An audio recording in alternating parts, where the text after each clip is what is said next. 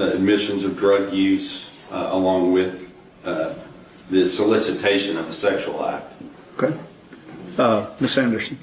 And Judge, for the purposes of this section, I'm just going to focus on the things related to the sexual activities. That's fine. Okay. So I'm not waiving any objections to any of the other. Absolutely. Okay. Number 38. 38. Same response, Mr. Berry? Yes, sir, Your Honor. Number 42. You know what? I'm going to grant your objection on 38.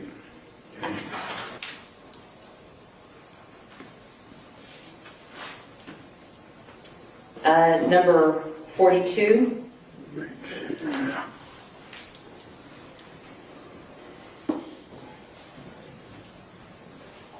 Okay. Same response, Mr. Berry?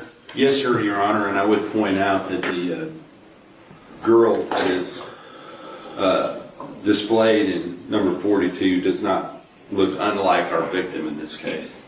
And Your Honor, I would like to point out that the person represented in number 42 is an adult. I understand. And just because she is blonde, it doesn't mean that she resembles the deceased. Okay.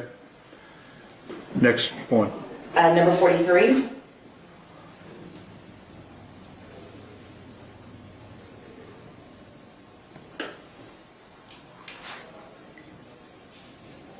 All right. Number 56.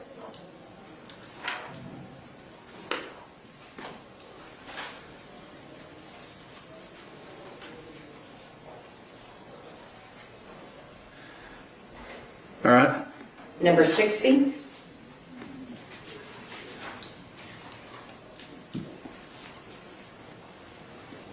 Okay.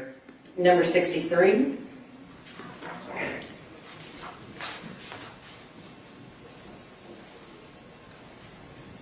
Okay. Number 64.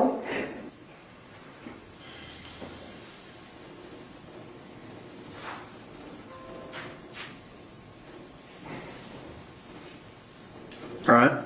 Number 72.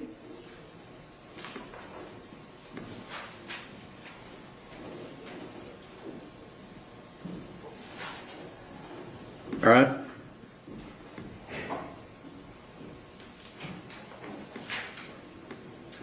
And that is it for that particular notice. Okay. Those objections will be overruled, and as they come up, you may have a running objection to their admissibility if they're played in the presence of the jury. And Your Honor, may I place my argument against their admissibility on the record? Yes, ma'am. Your Honor, what happens in someone's bedroom stays in someone's bedroom. That is between them and consenting adults. The Supreme Court has consistently held that our private lives are our private lives, and they cannot be used as an aggravator in a capital murder case. In the case Andrew v. White, recently the U.S. Supreme Court held that the due process clause can be violated by going into unnecessary and duplicative and multiple incidents that really bear no relevance. In that particular case, upon conviction, the prosecutors talked about the defendant in pejorious terms, called her a whore, called her a slut, held up her underwear in front of the jury. And this is in a capital murder case. They paraded some of her former lovers in to talk about their infidelities. And the Supreme Court said, wait a minute, that's not right. That there can be things that are so prejudicial that they render the punishment phase of a capital trial fundamentally unfair. And that's what we're talking about here. If all of this is admitted, that does render the capital or the punishment phase of this capital trial fundamentally unfair. Now, in the Andrew case, what they were looking for was, with regards to victim impact statements, they asked about that being a categorical bar because of the prejudicial value of them. And I agree with the Supreme Court in that regard, in that there should not have been a per se bar. that it's going to be done on a case-by-case basis and things like that. However, the Supreme Court went on to say that even though we're not going to give you the categorical bar for the victim impact statements, the due process clause is still in effect. And we look at the cumulative nature of the evidence, and we determine whether or not the cumulative nature of that evidence renders a verdict and a trial fundamentally unfair. Quite frankly, Your Honor, these are irrelevant. They are here for no other purpose than to inflame the passions of the jury and to allow the state to make those ridiculous comparisons saying, oh, they're blonde, therefore it must be the decedent, or reminds them of the decedent. Fundamental fairness. And this is not anything new. The Supreme Court has held on numerous occasions that when you have this accumulation of prejudicial evidence that the state brings, that they have crossed the line, that renders a case fundamentally unfair, and the Supreme Court has reversed convictions numerous times based on that. And so that's why we're asking that this not be allowed in. If you want to pick a few and say, you know what, bring that in. You know what, bring that one in. But the cumulative nature of the instances that they are trying to bring in is just fundamentally unfair. Especially when you're talking about things that occurred between consenting adults. There is no crime against having a threesome. There is no crime in trying to find somebody else to have a threesome. There is no crime in bragging about your sexual escapades. I mean, if our president can brag about it and do his locker room talk, then, and that's not, held against him, then why should that be used as an aggravator in a capital case to try to give Mr. Horner the death penalty? And that's what we're talking about. This is a life and death situation. And when we're talking about fundamental fairness, it is exceptionally and incredibly more important in a capital case because we don't get do-overs if he's executed. And so that's why we're asking that if you're not willing to exclude all, then you need to at least exclude some to take away the taint of the fundamental unfairness. Your argument is received and the ruling remains the same. Are there on the other notices, do we need to address any of them in the other notices? There will be some, Your Honor. Do you want to wait until they come up and address them as they come up? Yes, sir. Okay. I think that will be the best for the ones in the supplemental notice from November the 19th of 2025. And that also might be best for the second supplemental notice for December 8th. Does the state anticipate having any of that testimony today? No, Your Honor. Okay, so we can address that as it gets closer? Yes, sir. Okay. And Your Honor, I believe the state had indicated that the majority of these others would be coming in the form of their expert witness. And so what I will do is I will reserve my objections to these other ones and address them as they arise. Okay. Your Honor, with regard, I just don't want there to be any mistake. I mean, the second supplemental notice, those are items that will come in, not the second supplemental, the first supplemental notice, the one that's in the middle. Those are items that are going to come in through the victims and the extraneous victims. Understood. Yeah. Yeah. Not through an expert. Right, I understand. No, I was referring to the rest of them in the first notice. Yeah, I'm with you. Okay. Anything else we need to do before we break to open the courtroom to let everybody get seated? Judge, we do need to re-urge our motion for continuance. Okay, that's denied. Anything else? How long do you think it will take? Because I have to go to the war room and grab something. Let's shoot for 9:20. That's 10 minutes. Would that give you enough time? Okay. 9:20, everybody.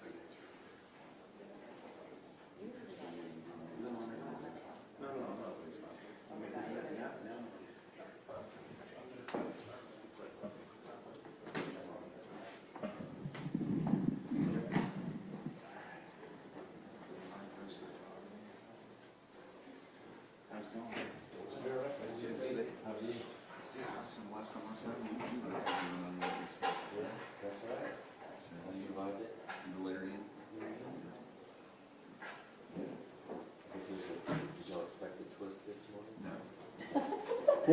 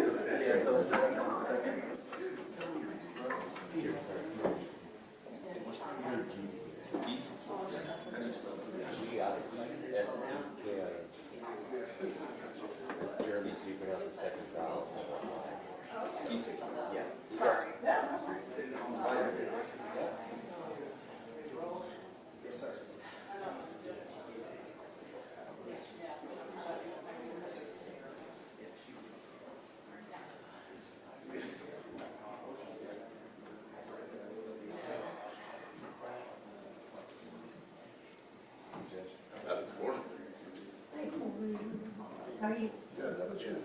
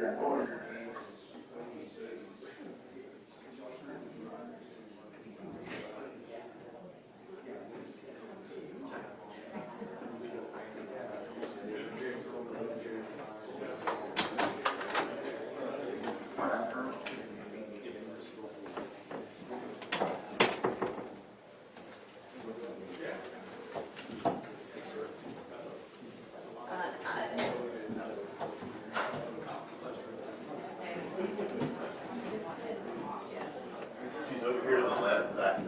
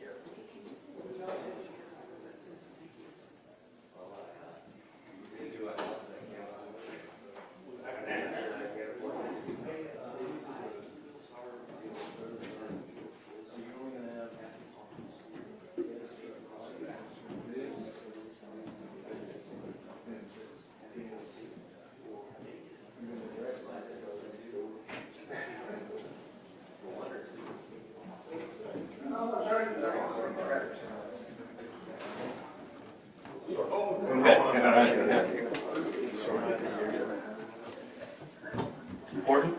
Yeah. Want me to get you out? No. Okay. I just want to catch her in the hallway.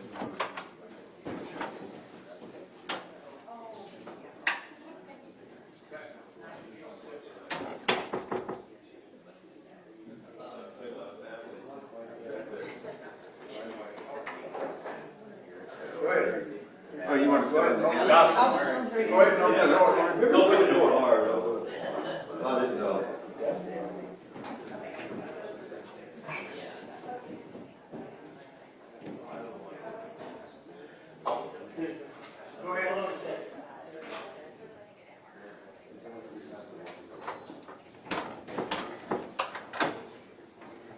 Hey, Zach, would you call Zach in here? You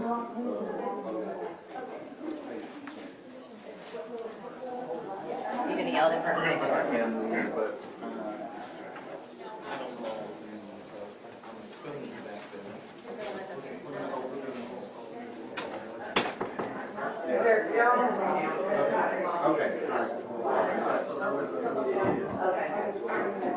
If they bring it up, if they want to talk, just have them to the side. I'll wait out here. Okay.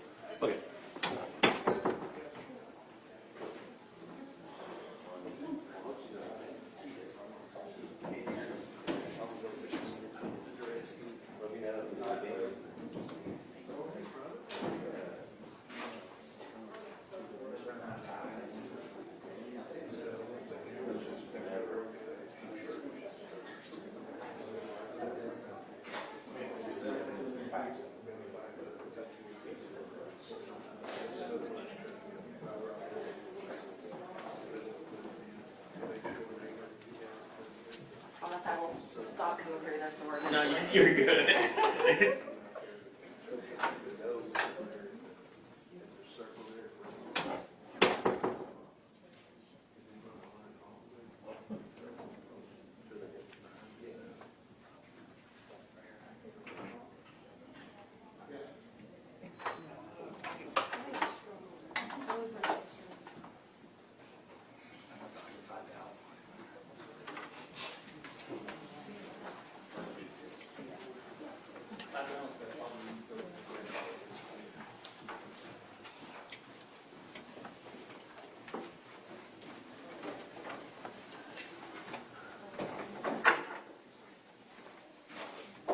Problem solved, right? There you go.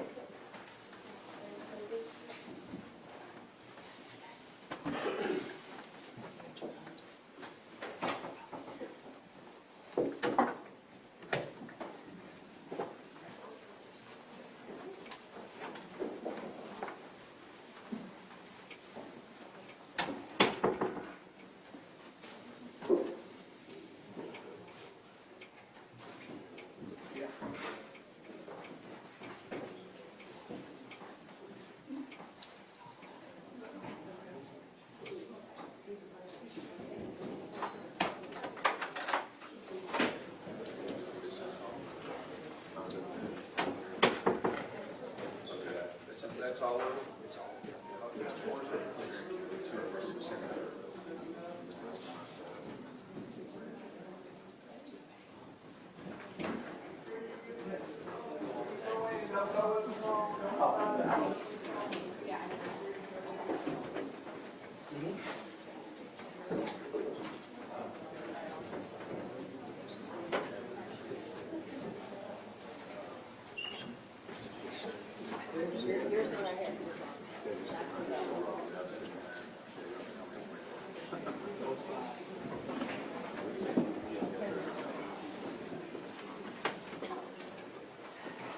And don't trust anyone else. I'll go this right either way.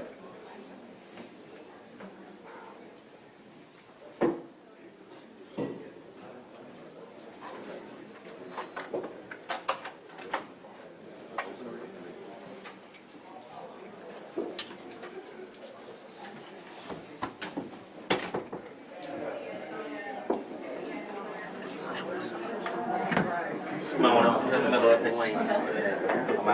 So that's what it's not the way.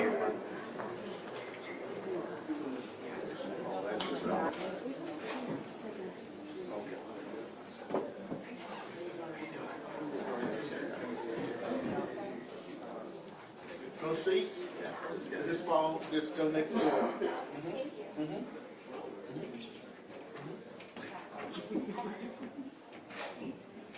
Next door.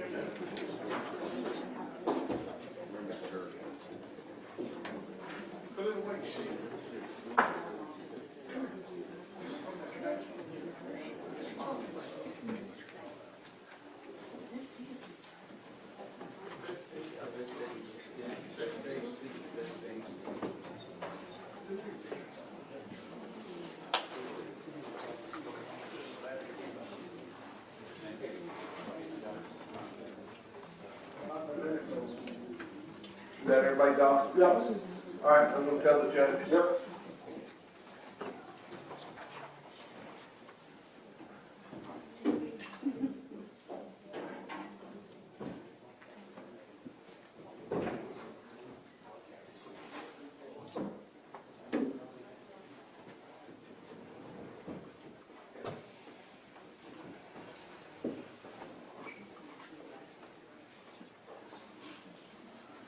All rise.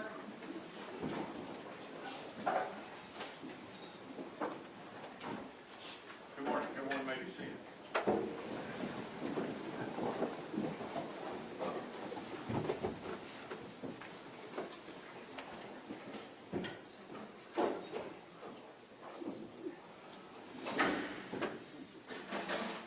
Judge, before we proceed, there's one other thing I want to call the record. Okay. And that is, looking at the composition of the gallery, I would say about 80% of the people in the gallery are wearing pink. And pink is the signature color of the decedent, in this case, Athena Strand. And they have been asked repeatedly over the last 3 years to do pink outs, wear pink in support of Athena. And so we just want the record to reflect the number of people that are here in the gallery that are wearing pink, just in case it becomes an issue later on. I don't see anything in the clothing that indicates any type of advocating for a certain position or anything like that, so your notice is noted. Are we ready for the jury? Ready, Your Honor. You ready? Yes, Your Honor. All right, let's go to work. Ready, Judge? Right here. Yeah. All rise for the jury, please.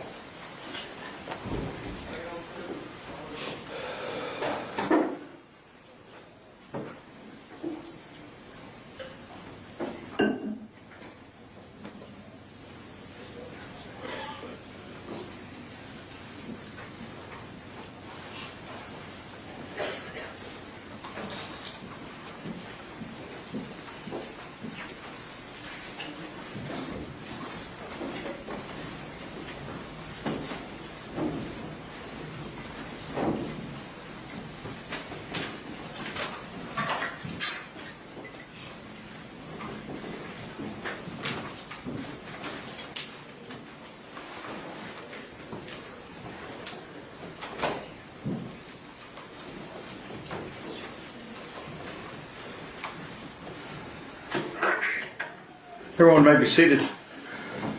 Good morning. We We are ready to proceed. I apologize for the delay. I need all of you to raise your right hand for me, please.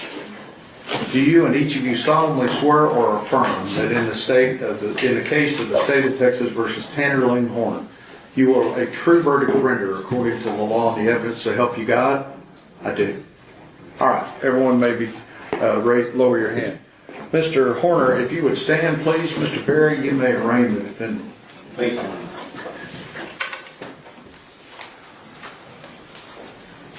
May it please the court? Yes, sir. In the name and by authority of the state of Texas, the grand jury for the county of Wise, state of Texas, duly selected, impaneled, sworn, charged, and organized as such during the January term AD 2023 of the 271st Judicial District Court for said county, upon their oaths present in and to said court at said term, that Tanner Lynn Horner, hereinafter styled defendant, on or about the 30th day of November 2022, and before the presentment of this indictment in the county and state aforesaid, did then and there intentionally cause the death of an individual, Athena Strand, by strangling and or smothering and or asphyxiating Athena Strand with the defendant's hand, the defendant's foot, and or the defendant's body. And the defendant was in the course of committing or attempting to commit kidnapping of Athena Strand, and signed against the peace and dignity of the state by the foreperson of the grand jury. Mr. Horner, to the charge of capital murder, you may plead guilty or not guilty. What is your plea? Guilty, Your Honor. Thank you. I will accept your plea. You may be seated. Thank you. Ladies and gentlemen, when a defendant pleads guilty to an offense, I have done admonishments to him outside of your presence and am satisfied that this guilty plea is given freely and voluntarily. So as we get into the trial, I will give you an instruction at the appropriate time for you to find him guilty. Okay? There will no longer be a first phase of the trial to where you will be determining whether or not guilt has been proved beyond a reasonable doubt. I will give you an instruction to find him guilty. So now your sole duty will be to listen to all of the evidence that is going to be presented to you, because you will be using that evidence to determine the proper punishment to be assessed. You will hear the evidence in the same manner, I anticipate, had Mr. Horner pled not guilty. You may use that evidence in your determination in answering the questions that we talked about to you in the individual jury selection interviews. Okay? So I just wanted to let you know you're going to hear the evidence, but you're only going to be dealing with punishment. All right? State wish to make an opening statement. We do, Your Honor. Mr. Stank. Thank you.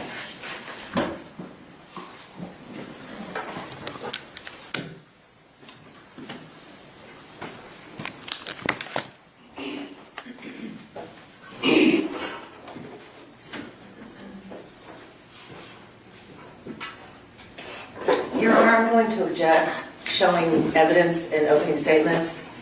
That's overruled. Little change of plans this morning. Welcome. Thank you all for being here. Sorry to keep you waiting. This is what this case is about, right here. You know, when I looked at this case, most lawyers, when they have these types of cases, they have kind of a theme of the case, something that sits with them, something that touches them here. And in this case, I looked at Paul in 2 Corinthians when he said, Satan masquerades as an angel of light. And that's what we have here. Let me tell you a little bit about what you're going to see today, what you're going to see over the next few weeks. We're going to present all the same evidence that you would have seen before in guilt, but that's going to expand it to include the punishment evidence as well. So you're going to get it all in one package. Okay. Let me tell you how this is going to begin. What we're going to start with first is we're going to introduce you to Athena, which is the most important thing, and that's the reason why we're here. So let me give you a little evidence here. Athena's last day. She was in school. She was in Miss Thompson's first grade class. She had a rough day that day, and you'll hear Miss Thompson talk about that. She's strong-willed, very precocious. She's 7. Miss Thompson's going to talk to you a little bit about that last day and tell you what went on and why that's important. You've heard that name over and over, Athena Strand. Born May 23rd, 2015. It's sad that we have to talk about a child in the past tense, who she was, what she liked, who were her friends, who were her parents. It's sad that we have to have this discussion, but that's the evidence that we have to bring you. That's the evidence that's important.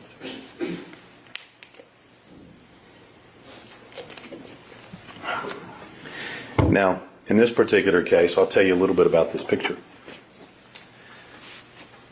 Athena had just gotten back from spending some time at her mom's house in Oklahoma.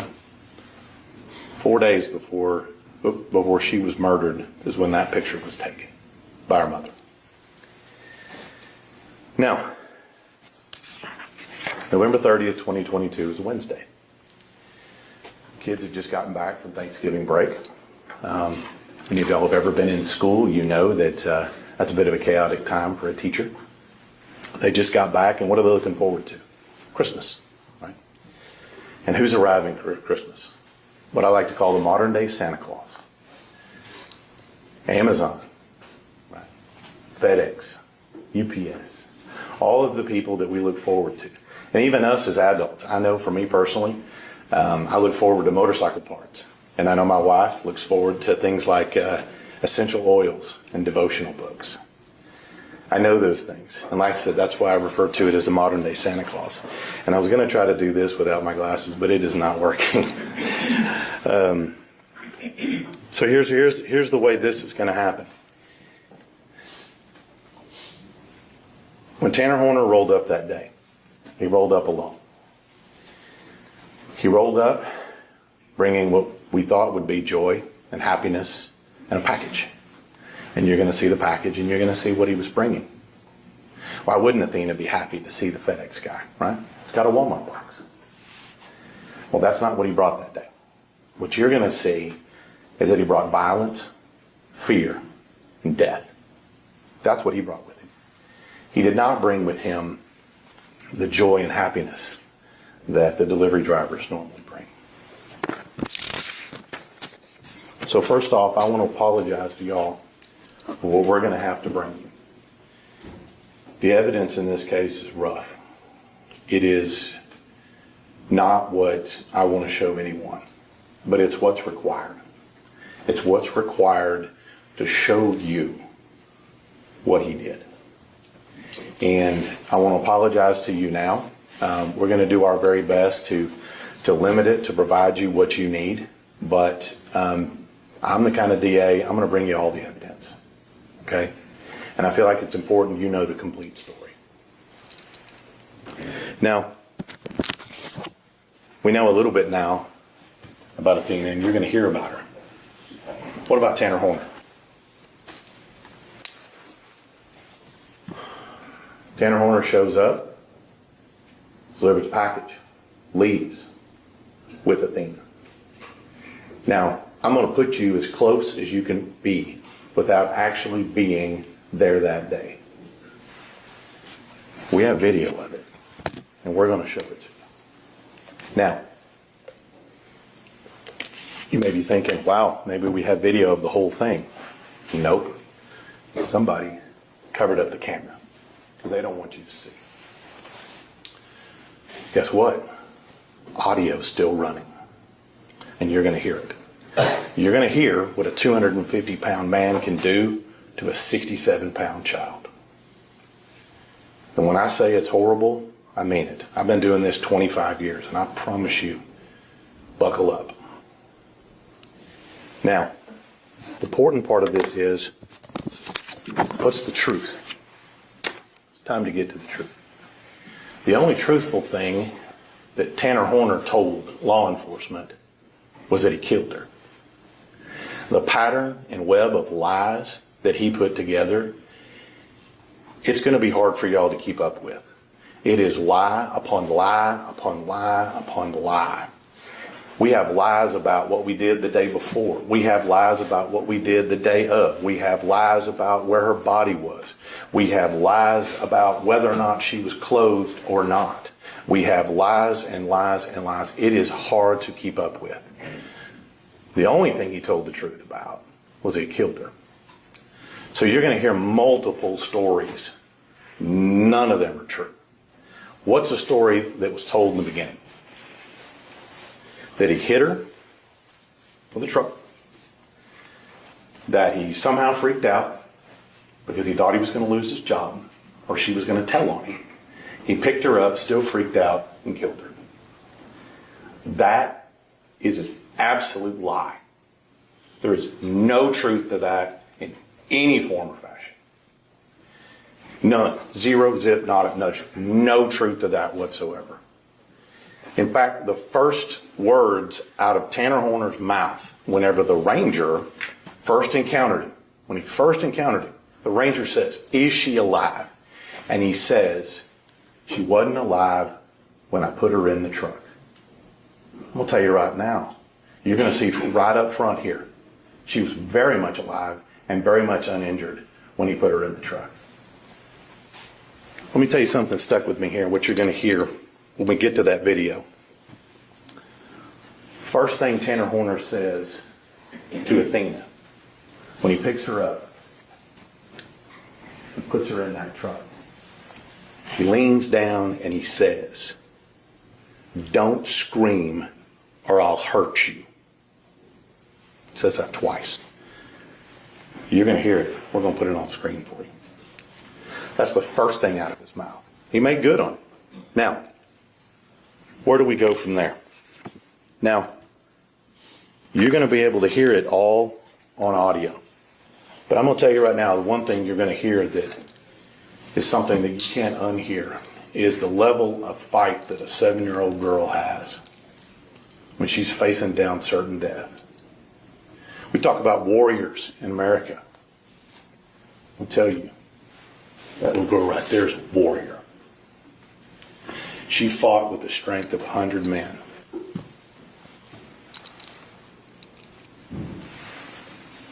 Three days later, we catch up. 3 days later, they took us. What's Tanner Horner during all this time? Good question, right? What's he doing? He's delivering packages just like normal. Made it to work right on time. Made sure that he got the same FedEx truck so we could have his mobile crime scene with him the entire day.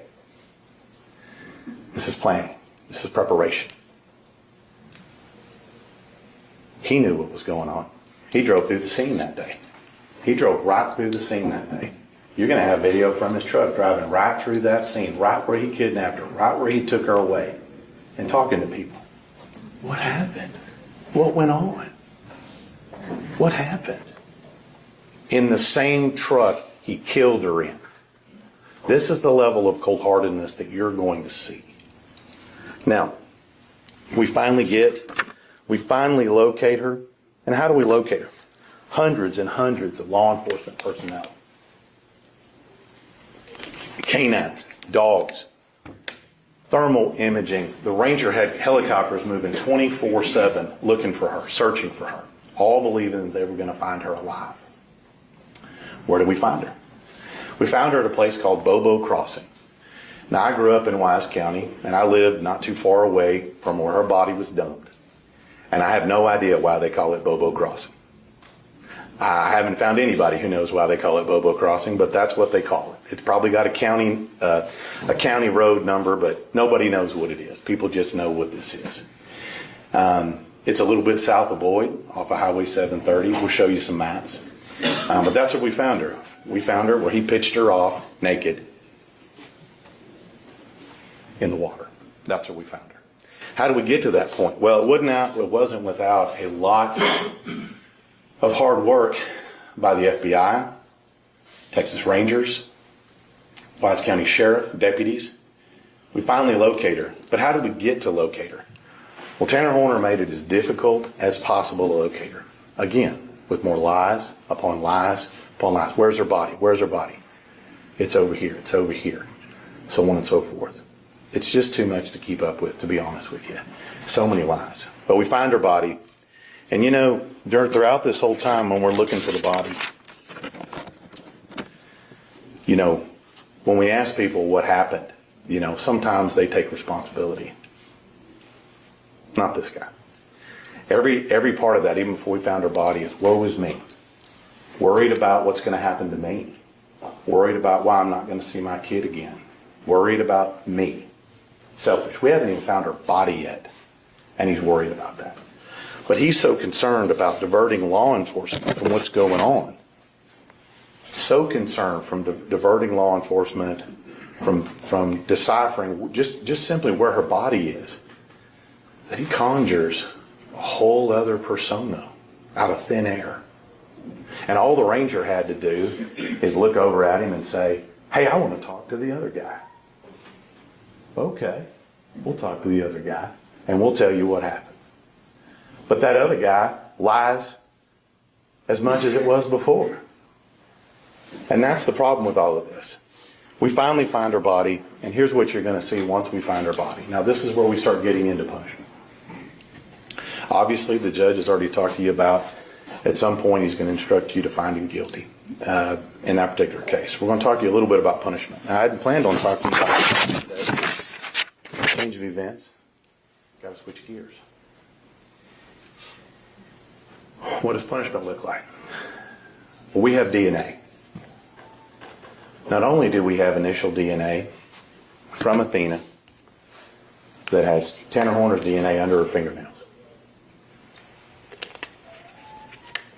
we also have DNA, Tanner Horner's DNA, in places where you shouldn't find DNA on a 7-year-old girl.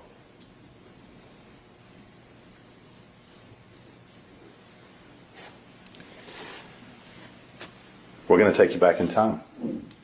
We're going to show you what Tanner Horner did to prepare for this, covering up the camera, setting this up. And he was there 24 hours before on the same road at a different house with a different girl. It looks eerily similar to what you're going to see on Athena's video the night before. Again, preparation, planning. Okay? So, let's talk a little bit about what you may see in this particular case. We're going to show you the whole video, and we're going to show you how he did it, because I think that's important. It's an hour. It's not 5 minutes. It's an hour. And it's not just one time that he's trying to kill her. It's over and over and over again. You can hear the banging in the truck. You can hear the screams. This is what's coming. It didn't happen fast.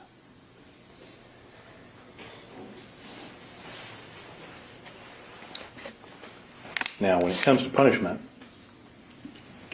you guys know there are 2 questions, right? Future danger mitigation. We talked to them ad nauseum when you guys were doing court hour. I'll submit to you that the level of violence that one person can inflict on a child is important. But you're also going to hear all about this individual. You're also going to hear about past and present. And I submit to you that you're also going to hear a bunch of stuff about how he's got some kind of life problems. He's got some kind of medical problems. He's got some kind of this. He's got some kind of that. I anticipate all of that coming up. I anticipate a long line of experts rolled up in here telling you just about how problematic this guy is. That's what's to be expected. It's all an excuse. Okay? It's all an excuse for somebody who's done this. So I submit to you, when we get to that, it's going to take a little bit. We're going to try to streamline it as much as we can. Okay? But it's important. I'm going to leave you with this. When we talk to people about Athena, I told you in the beginning we have to talk about her in the past tense, which is very sad. Remember why we have to talk about it in the past tense. Today, we're about a month away, a little more than a month away from Athena's birthday. She would have been 11. Would have been 11. She would have been looking forward to summertime. She would have been in the 4th grade. Key word is would. It's in the past tense, and we know why. We're ready to present this case to you. We appreciate you being here. Thank you. Judge? Mr. Goble, you wish to make it open? I'm sorry? We wish to make an opening, Your Honor. Okay, Mr. Goble.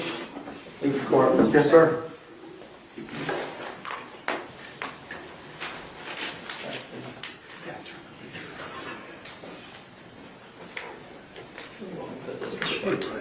Sarah, you can leave it on the easel.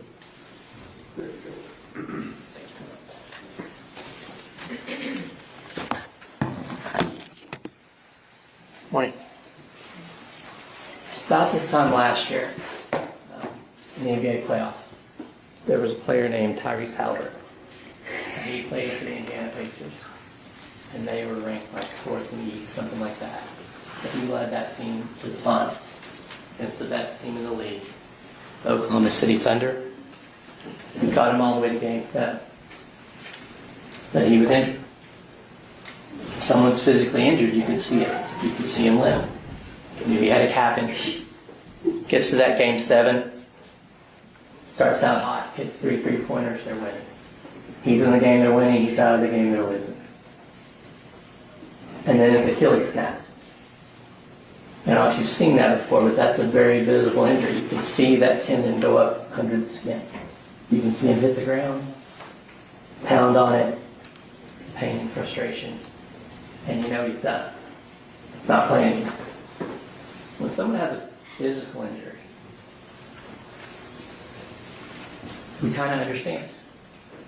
You're not going to run as fast if you're an amputee. You're not going to jump as high. We knew he was playing hurt, but still wanted to play through it. Still wanted him to win, right? Once that snaps, you know he's done.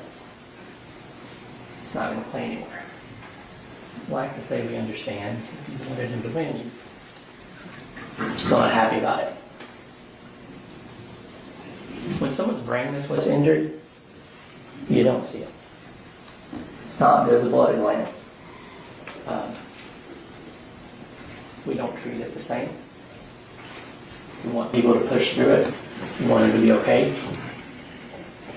We're talking about a developmental issue, about a mental illness, brain damage. Well, you should outgrow that. Everybody's sad sometimes. You got strength. You just use your strength to make up for the deficit. A bone that's 99% unbroken is still a broken bone. It's not going to support the weight. It's not going to do its job.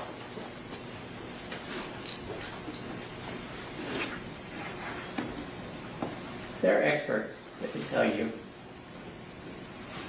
measure, testing, research, what's wrong with the brain, why it's not functioning the way you expect it to. They can show you causal links between what's wrong with the brain and how someone behaves, why they don't fit in, why they don't function the way someone who doesn't have those deficits functions. But do we really need that? It's not true that we don't know when something's wrong with someone. You know that someone ain't right. They don't pick up on the social cues. They can't solve the problems they should be able to solve with the intelligence they have. They can't put themselves in someone else's shoes the way everyone else does. The way you have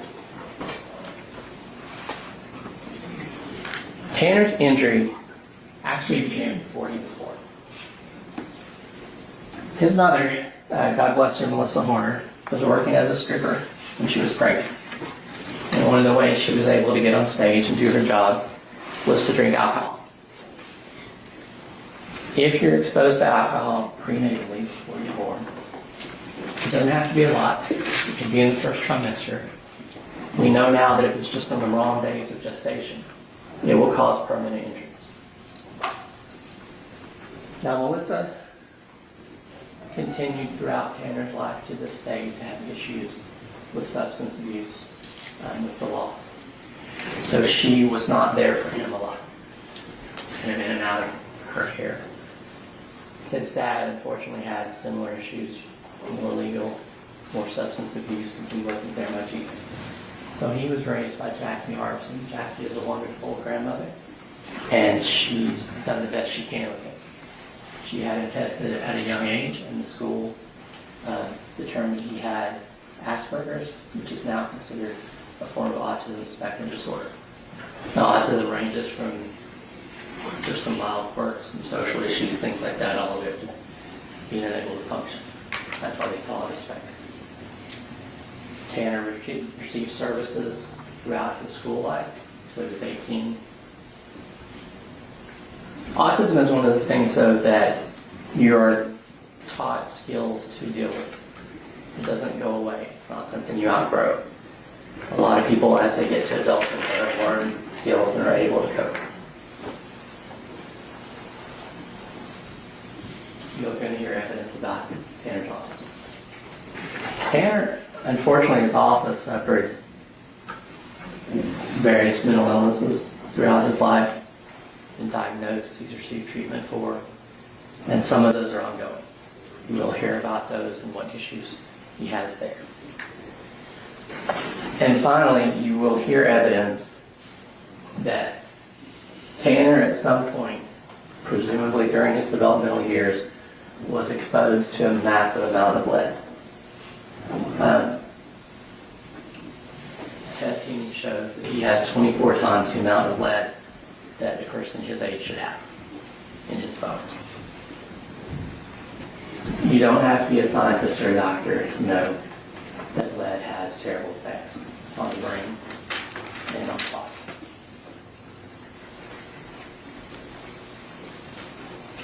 Why does this matter? Well, remember back in the beginning when we were in the group, the judge told you, the state told you, the defense told you how important the presumption of innocence is. How important the state's burden of proof is. They have to prove guilt beyond a reasonable doubt.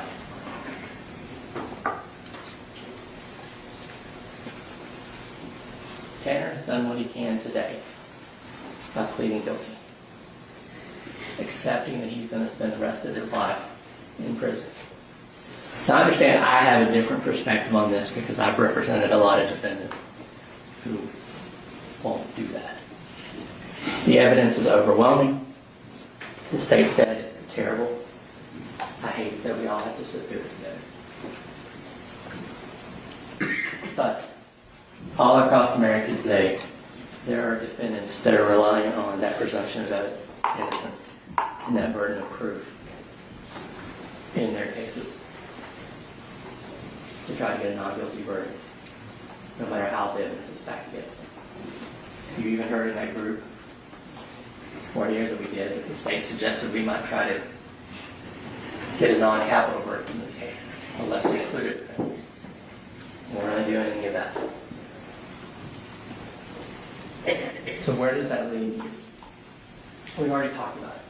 That's why we spent the time in individual voir dire going over everything. You've taken that oath now, that second oath we talked about, to follow the law. And the law in Texas never requires a death penalty. The law in Texas is always satisfied with life without parole. Objection, argument, Your Honor. Overruled. Life without parole is a terrible punishment. You are being asked to use your personal moral judgment to apply that special issue number 1 to the evidence that you do here. It's going to take a while.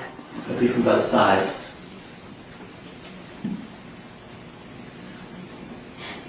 But remember, that's whether there's a probability that the defendant will commit criminal acts of violence that constitute a continuing threat to society. We believe when you heard the evidence, you'll realize that the type of damage that Tanner had to his brain actually makes him a good candidate for structure and rules. It's probably what he's always needed.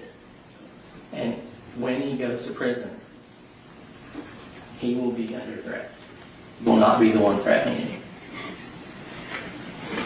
If you find beyond a reasonable doubt that he is a continuing threat to society, then you'll use your personal moral judgment to consider that second question.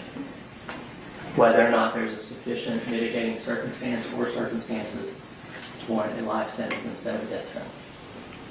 We've talked about that already too. What is a sufficient mitigating circumstance from the evidence is whatever you find sufficient to justify a life sentence. Remember, you don't have to agree on why he isn't a continuing threat to society, and you don't have to agree on what a mitigating circumstance is.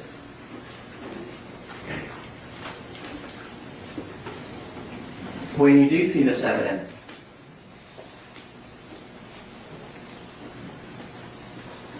the break is obvious. The only way to ignore that damage came, and that break came from the damage that was already there, is just like with Halliburton. You ignore that his calf was already injured. That's how an Achilles tendon snaps. We still expected him to push through and win. We still expected Tanner to push through and be a father and be a productive citizen and be all the things that we wanted him to be. But he just didn't do it.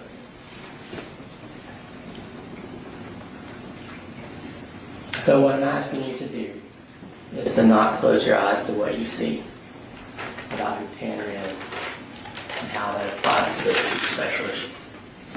Not close your ears and not listen, not pretend that damage to the brain isn't real. Speak up, fulfill your oath, sentence him to life without parole.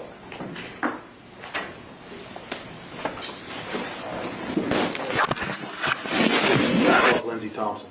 Lindsey Thompson.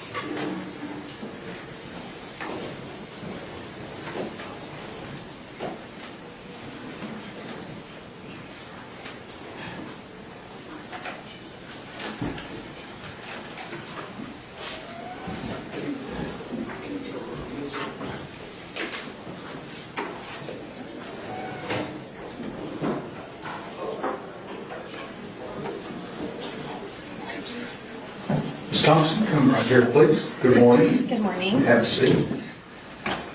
You raise your right hand for me. Solemnly swear or affirm testimony given this cause to be the truth, whole truth, and nothing but the truth, so help you God. Yes. Okay. There's a rule of evidence in effect that says you cannot be in court unless you're testifying. And once you have testified, do not discuss your testimony with anybody else except the lawyers, okay? Okay. Mr. Staten? Thank you, Your Honor. Ms. Thompson, would you introduce yourself to the jury and spell your first and last name for the court? Yes, my name is Lindsey Thompson, Lindsey, Thompson, Thompson. Ms. Thompson, I notice you're wearing a green jacket there that has an emblem on it. What's that for? I am a first grade teacher at Paradise Elementary in Paradise ISD. Can you tell us a little bit about where Paradise is located? Paradise is about 40 miles northwest of Fort Worth. A very small town, population under 1,000. Very small schools, one stoplight. Your typical small town. And tell me about Paradise ISD. How many kids do they have, and what size school is it? UIL classifies us as a 3A district. We have about 100 students per grade level, give or take a little bit. And you said you're a first grade teacher? Yes, I am. How long have you been a first grade teacher? I have been at Paradise ISD this is my 7th year, and prior to that I was in another district for 5 years teaching first grade. So you're kind of a permanent first grade teacher. Yes, I do love first grade.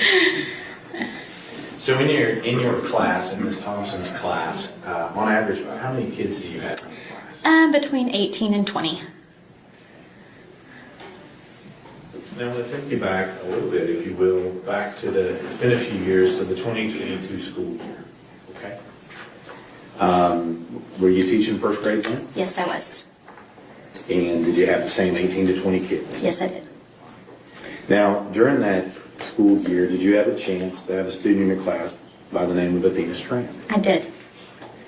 And tell me, when did she come to your class? The first time I met Athena was at Meet the Teacher night. Her stepmom brought her in, and I vividly remember her coming in. She had all of her supplies. She was so excited about being at school. I can just still remember her just standing there, just excited to be there. And that was the first time that I met Athena. And tell us a little bit about what kind of student was she? I adored Athena. She was so much fun. She was a free spirit. She loved drawing. She loved to write. She loved to color. She was just your typical, 7-year-old little girl that just loved life. She would come in with, stickers on her hands. She loved to dress up. Like, she truly was a free spirit. Like, there's no other word to describe her. Like, she definitely was a true gem. I'm going to bet when you say free spirit, is that kind of a nice way of saying that she might have been a little more enthusiastic in your class than some other kids? Yes. She's one that would stand up for herself, and she would speak her mind when she wanted to. She loved to talk and socialize with her friends, but that's just who made her who she was. So let me ask you, how long, you said it was Meet the Teacher night. When does Meet the Teacher night normally happen? In August, like about the week before school starts.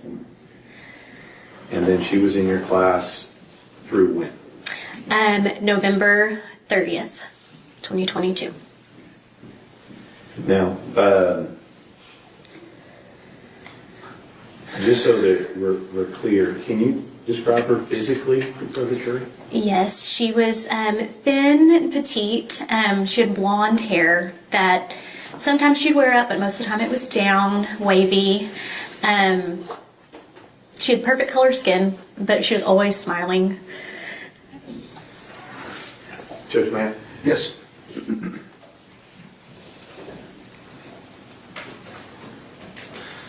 showed you 2 pictures. Do you recognize those? Yes. And these are states 1 and 2. Who is that in those pictures? That is Athena Strand. Is that what she looked like the last time you saw her? Yes. She was actually in states 1 and 2. Have you seen it tender to Oh, I'm defense? sorry. You did a picture. Tender it to defense? Oh, How long would it be, Your Honor, if we just... Sure. I thought we had it on drive.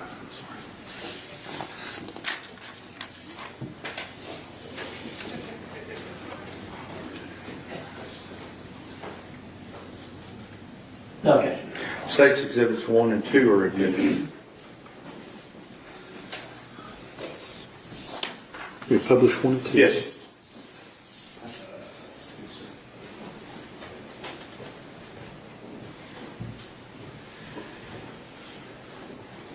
Can all the members of the jury see the Oh, display yes. board? Sorry. No. Can all the members see the display board? Okay. All right, well, when the computer figures itself out, we'll talk about that. So, all right? Let me go.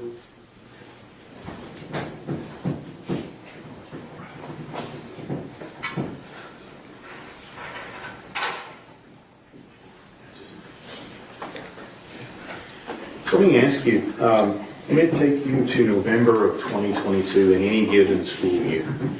What is going on in November of 22 in any given school year in Ms. Thompson's first grade class? Well, at the end of November, we are getting ready for Christmas, so it's a little bit chaotic, but everyone is super excited about Christmas coming, so we're doing Christmas crafts, writing Santa letters, just all the fun things that bring magic to first graders back at school. You said that's at the end, right? Do you have some type of Thanksgiving break in the middle? We do, yes. And so let me take you to November of 2022. Do you remember when Thanksgiving break was that year? It would have been the week before November 30th. Okay. So let's talk about a couple of things. Thanksgiving break, obviously good for students and teachers, right? Mm-hmm. Let me ask you, what is it like when kids come back from that Thanksgiving break? It's a little bit chaotic, just because they know Christmas is coming. So they're just super excited. And so we, do lots of different activities to keep them engaged and still, ready to learn. Yes. You said that after Thanksgiving break is we start looking towards Christmas. Is that right? Yes. I'm going to ask you about another time during school, and it's something that is commonly called Red Ribbon Week. Are you familiar with that? Yes, I am. Tell us what Red Ribbon Week is. Red Ribbon Week is a week where it usually falls around Halloween, but we focus on making good choices, whether it be who we interact with, things we put in our body. It's, like I said, it's around Halloween, so we talk a lot about the candy that you have in your basket, make sure that your parent checks that before, but it's really just about safety and being aware of your surroundings and teaching kids that. I'm going to show you states who did it too.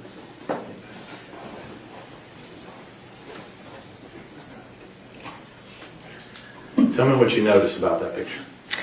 She is wearing her Hocus Pocus shirt, and she did love Halloween and love dressing up. So, was Athena in your class after you come back from Thanksgiving break? She was.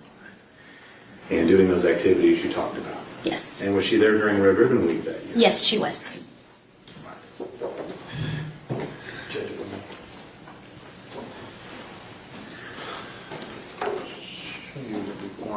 Exhibit 4.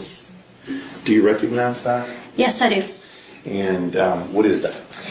That is a journal entry from Athena's journal. And how do you know that's from Athena's journal? The following day after she was found, I looked in her journal at school, and this was the last entry in her journal. And you recognize that as her journal? Yes, it is. Just read out to the Mid-States 4.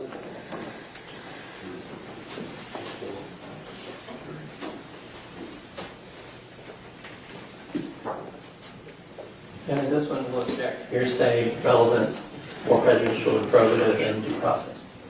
Objections overruled. States Exhibit 4 is admitted. Ms. Thompson, you said something about you knew when exactly that you noticed this in her journal. When exactly was that? It would have been on December 1st, 2022. And we know Athena was murdered on November 30th. Yes. What day was that you found that? It was Saturday, December 1st. So at that point, we hadn't found her yet, had we? No, sorry. It was on Saturday, December 2nd. December 2nd? Yes, sorry. And so have we found her body by that time? Yes. And you're up at school and you're looking? Yes, yes. And in that particular journal week, you said that, is that during Red Ribbon Week? Yes, that was something we wrote during Red Ribbon Week. And I'm not going to have you read it exactly, but what is Athena learning in that journal entry that day? She is learning to stay away from strangers. Stranger danger. Yes.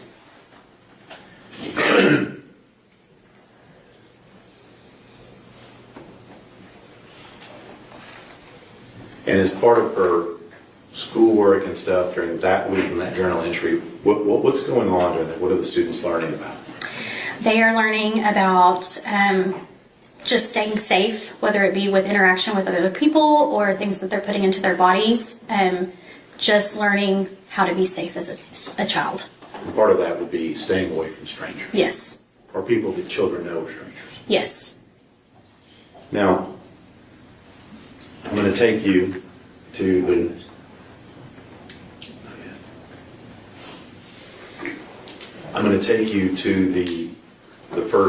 the end of November, on Monday, November 28th. Were you in school that day? Yes. Was Athena in school that day? Yes, she was. I think you talked a minute ago how you guys were doing Christmas stuff. Yes. How far away from Christmas break is that? About 3 weeks.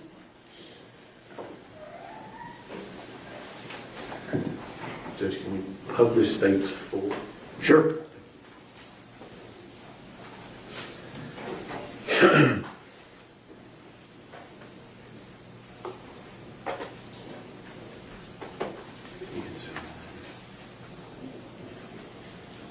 Is this what you were talking about before?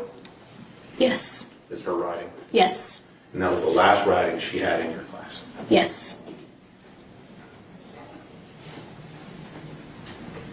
Let's talk a little bit about that last week. Okay. So Monday is the 28th, Yes. and I'm going to take you to that Wednesday, November 30th. Was Athena also in your class that day? She was. Now, I'm going to ask you a couple of things here, and just to verify this. When we show you State's Exhibit 1,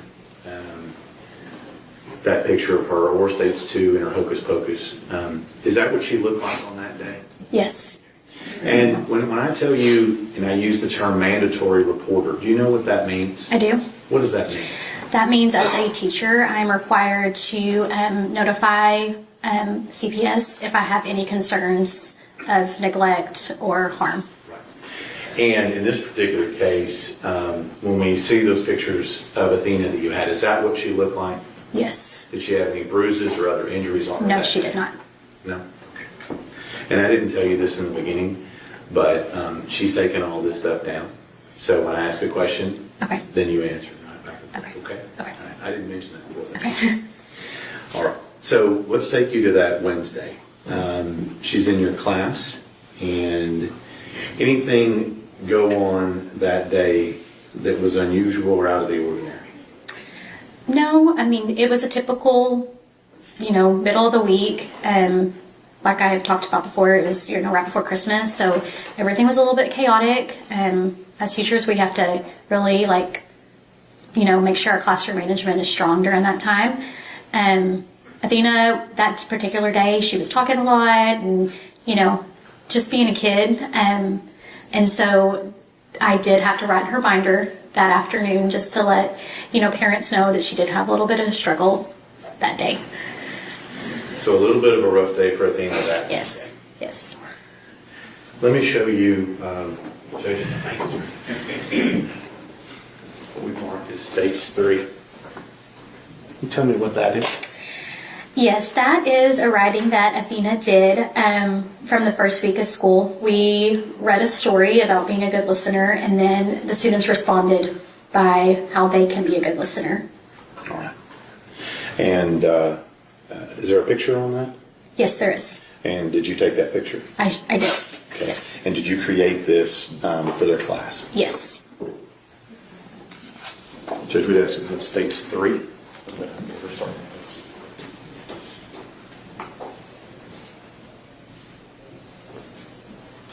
We understand objections, hearsay, relevance, more prejudicial, probative, and due process. Those objections are overruled. States 3 is admitted. Ms. Thompson, when did you say that picture was taken? That picture was taken on the first day of school.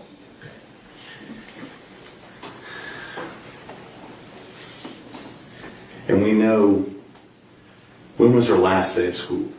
November 30th, 2022. And you said she had a bit of a rough day, a little bit too much talking. Yes, Did you have to be a teacher? I did. I did. And when you say you write in somebody's binder for a first grader, is that a pretty big deal? Yes, I mean, for the most part, yes, but just to let parents know kind of like what happened at school and, just kind of give them an idea of what's happening in the classroom. When Athena left school that day, what time does school normally let out? 3:25. And let me just ask you this. What did you say to Athena when she left for school that day, leaving school that day? I gave her a hug and I told her, I love you and we will have a better day tomorrow. Did you have it tomorrow? I did not.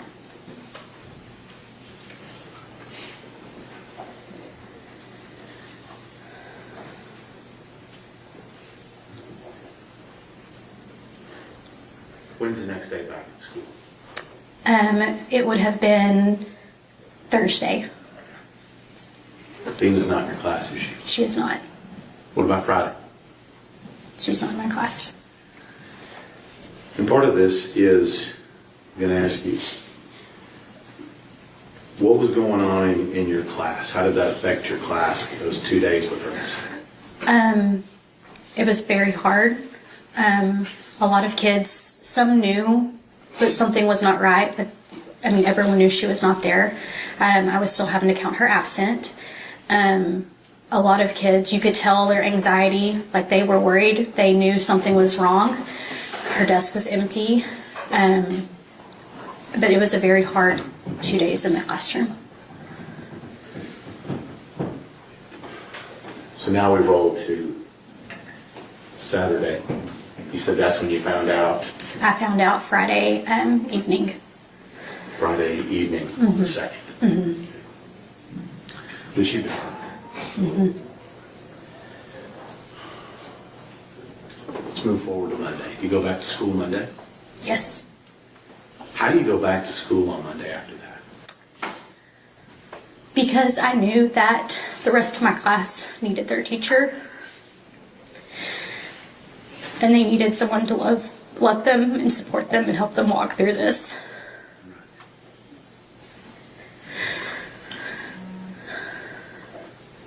So what's happening in the school that day, that Monday? We have a crisis team, which includes local counselors within our district, people from local churches. They come in to talk and support kids. We read off a script of letting them know that their classmate is no longer there. We do activities to try to help them begin the grieving process. There's just a lot going on, like just trying to help kids cope and learn. Like this is a big thing for them at 6 and 7 years old to have to walk through. And so there's just a lot of counseling, guidance, and support that is happening. And at this point,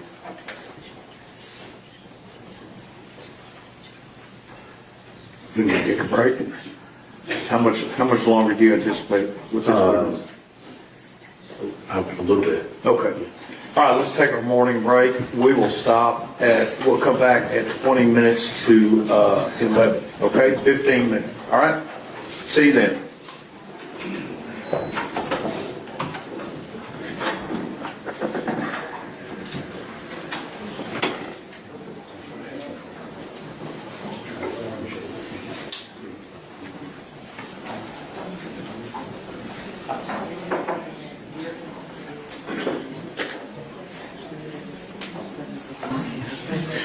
All right, 10:40, everybody. Thank you very much. Just follow Mr. State.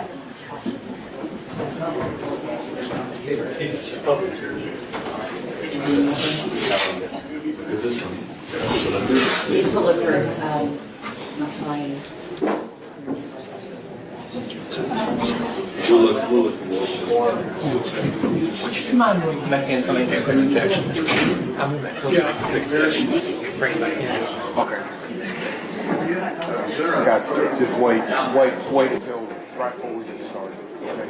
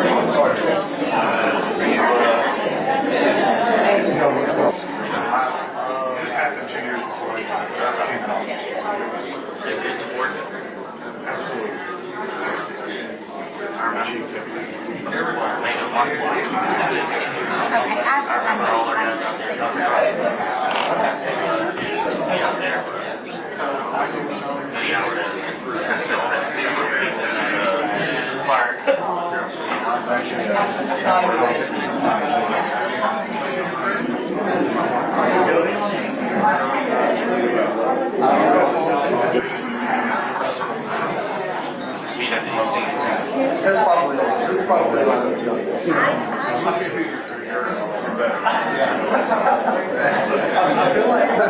done more just reiteration. I think you do something shitty rather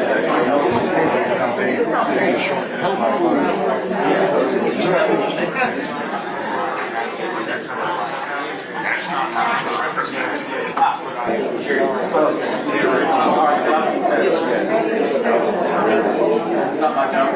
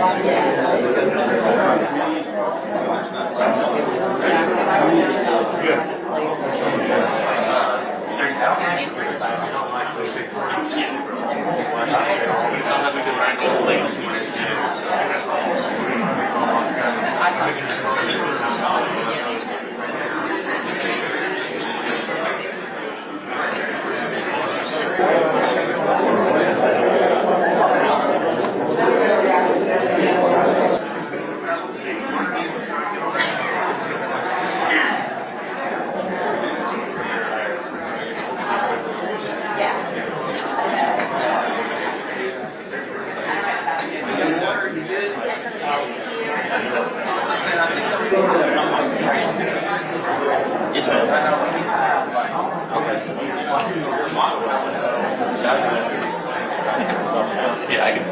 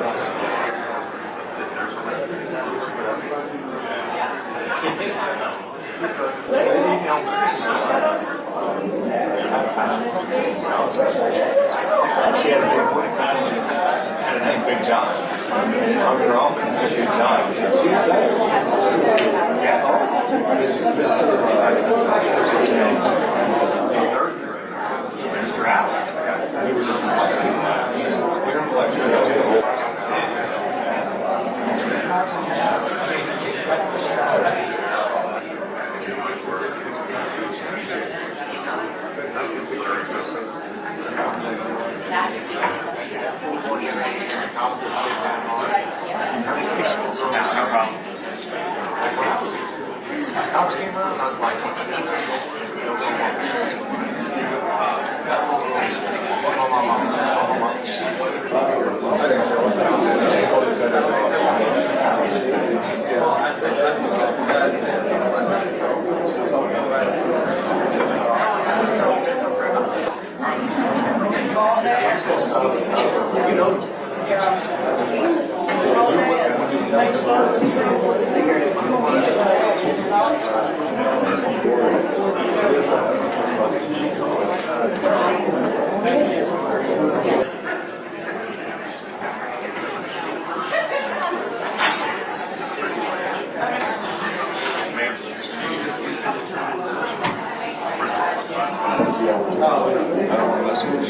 These are the ones that live there too. We're gonna get started. Order, let's have a seat.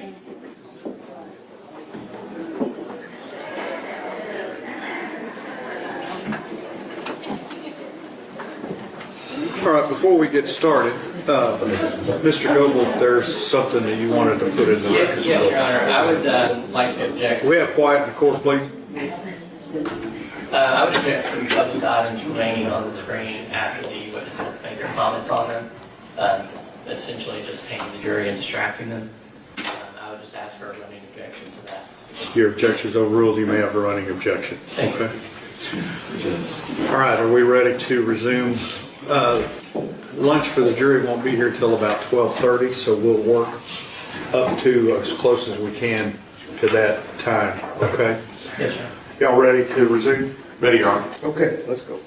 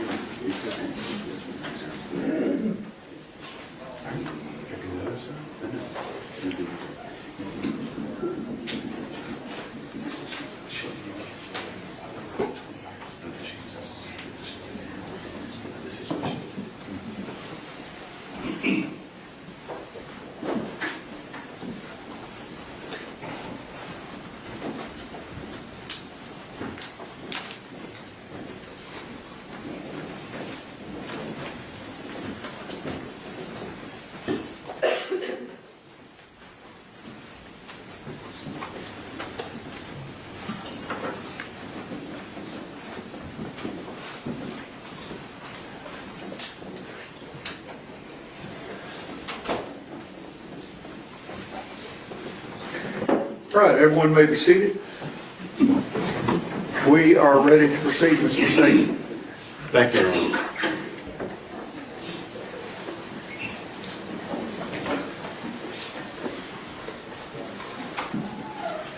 So when we left off, we were talking a little bit about your classroom that Monday and what's going on. And you talked about we have counselors there, is that right? Yes, that's correct. Okay. And what was going on with the kids in your classroom that day? They were very confused. You know, as 6 and 7 year olds, they have a really hard time understanding the loss of a friend. We did a lot of grief groups. We read stories, just trying to help them start that grieving and healing process. And in this particular situation, are they aware of what had happened to her? Yes, they were. So they know that she was taken against her will and murdered. Yes, And these kids are how old? 6 and 7. Let's talk about you.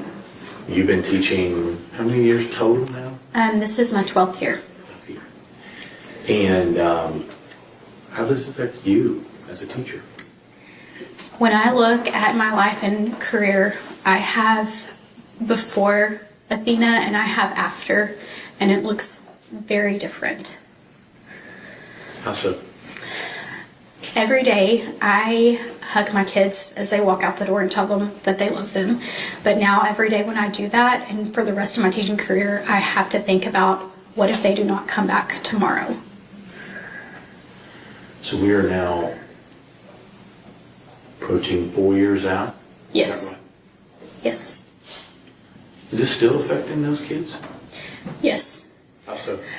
There are several of those students who they are now in 4th grade, and there are several that are still having outside counselors.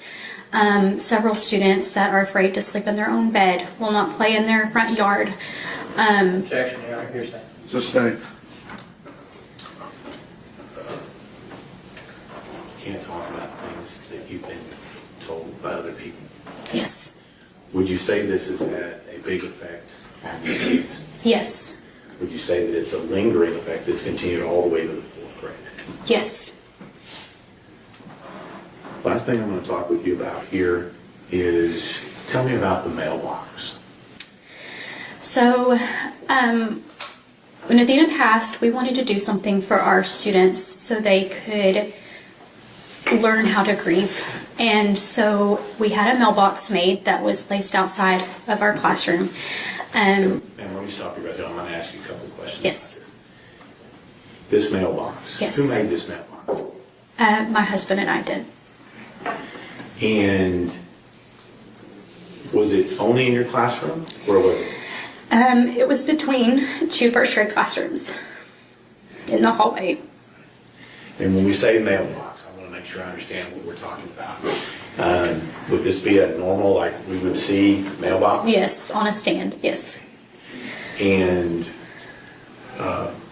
was that your idea to have this mailbox? Yes. And what was the purpose of you putting this mailbox or bringing it to the children? What was the purpose? I wanted them to have the opportunity to write letters to Athena to help process. Objection, Your Honor, hearsay. Overruled.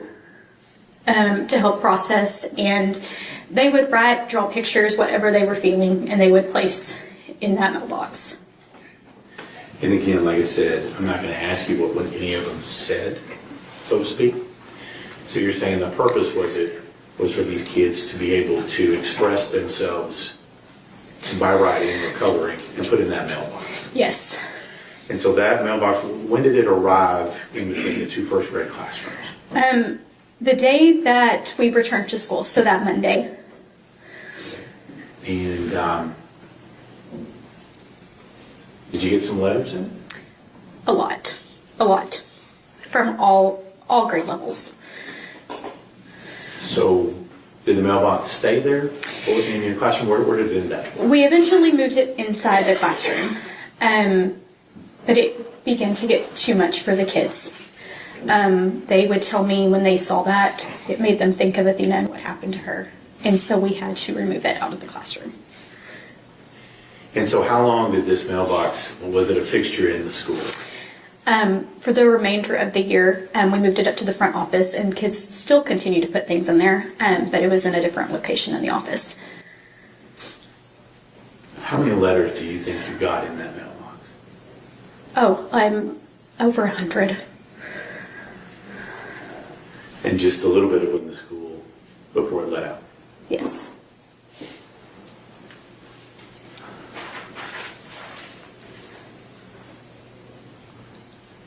When we talk about you, you said that you've had some struggles as a teacher. Yes. Have you had any struggles as a person? Yes.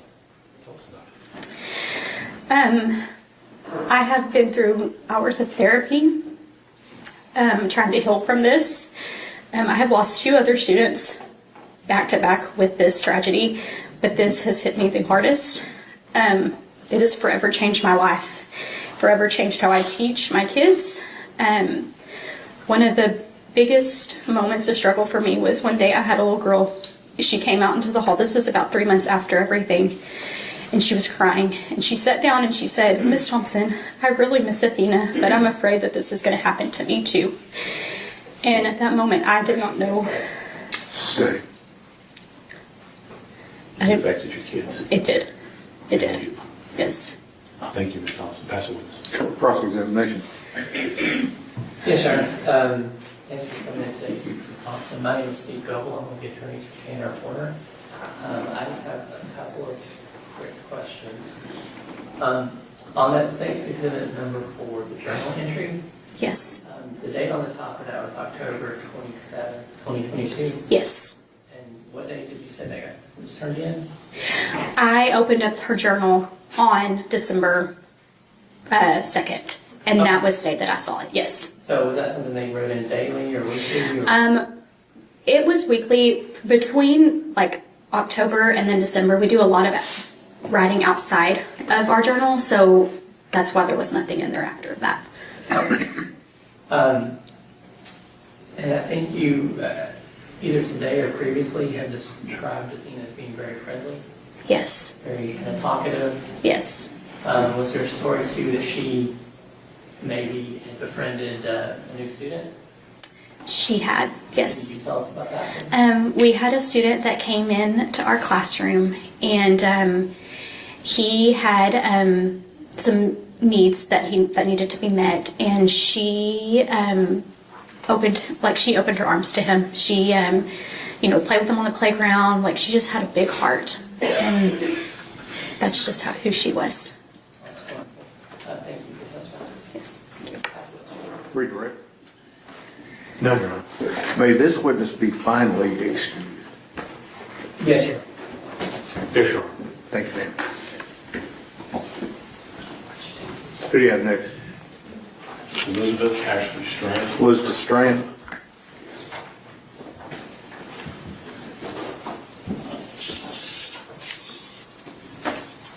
Your Honor, have you approached from me? Sure. Thank you.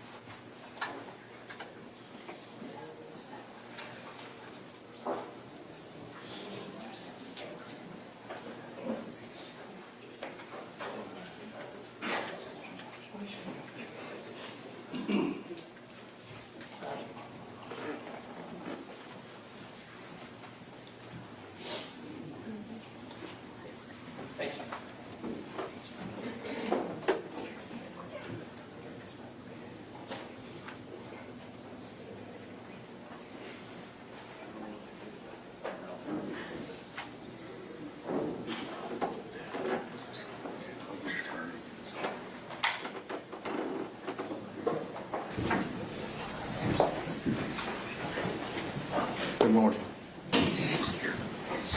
You would raise your right hand for me. You solemnly swear or affirm testimony given this cause to be the truth, whole truth, and nothing but the truth, self and God. Yes. Okay, give me a lower your hand. There's a rule of evidence that's in effect, says you cannot be in court unless you're testifying what you have testified. Do not discuss your testimony with anybody else except the lawyers, okay? Yes. All right. Whose witnesses is Mr. State? Yes, Your Honor. You have a little bit of me today. Okay. Ma'am, your first name is Elizabeth. Is that the common spelling, Elizabeth? Yes. Okay. But you go by Ashley, is that right? Yes. And how do you spell Ashley? ASHLEY.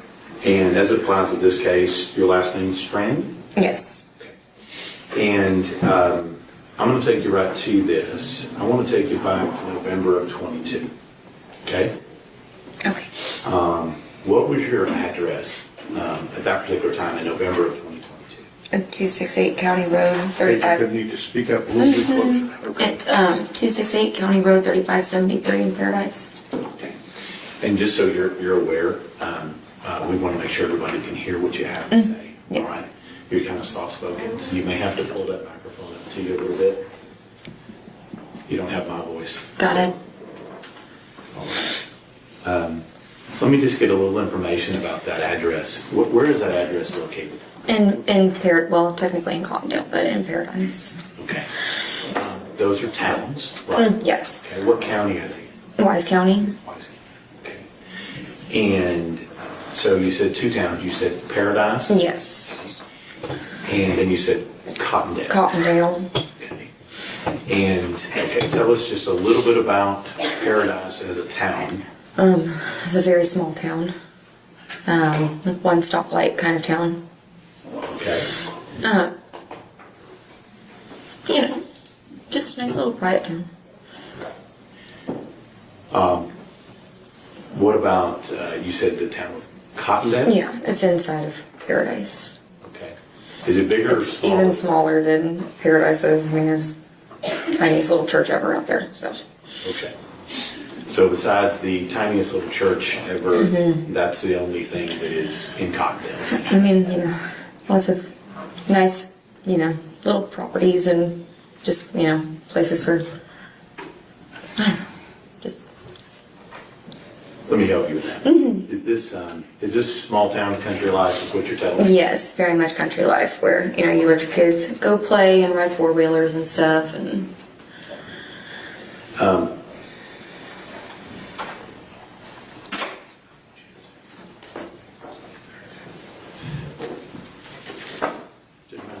Yes.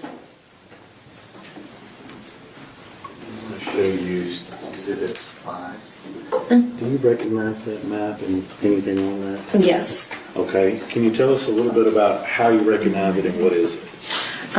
That is the property that we lived on.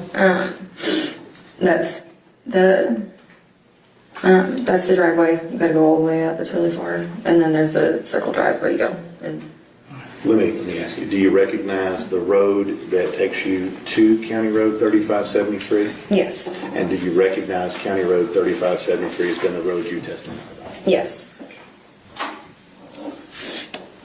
Judge, we asked to admit states.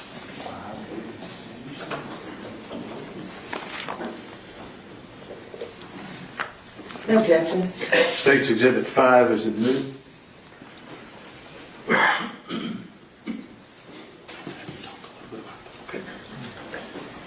Can we publish that, please? Yes, sir.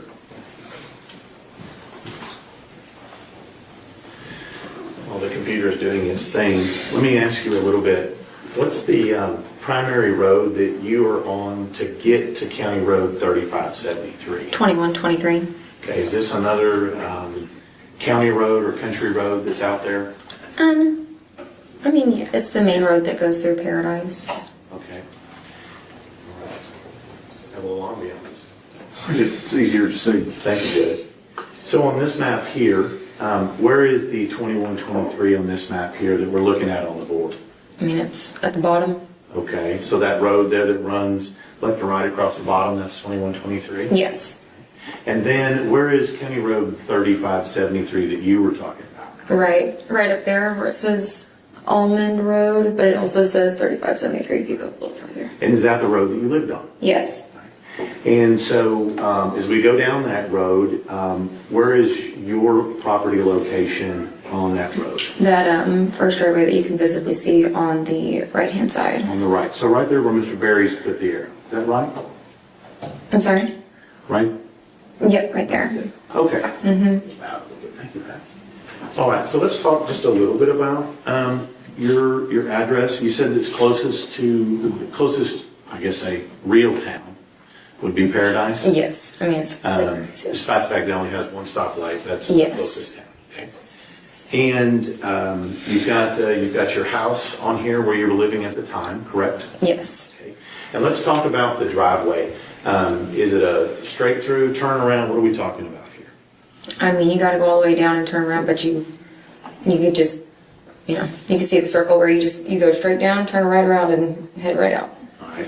And do you know how many hundred feet it is from the road to your turnaround there? Oh Lord, no. You don't have a concept on that distance? No. Okay. So now this particular picture here, has the property changed a little bit since you were living out there? Yes. And is the road arrangement about the same as what it was before? Yes. Okay. And what's different? Well, there used to be a trailer right across where you can see the carport. At the very end of the driveway, there used to be a trailer right there, right in front of that black roof right there. We'll talk to you about that in a second. Now, on this particular property in 2022, was it just you living on the property? Who else lived there? It was me and my daughter and Athena, and then my at the time about 18 months, a year and a half old, and Jacob. I'm gonna get all these people right. So you and Yes. Jacob, Me and Jacob. were you married to Jacob at that time? Yes. You said you have a daughter. Yes. What's her name? Alice. And Athena. Yes. And you said you had a youngster. Yes, your son. How old was yours at the time? She was about a year and a half. Busy mom. Yes. Now, let me ask you, on that piece of property, is it just y'all, y'all's family? When I say y'all's family, I mean your immediate family, or are there other people you're related to on the same property? Yes, and then it's us right there, and then my sister-in-law and her husband are right down the hill. Okay. And so on this piece of property, you have essentially, would you say, two families? Yes. Your family with you, Jacob, Alice, Athena, little baby Ursa. Yes. And then on the same piece of property, you had your brother and sister-in-law and their family. Yes. And what about on that road? Are you familiar with your? And let me correct that, Your Honor. On this particular road, can you describe 3573 for the jury? I mean, it's a fairly decent-sized cul-de-sac. You know, we all have our little group messenger on there, so we all know each other fairly decently. When you say cul-de-sac, would we also call that a dead-end road? Yes. And so it looks here like you live about halfway down that road. Is that right? Give or take, yes. Okay. I think we've already established we're not going to ask you about distances, okay? Yes. Thank you. So, but are you fairly familiar with who your neighbors are and where they live? Yes. And let me ask you, do you know the Huffman family? I do, yes. And who are they? Their kids are actually friends with my daughter. And where do they live in relation to where you are on here? At the very end of the Objection, cul-de-sac. relevance? Sustained.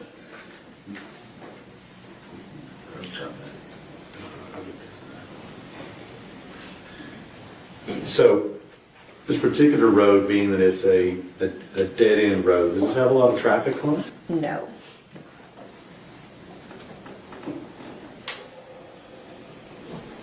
And we talked about your kids. Alice, is she older or younger than Athena? She's older. How old at the time, back in 22, was Alice? She was 10. Okay. And Athena, how old was she back in 2022, November 2022? She was 7. And you said little Ursa was a year and a half, is that right? Yes. Of the kids, I'm assuming that Alice and Athena went to school. Where'd they go to school? At Paradise. And how did the two girls normally get to and from school? The bus. And let me take you back to November 30th, okay, of 2022. Yes. Anything unusual about that day up until the time the two girls go to school? No, nothing. They get picked up by the bus normally? Yes. Given that it's a 10 and a 7-year-old girl, were you able to get them on the bus at the appropriate time? Yes. Is that hard sometimes? It's a little rough sometimes. You know how the little girls can be. Okay. And let me ask you, what do you mean by that, about how little girls can be? You know, they like to pick out their own clothes and do their own hair and, you know. May not meet mom's approval. Yeah. But you gotta let them choose their own things.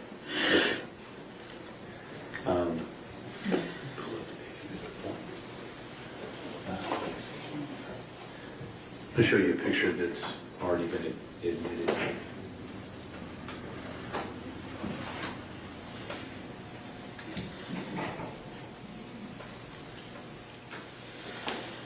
There we go. Thank you, Mr. King.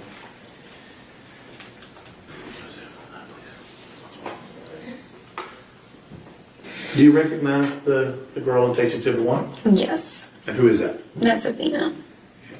And is that what she looked like back in November of 2022? Yes. And do you know, have information on when those pictures were taken? About the weekend before, so 4 days before.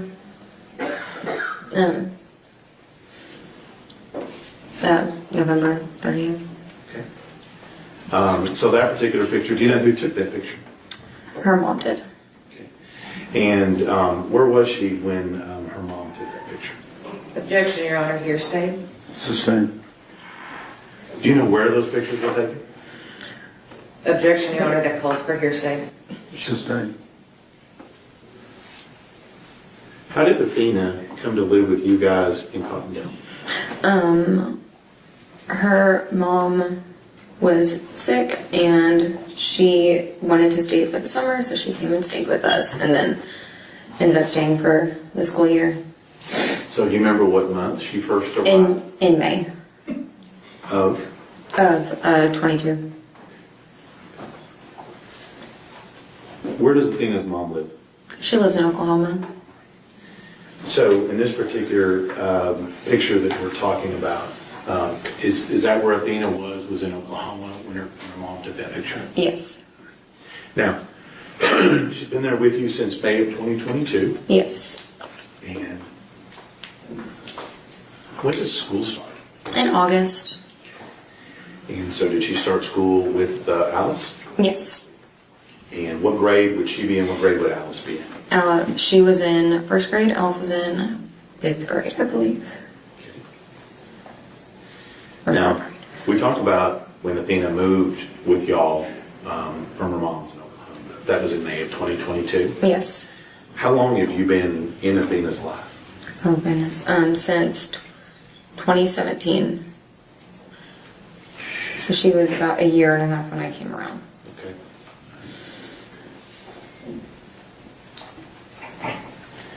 Now we've seen a couple of pictures here in the courtroom. Athena, this one here, Yes. the red bow.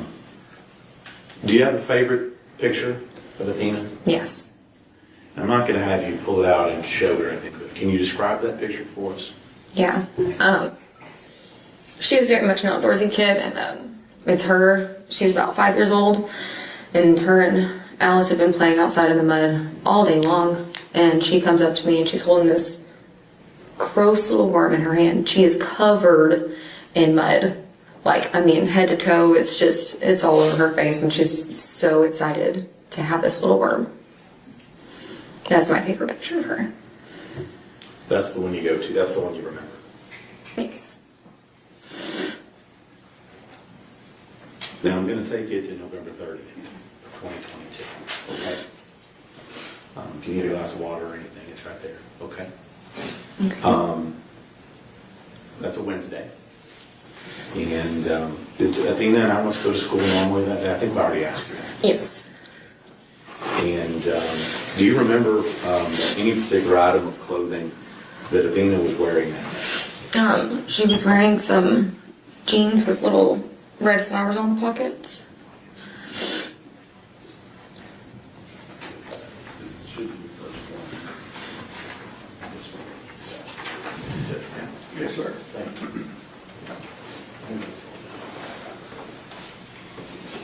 Let me show you what we've marked as State's Exhibit 6. Do you recognize those? Yes.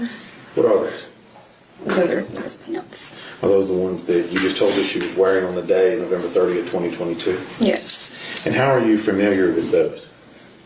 I mean, because they're her pants. They're... All right, let me ask you, do you recognize the size and the style? Yes. And do you recognize those as the one that she wore on that day? Yes. Okay. And are those, is that the same thing that you described to law enforcement that she was wearing on that day when she went missing? Yes.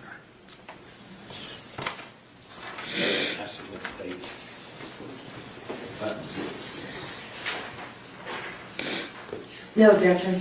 State's Exhibit 6 is admitted.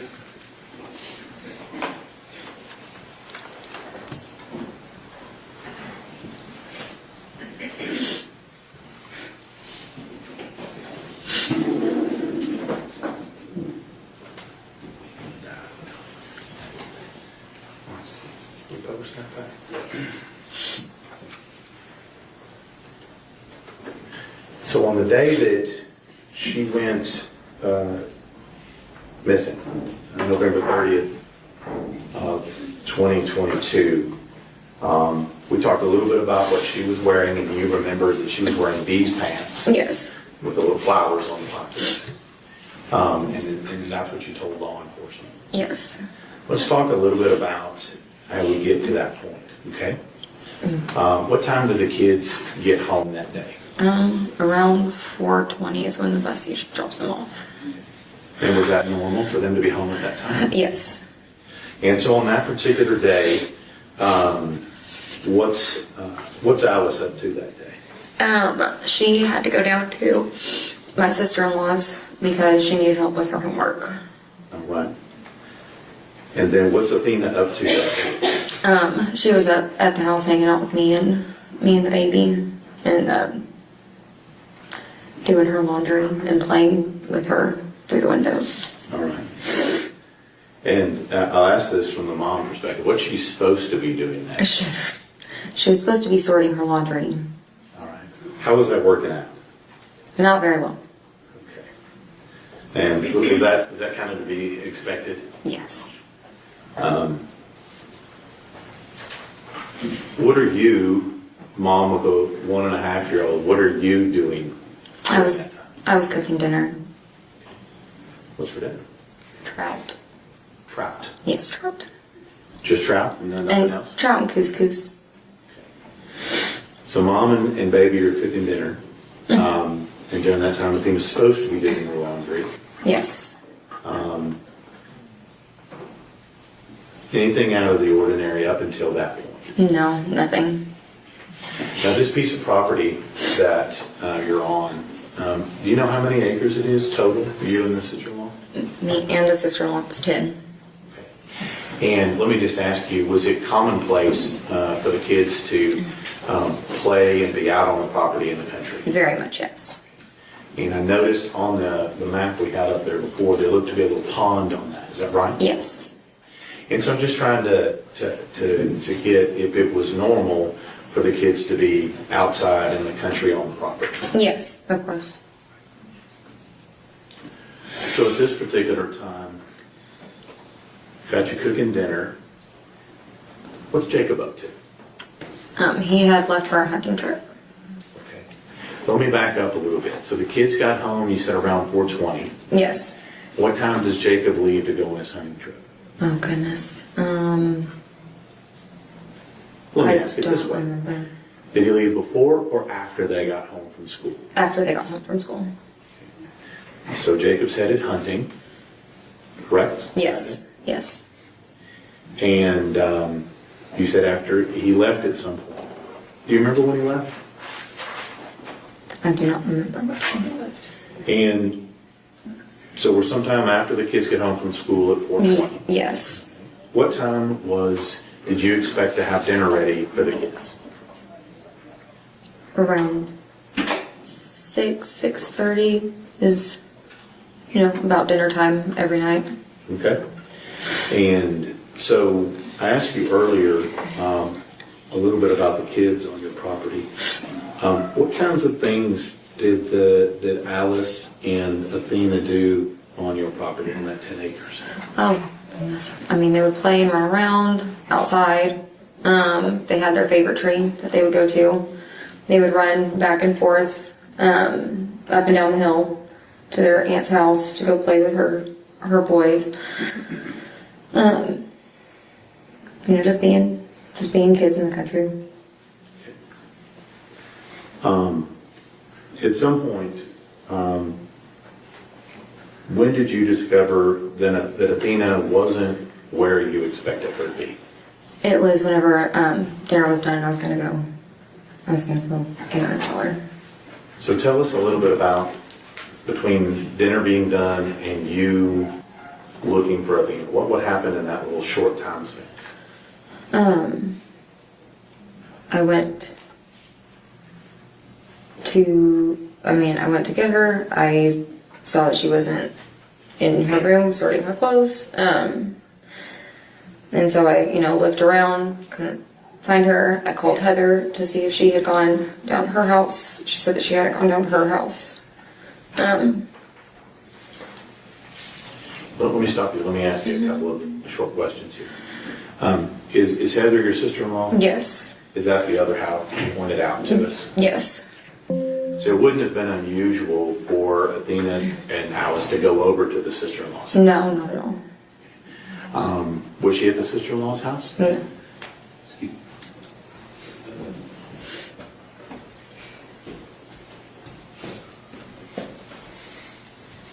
It's always technology.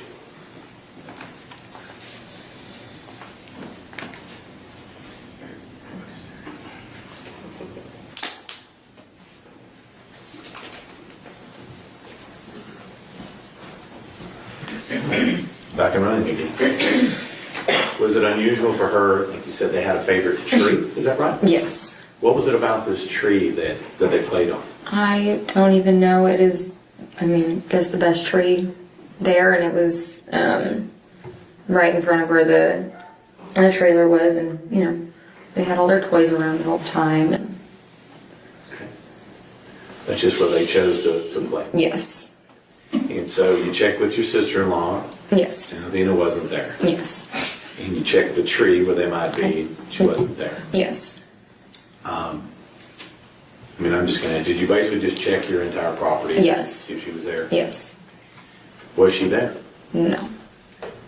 So once you kind of figure that out, what is your next steps when she's not where you think she is? And I called the police. And do you remember what agency came out? I mean, Let me ask you. We have multiple agencies in Wise County. We have the sheriff's office, we have police departments, game wardens, people, highway patrol. Okay. Do you remember which of those agencies came out and talked to you? the police department, I believe. Okay. And at this time, when they get there on property, what are you and the family doing at that time? Looking. When you say looking, are you just like looking places or whatever? No, we are everywhere, all over the property, looking for her. Okay. And at this point in time, right then, when you're just looking for her and the police arrive, what are you kind of thinking is going on right at that time? I thought maybe she was just hiding somewhere, Okay. Just being playing hide and seek. Mm-hmm. Okay. We heard from Ms. Thompson how she was a little. Objection, Your Honor, to informing the witness what another witness may have said. Sustained. What kind of kid was Athena on your property out there in Cottondale?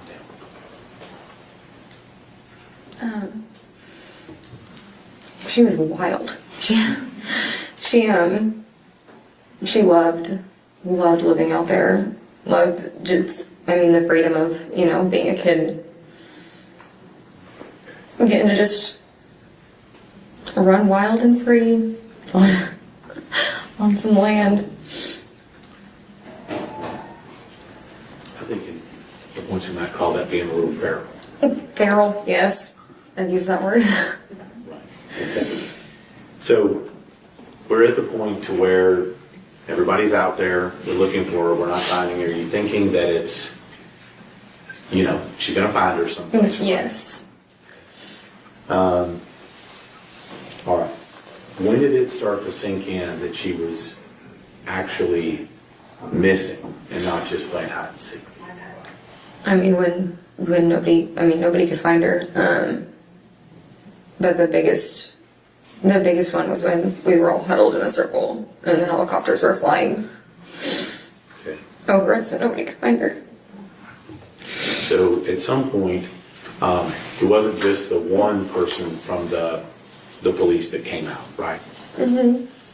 And Yes. so on that particular day, on November 30th, what we're talking about here, how many, you said we had helicopters in the air. How many other police do you think showed up just on that day looking for her? I can't even tell you, there were so many. Or probably 50 or more people there. Okay.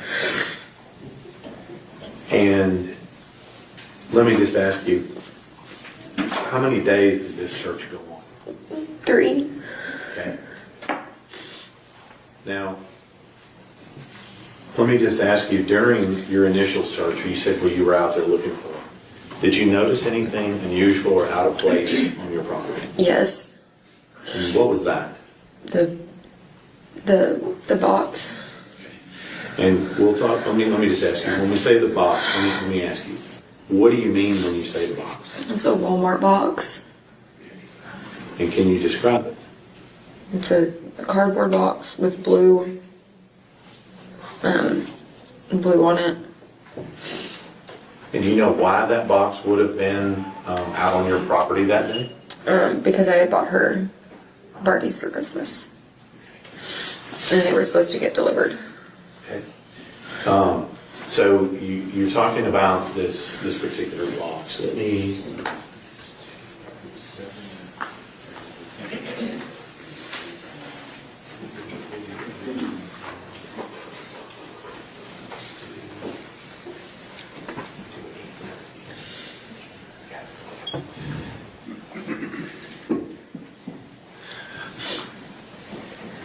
Actually, I'm going to show you States Exhibits 8, 9, and 10. Let me ask you about. Move these out of your way.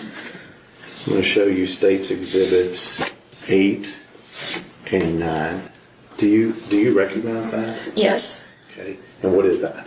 That's the box that got delivered that day. Okay. And whose address is on that box? Our address. Is that the 268 address? Yes. Okay. And who's the person's name that's on that box? That's my name. Okay. And do you know who delivered that box according to it? FedEx delivered it. Okay. And so this box, as you see it in these two pictures, is that what it looked like on the day that you saw it at your house? Yes. Okay. And is that what it looked like when you spotted it when you were out searching? Yes. Let me show you States Exhibit 10. Do you recognize this picture and this what's in it? Yes. Okay. Can you tell us what's in this picture in States 10? That's the front of where the trailer was. Okay. And we talked about this trailer. Was this someplace that y'all were inhabiting, or what was the status? No, we were not living in it. All right. So this was an abandoned. Yes, abandoned trailer. Okay. That was just on the property. Yes. Okay. Let me ask you a little bit. We talked about some of the roads. Do you recognize the road and driveway in this particular case? Yes. These back here. Judge would ask the admit States 8, 9, and 10. No objection. States Exhibits 8, 9, and 10 are admitted. You give me 8. I'm sorry, yes, say that again. Sure.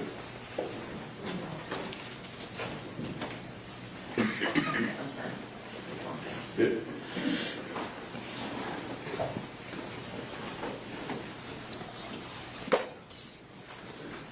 See what the numbers are on. Ask you about those. Okay. Okay. Okay.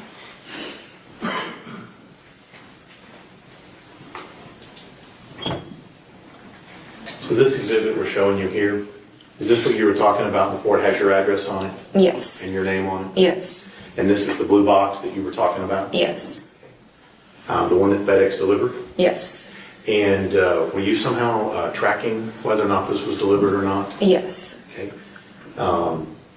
It arrived at your house. Yes. Let me show you the.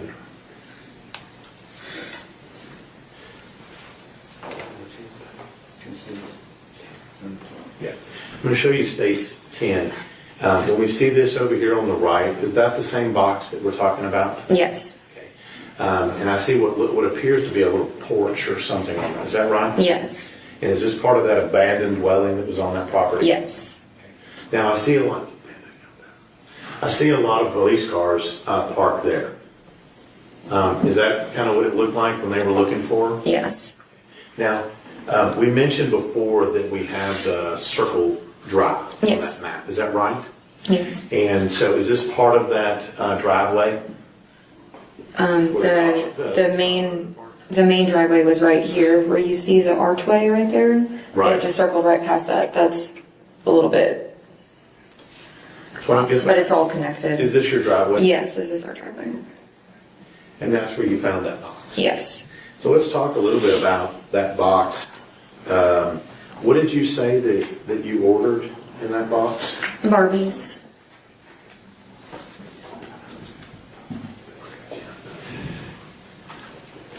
I'm going to show you State's Exhibit 7.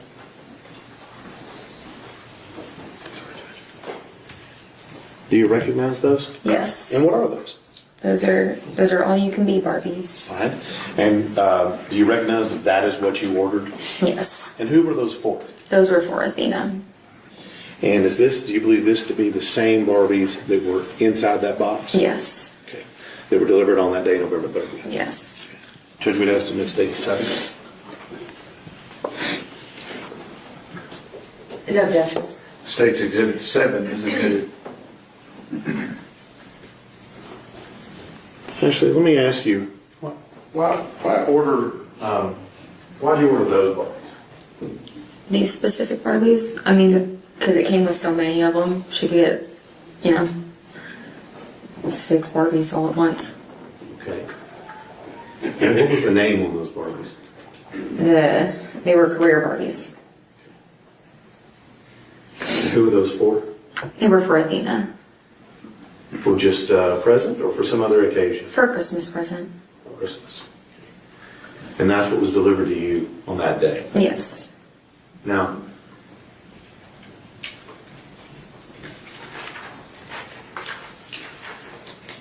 some folks have a regular driver that they may recognize that delivers UPS, FedEx, Amazon. Okay? Do you recognize Tanner Horner as your driver? No. Did you ever seen him before No. that day? No. Ever? No.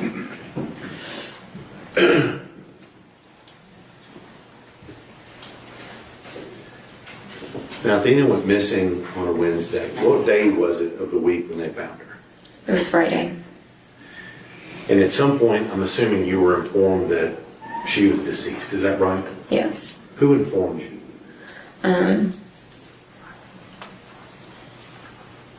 I believe it was the sheriff. It's a blur. Do you remember where you were? At the Cottondale Church. And who were you with when you found out she was deceased? I was with Jacob and Maitland. So, Jacob, your husband, Yes. and I didn't ask you, is that Athena's mom? Yes. Okay, Maitland? Yes. And y'all were there in the church together? Yes. Let me ask you a little bit about Athena on that particular day. You had seen her for an hour or so before she went missing, right? Yes. Okay. At any point in time, did she have any injuries on her whatsoever? No. Did she have any bruises on her face? No. Did she have any bruises you were aware of on her body? No. Did she have any unusual markings, scratches, or anything else on her body? No. So the last time you saw her, would that be what she looked like in the picture we showed you earlier? Yes.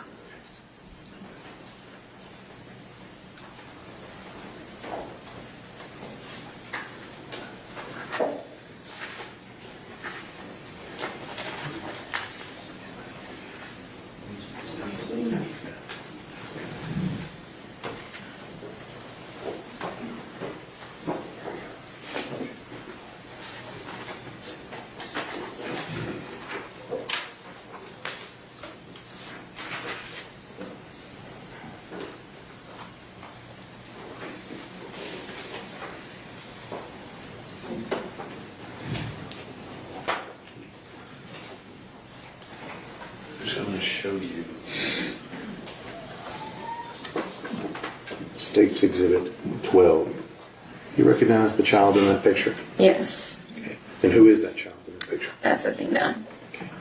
Does she look the same as she did when you last saw her November 30th? Yes. Okay. Let me show you State's Exhibit 11. Do you recognize, let me ask you first, do you recognize the background and the location where that's taken? Yes. And where is that? That's on the property 268. Okay. Is that where we also see Exhibit 10, the Yeah. driveway? Yes. Would that be where the police cars were parked? Yes. Okay. And you recognize that as being your driveway? Yes. Okay. And do you recognize the person that's in that picture? Yes. Okay. Now, will you agree with me that picture is a little fuzzy? Yes. Who's the person in that picture? That's Athena. Now, how do you know that that's Athena? Because I know my child. It's her. That's her hair, and it's just, little stick girl right there with her long legs.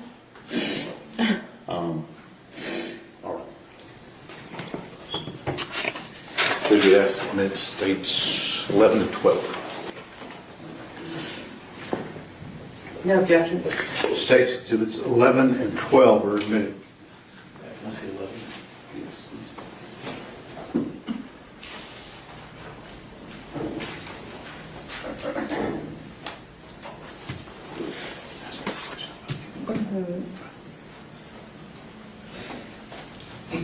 This is on your property? Yes. Notice, what does that appear to be on the other side of Athena in this picture? The driveway and a water hose. And when we talk about this, we saw a picture of where that box was. Yes. Is that box close or far away from where this picture is taken? It's pretty close. Okay. All right. And so that's Athena in that picture. Yes. Let me show you State's Exhibit 12. Yes.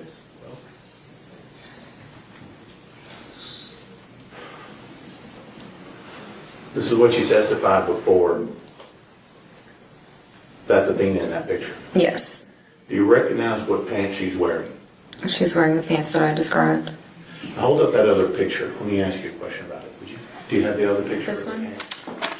No, the pants. The pants. Yes. There we go. State's Exhibit number 6. Do those look like the same pants or similar pants to what she's wearing? Yes. And is this what she looked like the last time? Yes. Now let me just ask you, would she have had any reason to be inside of what appears to be a van or truck at that time? No. Objection, Your Honor, speculation. Or Would she have had any reason to be in a truck with that individual that's depicted in that picture? No. Okay. Did you give her permission to be in that truck? No. Did you give her permission to be taking a ride with that individual in that picture? No.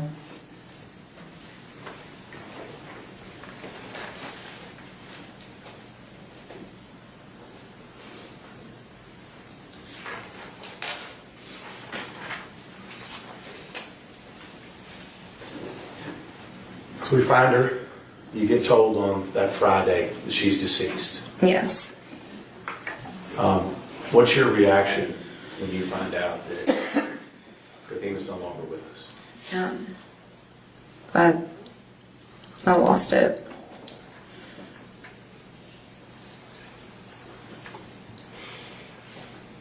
I just don't know how you're going to react to something like that.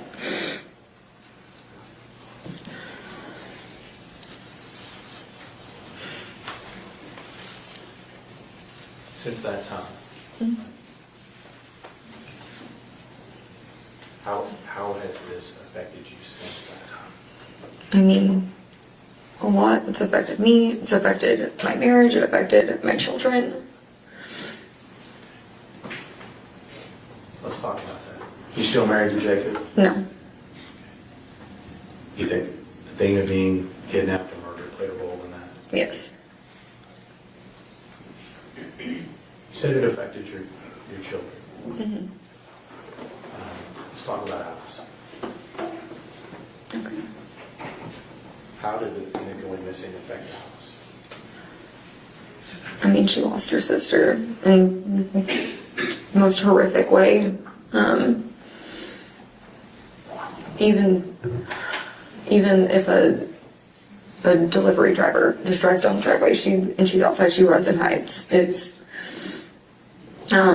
affected her school. It's affected her friends. It's affected just her in general.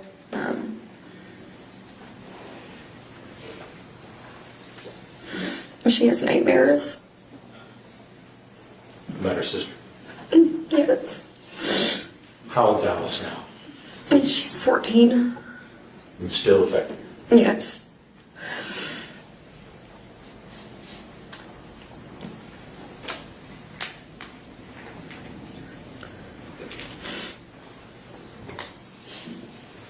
When was Athena's funeral?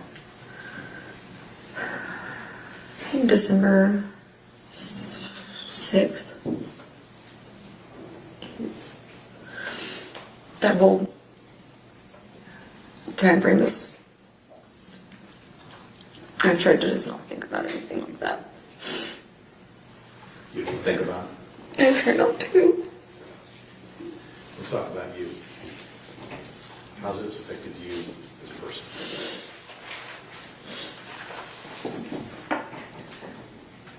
I'm not the same.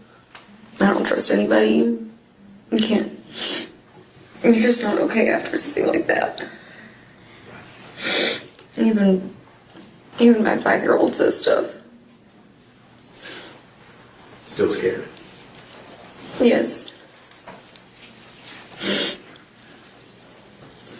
That's what you're cross the examination. Yes, Sean, I know you heard from her. Yes.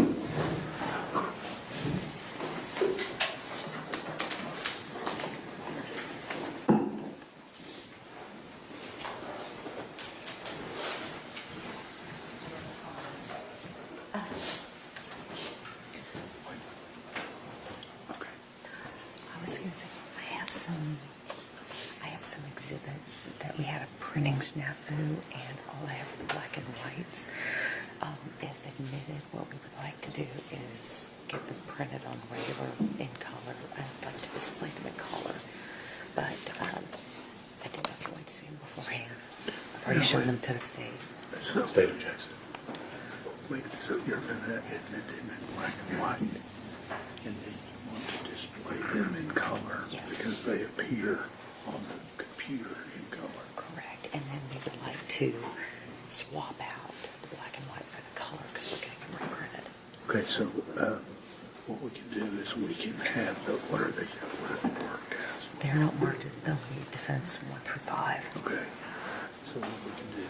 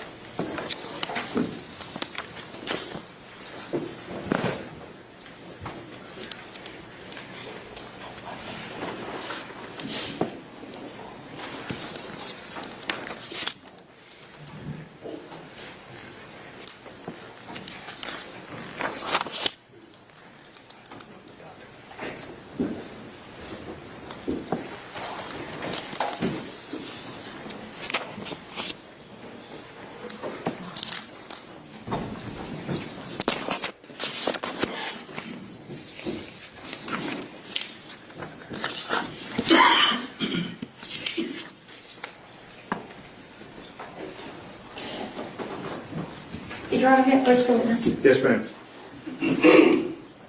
Ms. Strand, I want to hand you what has been marked as defense exhibits number 1 through 5. If you take a look at those, please. Yes.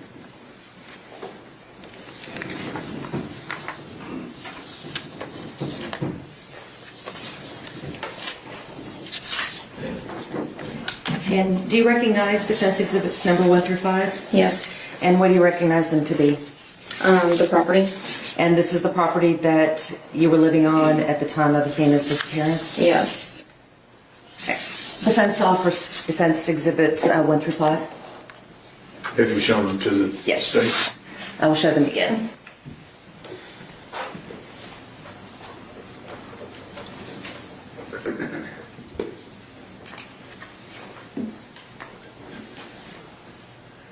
State objection's not valid, Your Honor.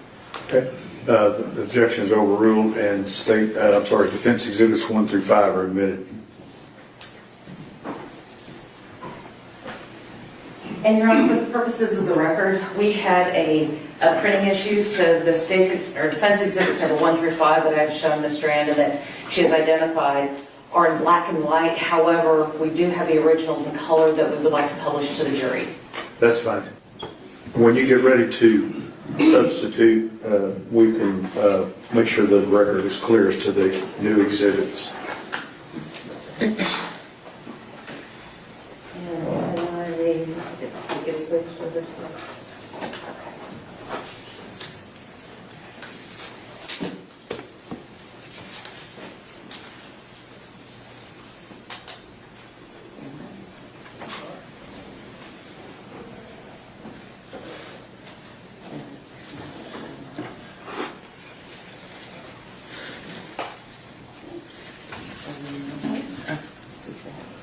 I'm sorry, Your Honor, I'm having technical difficulties. Take your time.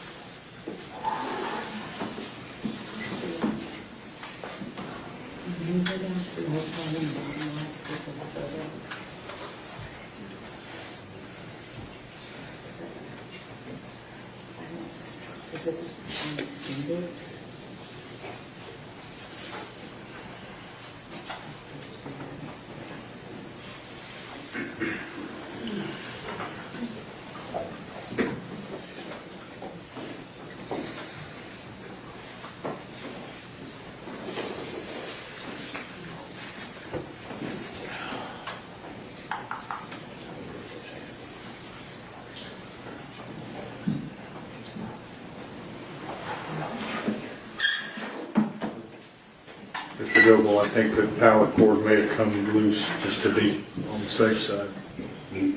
Thank you.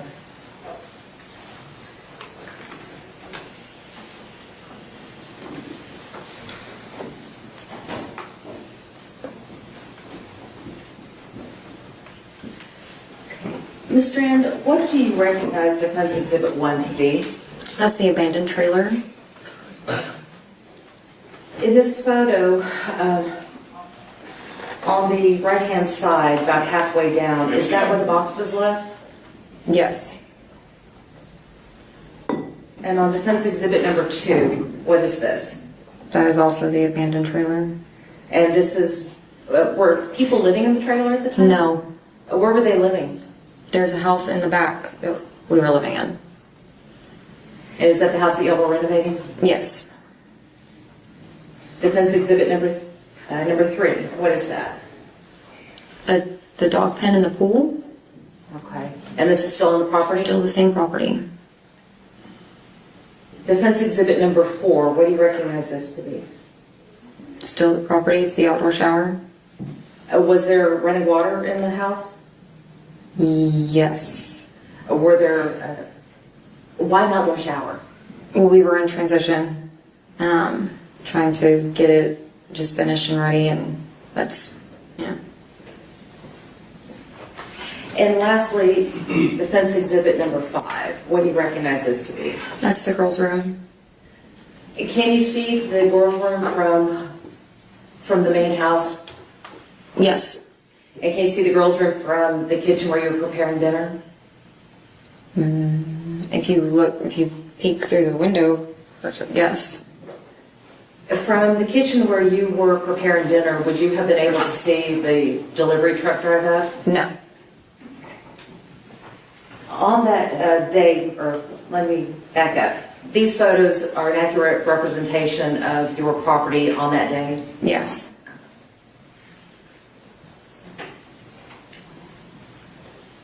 I have nothing further, Your Honor. Redirect. None further, Your Honor. May this witness be excused subject to any potential recall? Yes, sir. Yes, Your Honor. Thank you, ma'am. You may step down.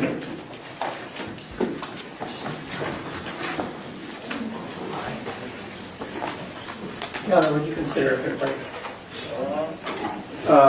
Okay. Give us about 10 minutes and we'll call you right back in. Your lunch should be here about 12:30, so we're going to work up until that point, okay? 10 minutes, everybody, 5 till 12.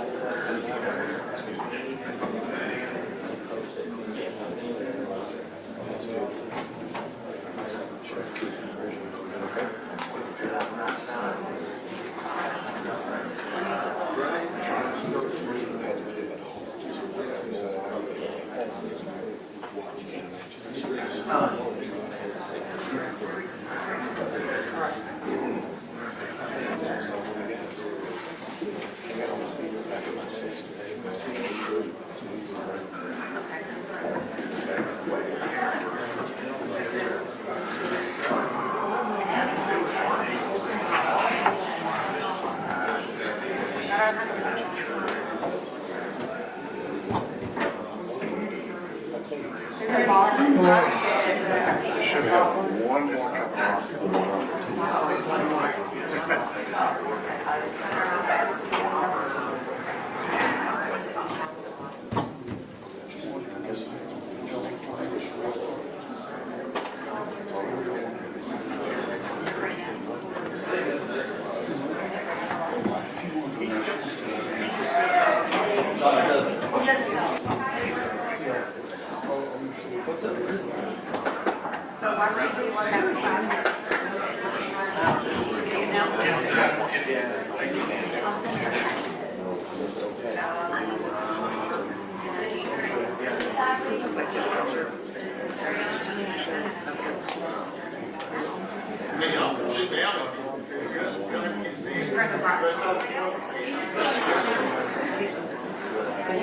Revealing all kinds of stuff that police reports tell us.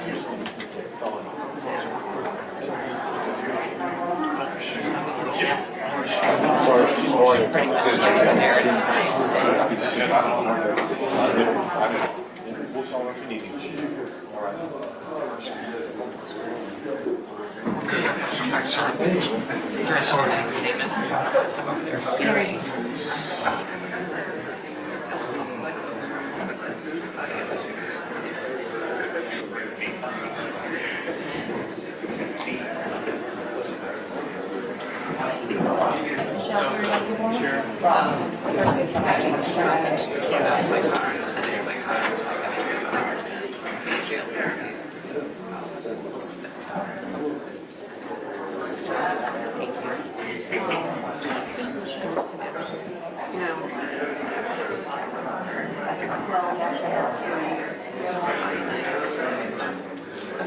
At our meeting last week, we did say this, so.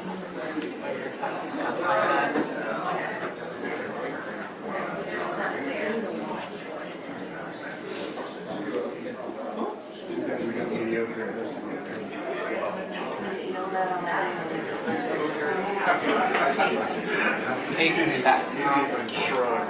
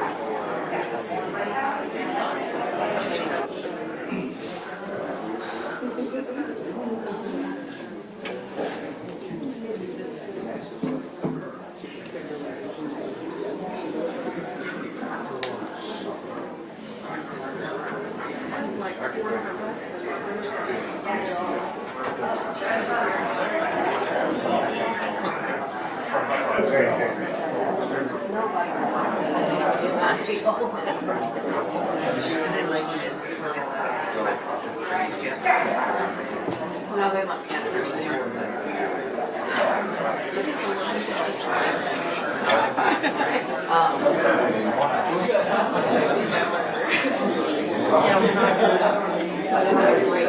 still one. Still only one. As far as I know, we're still good.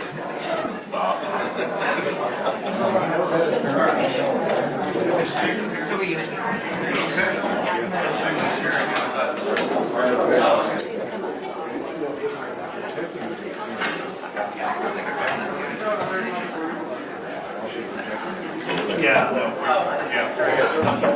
They didn't know about it either.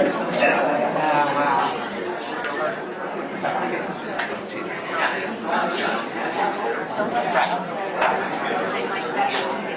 I know it's over there. It was coming.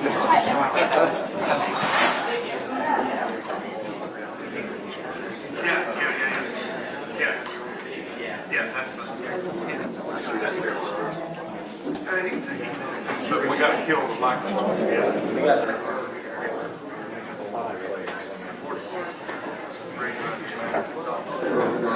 Do you need names for attorneys?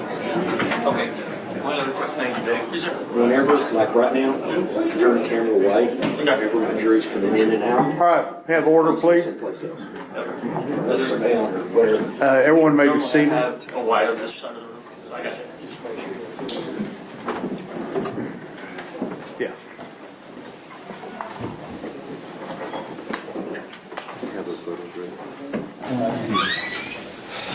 All right, the defense has requested some testimony outside the presence of the jury with this next witness, when the witness has been sworn. So, state may proceed. Or what? You have. Okay, let me. What are we doing? Your Honor, the state had shown us some exhibits yesterday that they anticipate Sheriff Aiken will be testifying about. Okay. And rather than taking him on voir dire in front of the jury, since the jury was out, we can go ahead and basically do our voir dire on those photos now. Okay, so the defense is satisfied as to what exhibits the state wants to introduce through this witness. You just want to ask him some questions. Correct. Okay. All right, Ms. Anderson, now I know what you're going. Okay, go ahead. I will need the exhibits from the state.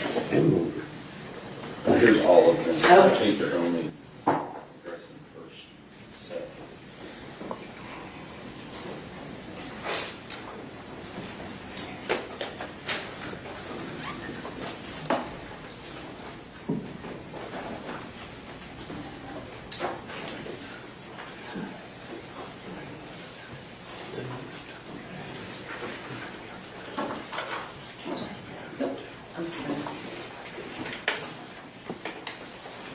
Oh, right, y'all might need to change it. I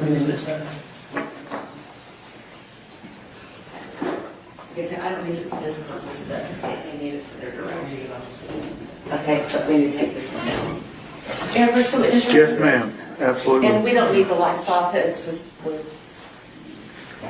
Perfect. Sheriff Aiken, how are you doing? I'm doing well, thank you. Sheriff Aiken, I'm going to hand you what has been marked as State's Exhibits number 13 through 21, and ask that you take a look at those for a moment.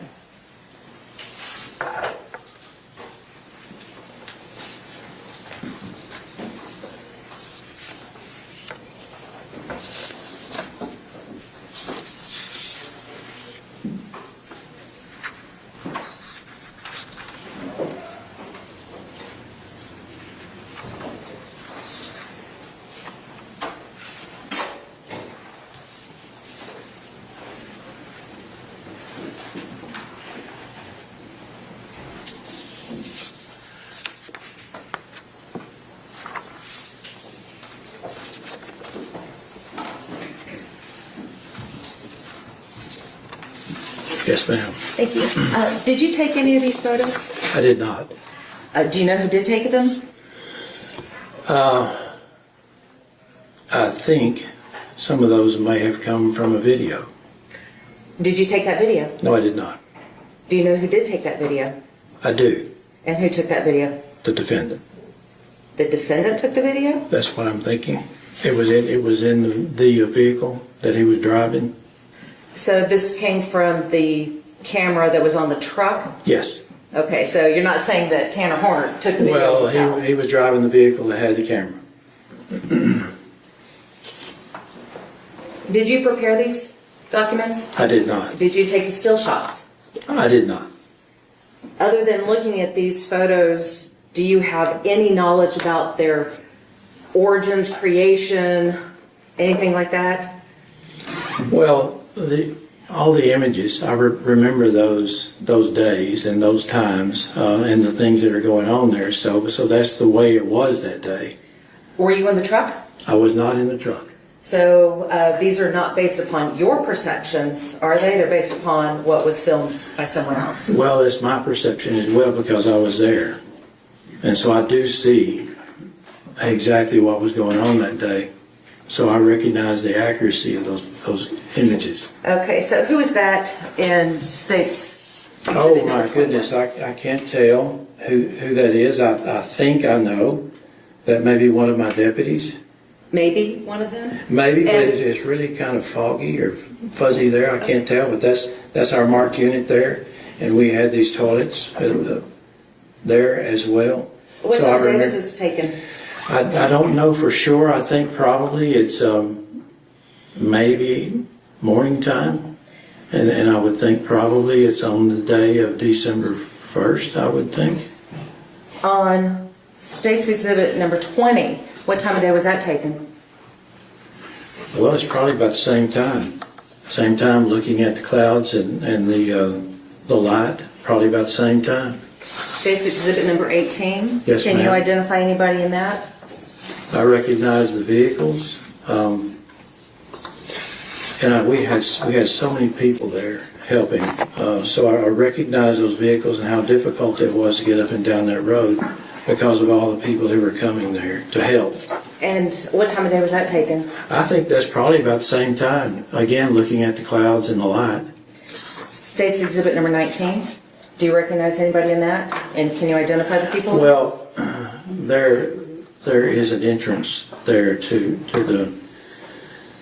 Athena's house, and those are some volunteers who had come to help. And I really can't tell at that distance exactly who they are, but there are people who came to help. And you didn't take this picture either? No, ma'am. And what time of day would this occur? This is going to be about the same time as that one. But you don't know for sure, do you? You're just guessing? No, I'm not really guessing. I think that's based on some knowledge there that's probably about the same time.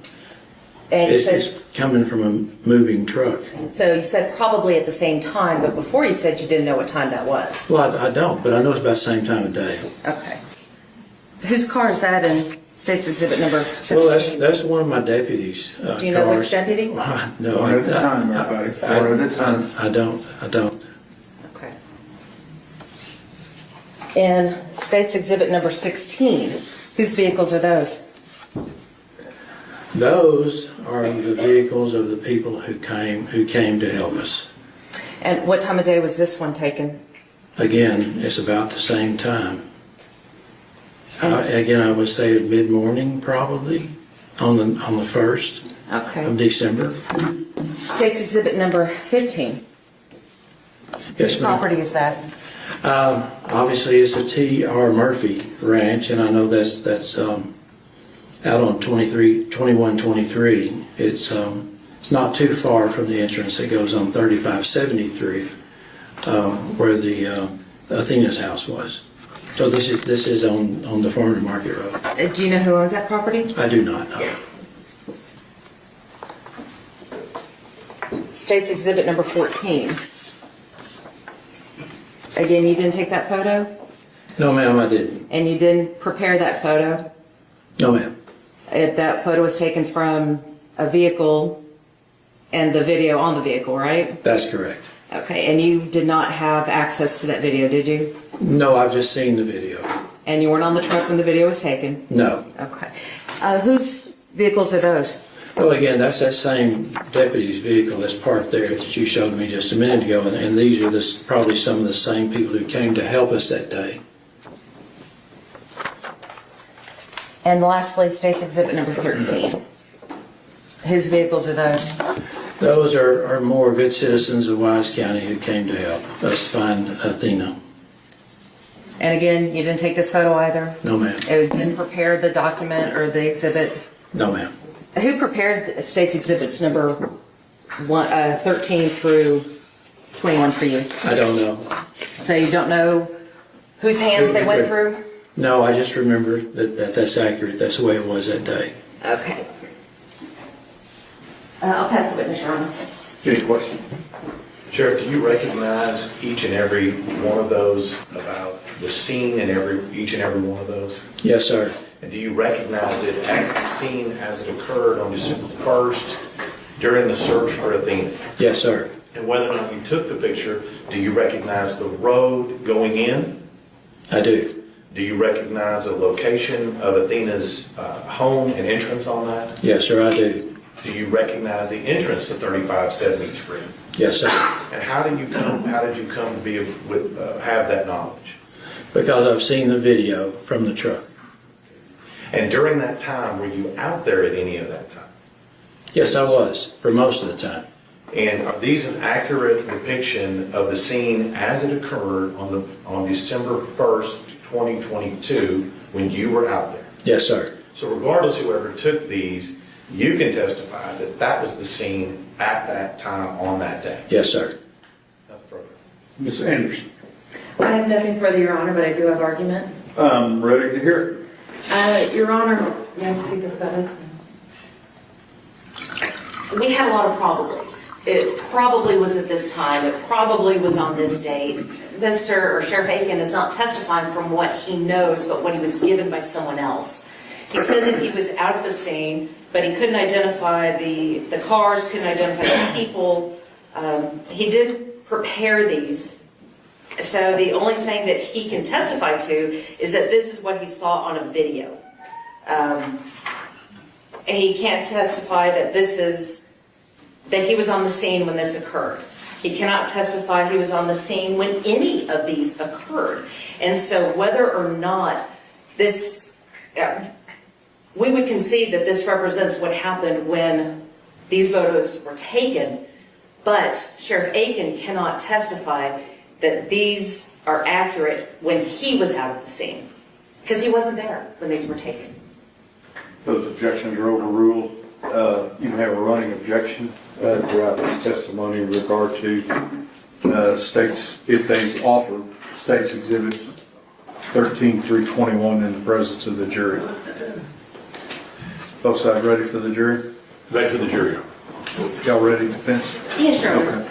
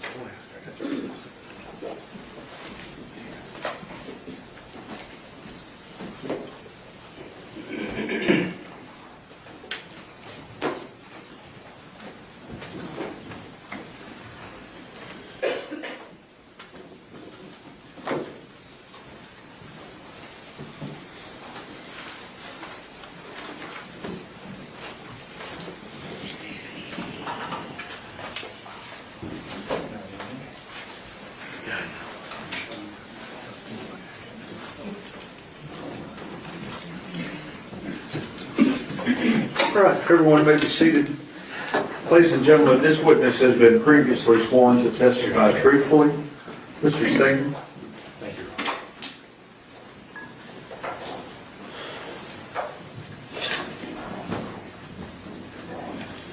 you. Sir, would you state your name for the jury, please? Lane Aiken. And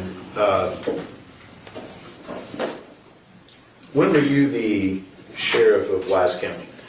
I was sheriff in Wise County from 2016 through December 31st, 2024 at 4:30 p.m. Sheriff, could you check to see if that microphone's turned on for me? Where is it?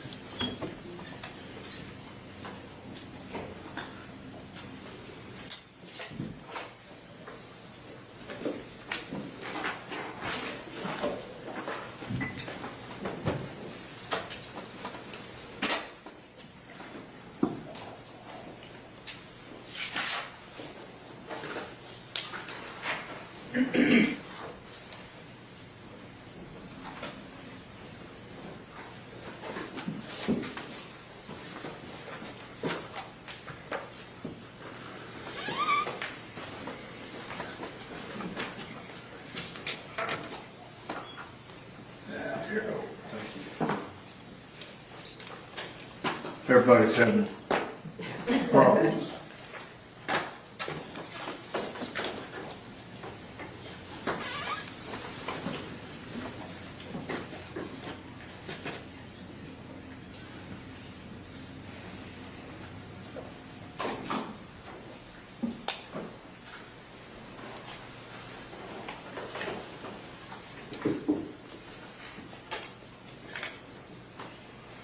I went to school with A&M.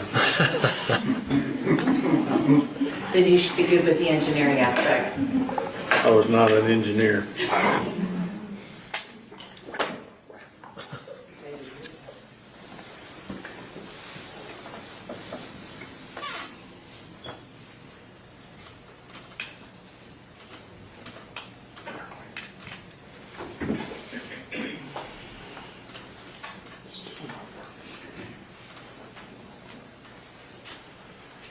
You're gonna have to speak up. Yes, sir. Sheriff, you have your marching orders now. Lane, were you sheriff back in November of 2022? Yes, sir, I was. So you refer to these questions, I'm going to refer to you as sheriff. You okay with that? Yes, sir. So during this time before you were the sheriff of Wise County in 2016, were you also in law enforcement at some point in your career? Yes, my career in law enforcement started in 1974. And so from 1974 till you retired in the end of 2024, Yes, sir. You maintained a peace officer license in Texas? Yes, sir. And I'm going to fast forward you here a little bit. And at some point, were you promoted and made a Texas Ranger? Yes, sir. That When was that? that was in 1987 at November 13th, 1987. I notice you remember that day. Yes, it was cold. And at that point, how long did you serve the state of Texas as a Texas Ranger? It was 16 years as a Texas Ranger, 16 and a half. And did you retire at some point from being a Ranger? In 2003. Now, during your career, and just so we know a little bit about your experiences, did you have any big cases that you handled being a Ranger? Yes, sir. There were several. Okay. And if I remember correctly, were you not at the Branch Davidian compound in Waco, Objection, Your Texas? Honor, relevance. Sustained. Hang on just a minute, we got the microphone working. Excuse me, sir.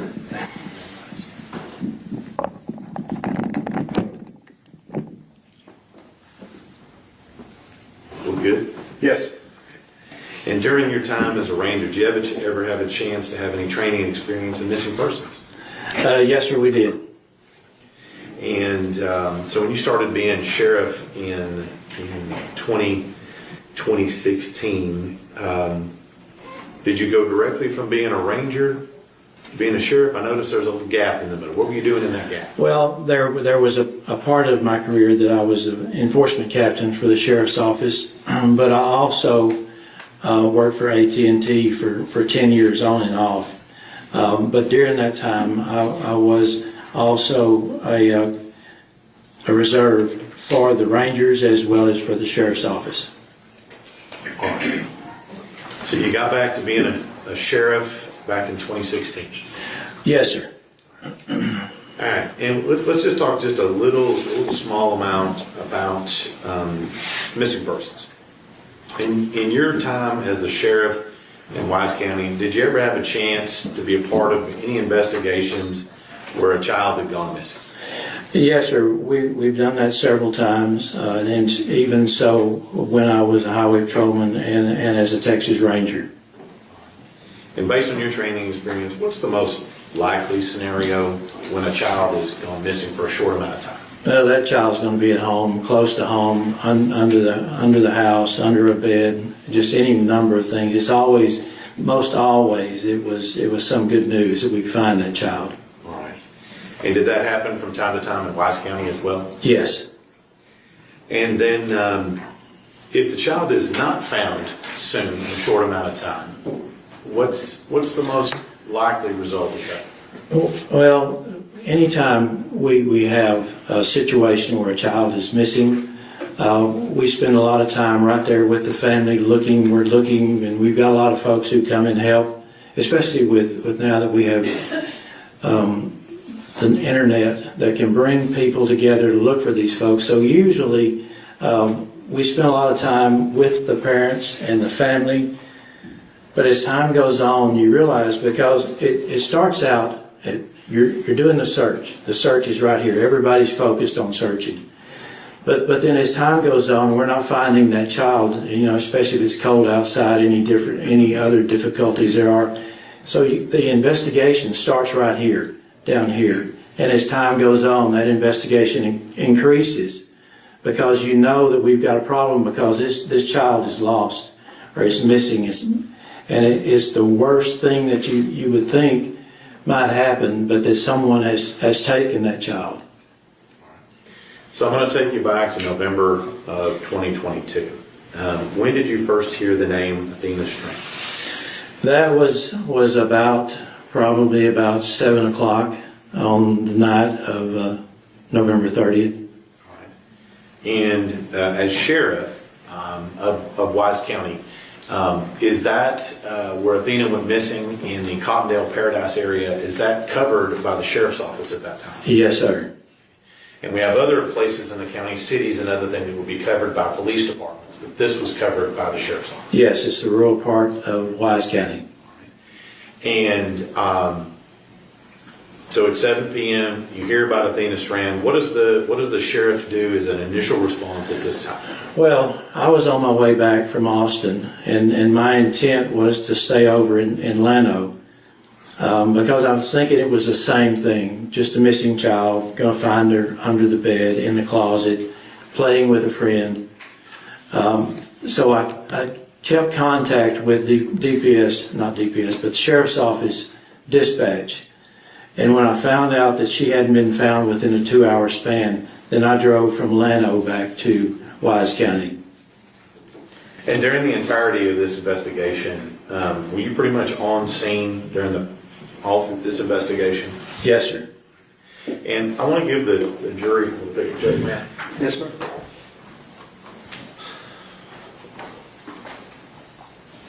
I'm going to show you some maps here, states exhibits 23, 24, 25, 26, and 27. Yes, sir. You recognize those?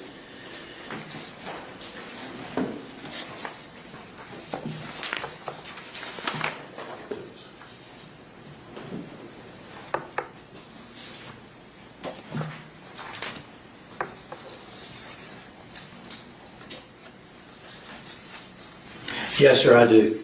Okay. And can you give the jury a general idea? What are we looking at here?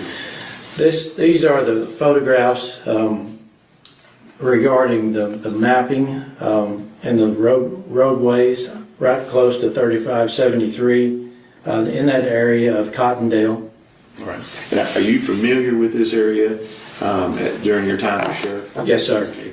And do you believe these maps accurately represent the surrounding roads and cities, towns, and things in that area? Yes, sir, that is accurate. And is this the area in which Athena Strand went missing? It is. Judge, we'd have to ask her the next 24 through 23, excuse me, through 27.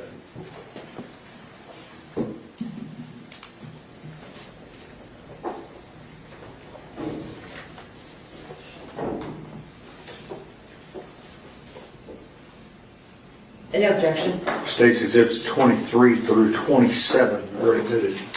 Sheriff, I'm not going to get too deep into this. We've got a little information already. Let me show you 23. Yes, sir. And can you just give us an idea in from where we are right here today in the courthouse, where Cottondale Paradise is in reference to where we are in Tarrant County? Well, it's northwest of here, probably by road. I would think it's about 35 miles from here to there. In this area that we're talking about, Cottondale Paradise, is that urban or rural? That's rural. Okay. So would I be right to assume it's post oaks and mesquites? Yes, and cedar. Cedar, okay. Now, on this particular location here, as we go between the towns of Cottondale and Paradise, what's the primary road that one would use to go between Cottondale and Paradise? 2123. Okay. And is that a farm to market or a county road? It's a farm to market. Okay. And let me show you.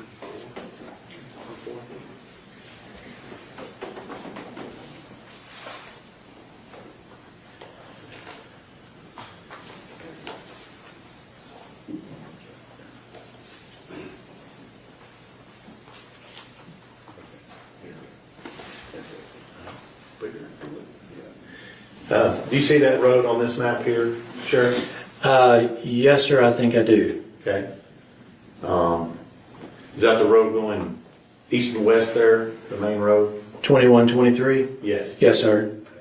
And just to fast forward a little bit, is Athena Strand's residence off of 2123? Yes, sir, just to the north. Okay, and do you know what county road that's on? 3573. All right. And let me ask you a few questions about the scene on 3573. Was that part of your job to coordinate and set up the search for Athena Strand? Yes, sir. It was it being sheriff. Basically, the sheriff is in charge, but we bring in folks from so many other agencies to help us in that search. So let me ask you. Let me just start from the very beginning. Once that she is not found in a short time period, what assets do you as the sheriff bring to bear to help find her at that time? Well, the sheriff's office responded. Of course, we called in the Texas Rangers because we find that it's important that we use all the agencies that we can. We have the game wardens that were there, and they're always great. Fort Worth PD, they sent a helicopter or two. We also had some drones that came in from Denton County. And Highway Patrol, we had many of them there, as well as the voluntary fire departments. So we're bringing all the first responders that we can find, we're bringing them to help us find this child. All right. And now it sounds like what you're talking about, most of those are sworn personnel, is what you described. Yes. Was there anybody else assisting in this search besides just the sworn personnel?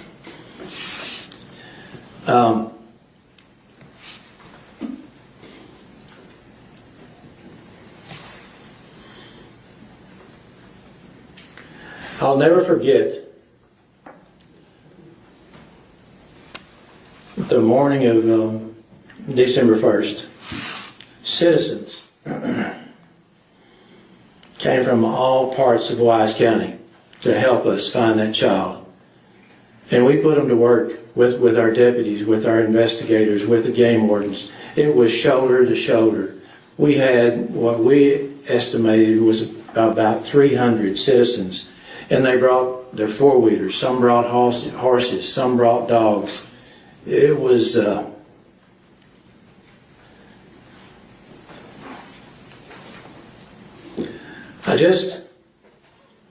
appreciate the fact that so many people came out there to help us that day. So we have all these people out there. We have a mixture of sworn personnel. We have a mixture of citizens out helping. Yes, sir. And were you on that scene frequently? Yes. And on that particular scene, where was kind of the gathering area for that on that scene? At first, it was right at the gate for Athena's house where she was living. But as time went on, we moved it over to Cottondale to the firehouse there, the volunteer firefighter. Let's stay focused on 3573 here for a minute. Okay. Are you familiar with what the scene looked like at that time? Yes, sir. Are you familiar with where you had your own sheriff's assets placed at that time? Yes, sir. And then up and down the road, are you familiar with what it looked like on that December 1st that you just talked about? Yes. And if we were to look down this road, if we were to go back to December 1st and look down this road, what would we see as we were driving in to Athena's road? We would be seeing those citizens in their vehicles that I was just talking about. And will we also see any sworn personnel or those types of vehicles? There are some, but really we were overshadowed by the number of citizens who came to help. Do you have a number of how many citizens you believe were out there helping?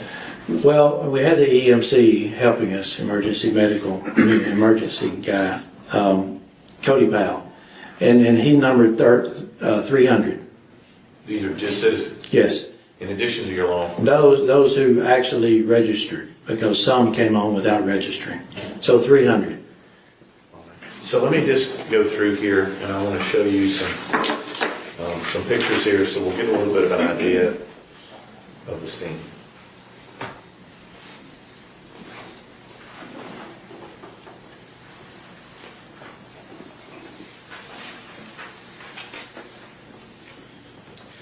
show you, Judge, if I may.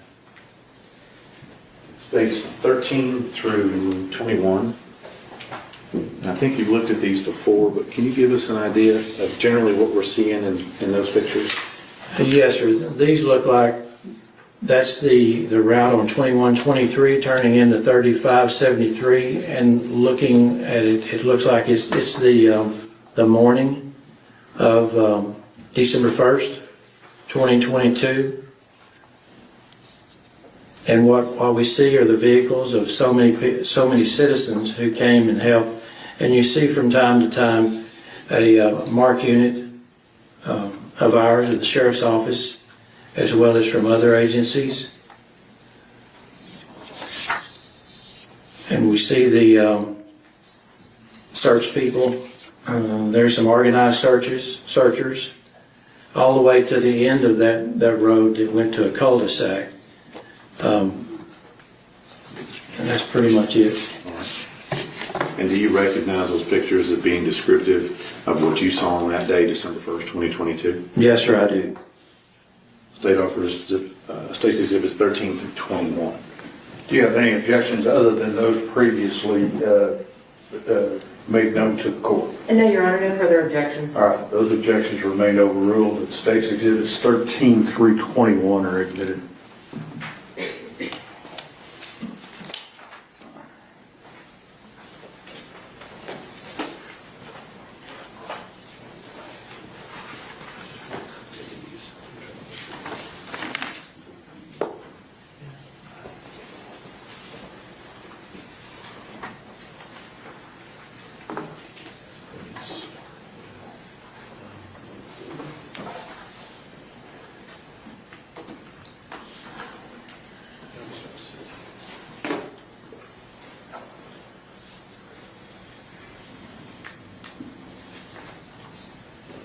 Sheriff, I'm just gonna, you said there were some things about marked units. Yes. Is that what we see here in State 17? Yes, that's the unit of one of our Wise County deputies. Okay. And is that the entrance to 3573? Yes, sir, from 2123. Let me show you 18 and 19. Let me just stop you right there. Do you recognize this as what you were talking about earlier? Yes, that's the entrance to the Strand home, and that's where we kind of set up our command post. And is that what you were describing to me as the people out there helping? Yes. And are these the vehicles that you're talking about here as well? Yes, sir, they are.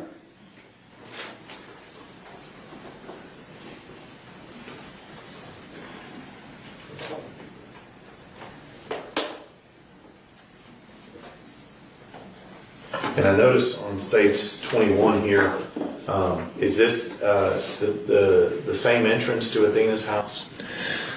I think that is probably just a little bit beyond that, but it's close. Okay. And I noticed what appears to be porta potties out here. Mm-hmm. Is this was required for the amount of people that you had? It was, and those were donated people to help. So this search is ongoing from November 30th. This is on the 1st. Yes, sir. When does the search end? It never ended. Well, let me ask you. At some point, were we able to locate Athena Strand's body? We were, yes, sir. And at that point, did the sheriff's search for her as a missing person end? Yes, sir. At that point, that's when the search for Athena stopped. Now, as part of the search and what's going on, did you approve and put out a missing persons bulletin through the Texas Fusion Center? There was one, and I approved it. Let me show you what's been marked. It states 22. Do you recognize this? Yes, sir, I do. And is that what we just talked about, being the missing persons report? Yes, sir. That you approve? Yes. And what types of things that are usually contained in a missing persons bulletin? Well, it's when last seen, what she was wearing and what she looks like, age, pictures if possible. And I think that, other than that, then locations. All right. And this would this be something that went out to law enforcement or to everybody? That went out to law enforcement originally. And do you recognize this as what you approve? Yes, sir. Statement offer State's Exhibit 22. Your Honor, we'd object. It is hearsay and is not covered by the exception of 803(8)(c). It was created by law enforcement, for law enforcement, and we would object under hearsay. That objection's overruled. State's Exhibit 22 is admitted. 22, correct, Mr. State? 22, yes, Your Okay. Honor. Sure. Okay. And so that goes out to law enforcement. Are you aware of how it goes out? Is it electronic? Is there a bulletin? How does it go out? It was an information bulletin that was sent out from Austin to all the agencies in Texas and generally the states that are adjacent to Texas. So as the sun sets, if you will, on December 1st, have we located Athena's body as the sun sets on December 1st? We had not. And I think you mentioned before, the search continues and all the assets are still in play at that time. Yes, sir. Now, you mentioned that you involved the Texas Rangers. Yes, sir. Your old employer? Yes, sir. And who was the lead ranger working on this case? Job Espinoza. Okay. When we say Job, is that like the Book of Job? Yes, J-O-B.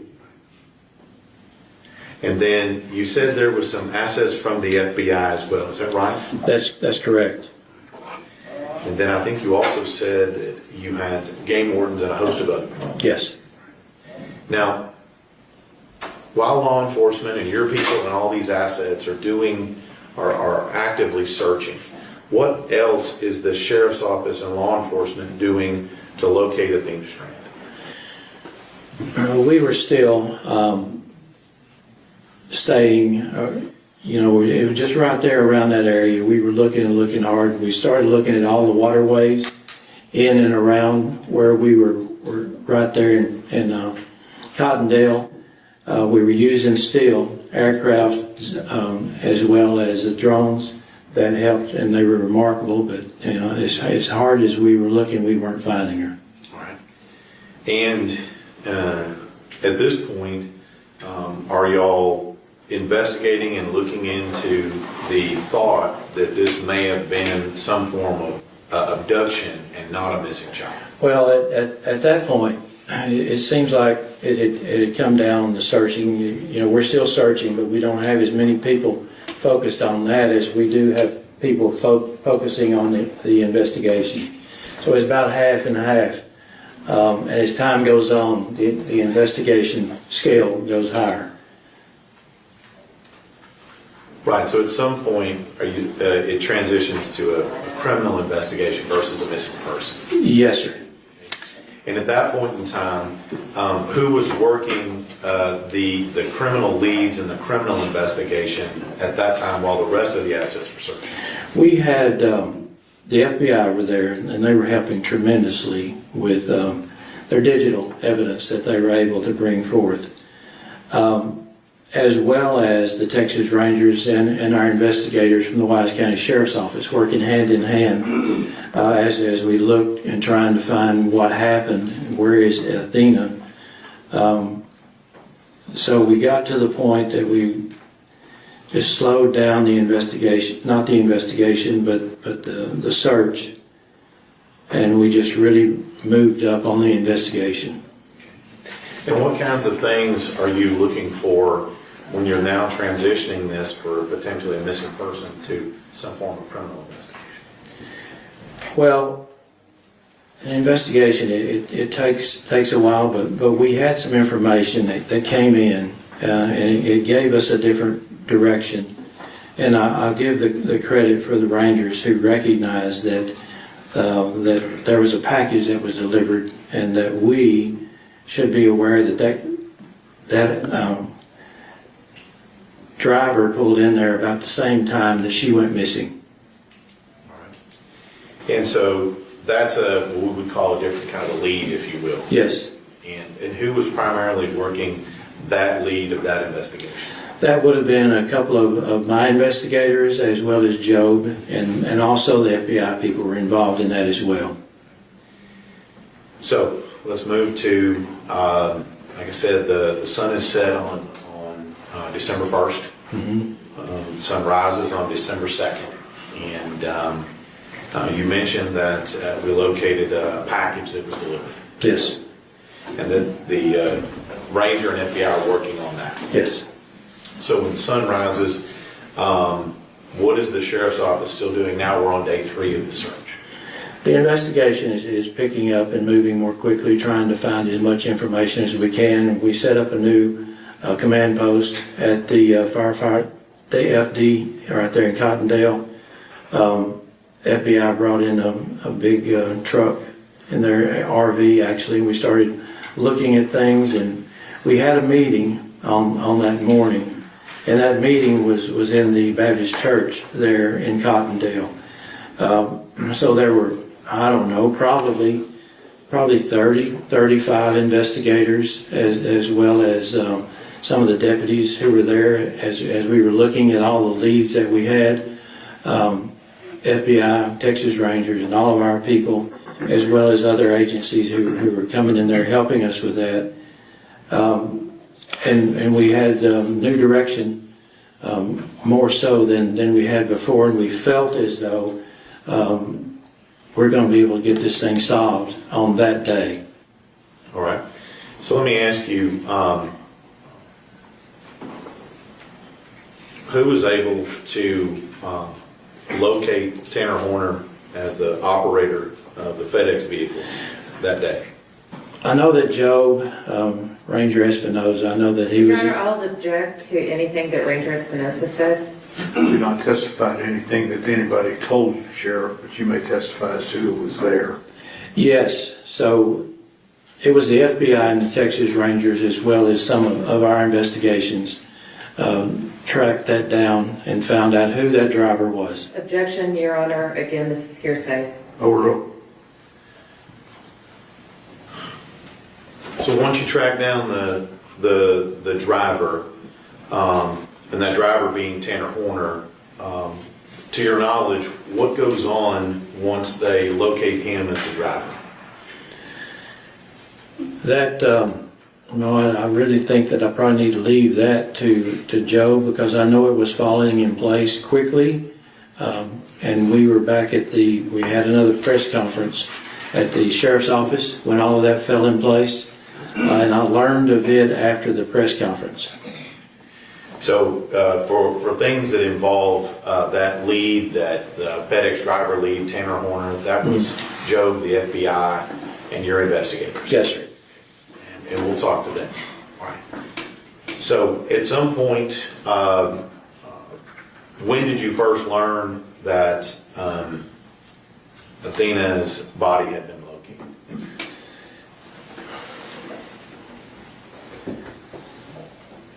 We knew that he had been taken into custody, and we knew that they were moving to try to locate Athena. And I think it was probably right around 7:30 or 8 that night that it was verified. And let me just ask you, where was her body finally located? In the Trinity River, Bobo Crossing. It's right off of FM 51 back to the east, probably about 400 yards off of Farm to Market Road on a county road, underneath, next to the bridge there. And about how far from what you referenced in these pictures here that we admitted, is it from Athena's house where she was abducted to Bobo Crossing where she was dumped? When you look at it just as a crow flies, it's about 6 miles, but in driving it, I think it's somewhere around 12 or 13 miles. And she was in the Trinity River? Yes, sir. So at this point in time, we've now located her body in the Trinity River. Do we have some form of CSI or body recovery team going on at that time? Yes, we did. We had CSI from the sheriff's office as well as the FBI working hand in hand. So let's fast forward a little bit. That group gets her body recovered from the water. What is the role of the sheriff and the sheriff's office going forward once we've recovered her body? My main focus at that time was the family. They were all at the Cottondale Baptist Church, and we had the media. They were just around everywhere, and they were shouting at me from across the parking lots, and we weren't ready to talk to because our focus was the family. Right.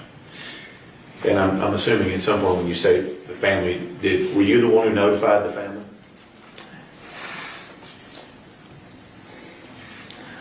Yes, sir, I was. And that was on Friday afternoon, is that right, Sheriff? It was Friday evening, I think, more so. And, I mean, for those of us who've not done that, what does a sheriff tell a family when something like this happens? So we felt like we knew where she was, but we weren't sure. And so we got the family into that church, and there was a room off to the side away from the assembly hall. And so I went in with them and told them that it's not looking good, but we're not sure. So I asked them to give me about 30 minutes, and I would come back.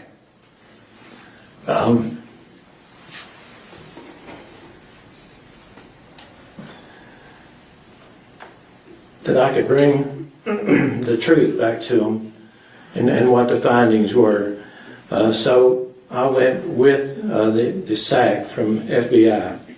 I went down to Lobo Crossing and that bridge, and we both went down to the river, and that allowed me the opportunity to tell them exactly what was true. It's something.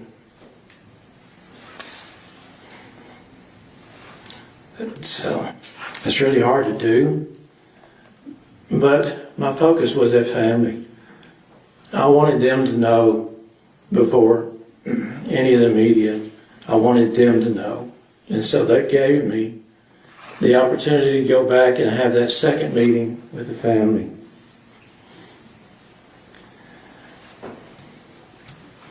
And it was heartbreaking. And they were just devastated. I don't know, there were probably 8 or 10 members of the family in there, and it was a Sunday school classroom. And I wish I could have done something to make it better, because we were hoping, right to the last minute, we were hoping that she was alive and well. But the information I brought back was not what they wanted to hear. We're going to stop right now so that we can take care of the jury, and we will start back up at 1:45, everybody, 1:45.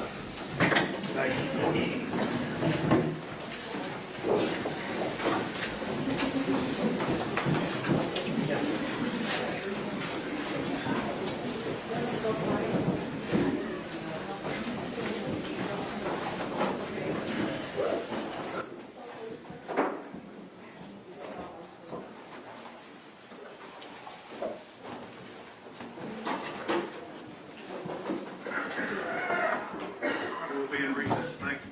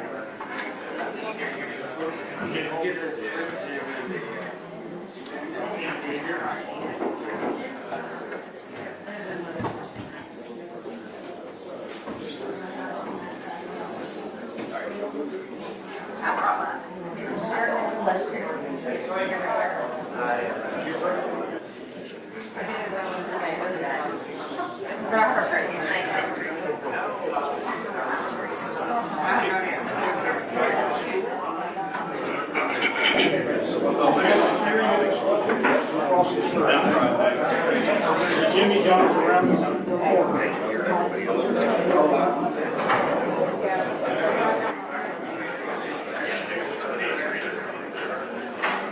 So it depends on which way you want to go. I'll take you. I can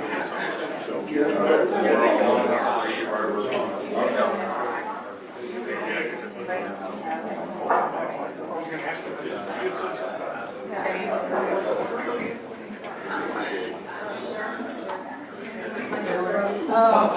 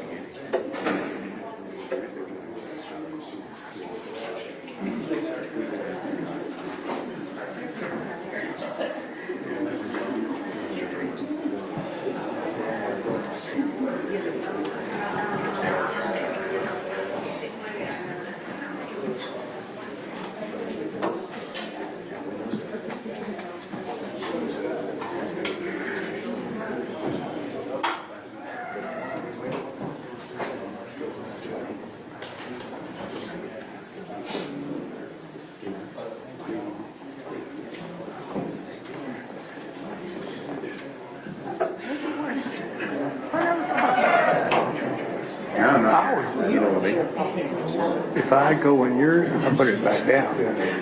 Well, I raise it up. Yeah, I don't want to dribble. I understand. So, when you're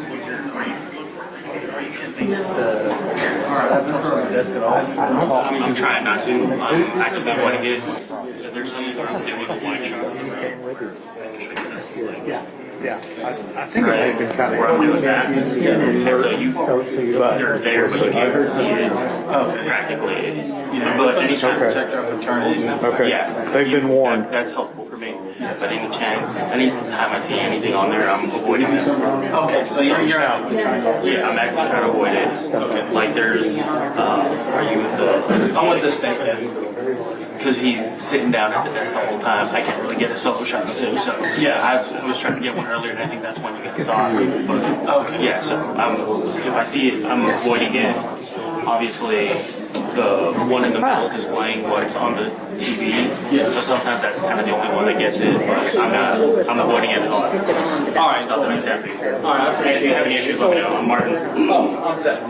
That's good to meet you, man. Do you see Carrie? Oh, okay. Thanks, Kyle.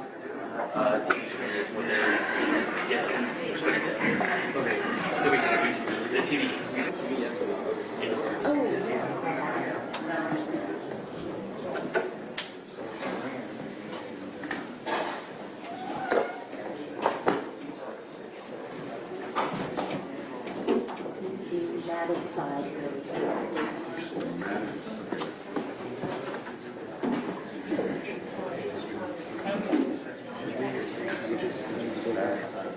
No.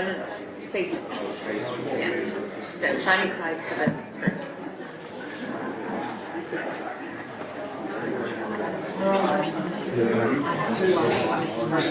Yeah. I think we're good. Dial down. Yeah. You ready? Yeah. Experience. I can appreciate that one. Yeah, keep that stuff. So Bobby just wanted to look at Isabel and Pat. Gotcha. Okay. All right. Are both sides ready for the jury? Yes, sir. Okay. All right. Let's go.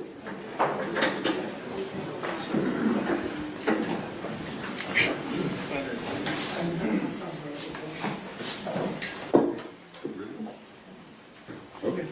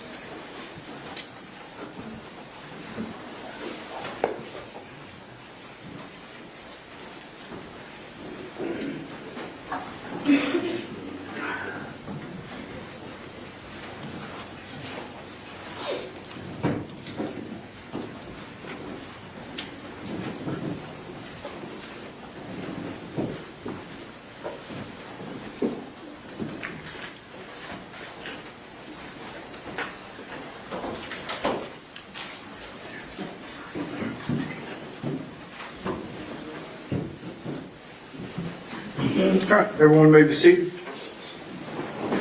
Good afternoon. We are ready to proceed. State may proceed. Thank you, Your Honor. Pass the witness.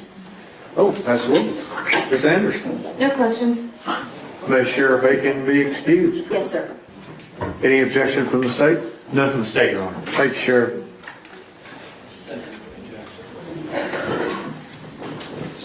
Who do you have next? Patrick B.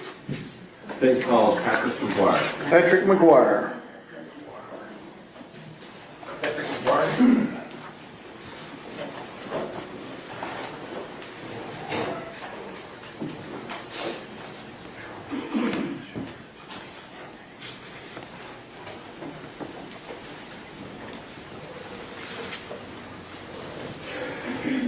Solemnly swear or affirm testimony given in this cause to be the truth, the whole truth, and nothing but the true self of God. Yes, Judge. Have a seat right here.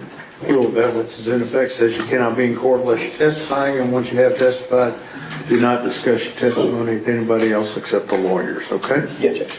Mr. Berry. Thank you, Your Honor. Special Agent McGuire, would you please introduce yourself to the jury and spell your first and last name? Yes, sir. My name is Patrick McGuire. I'm a special agent at the FBI in Fort Worth. My first name is Patrick. Last name McGuire, Mcguire. Thank you.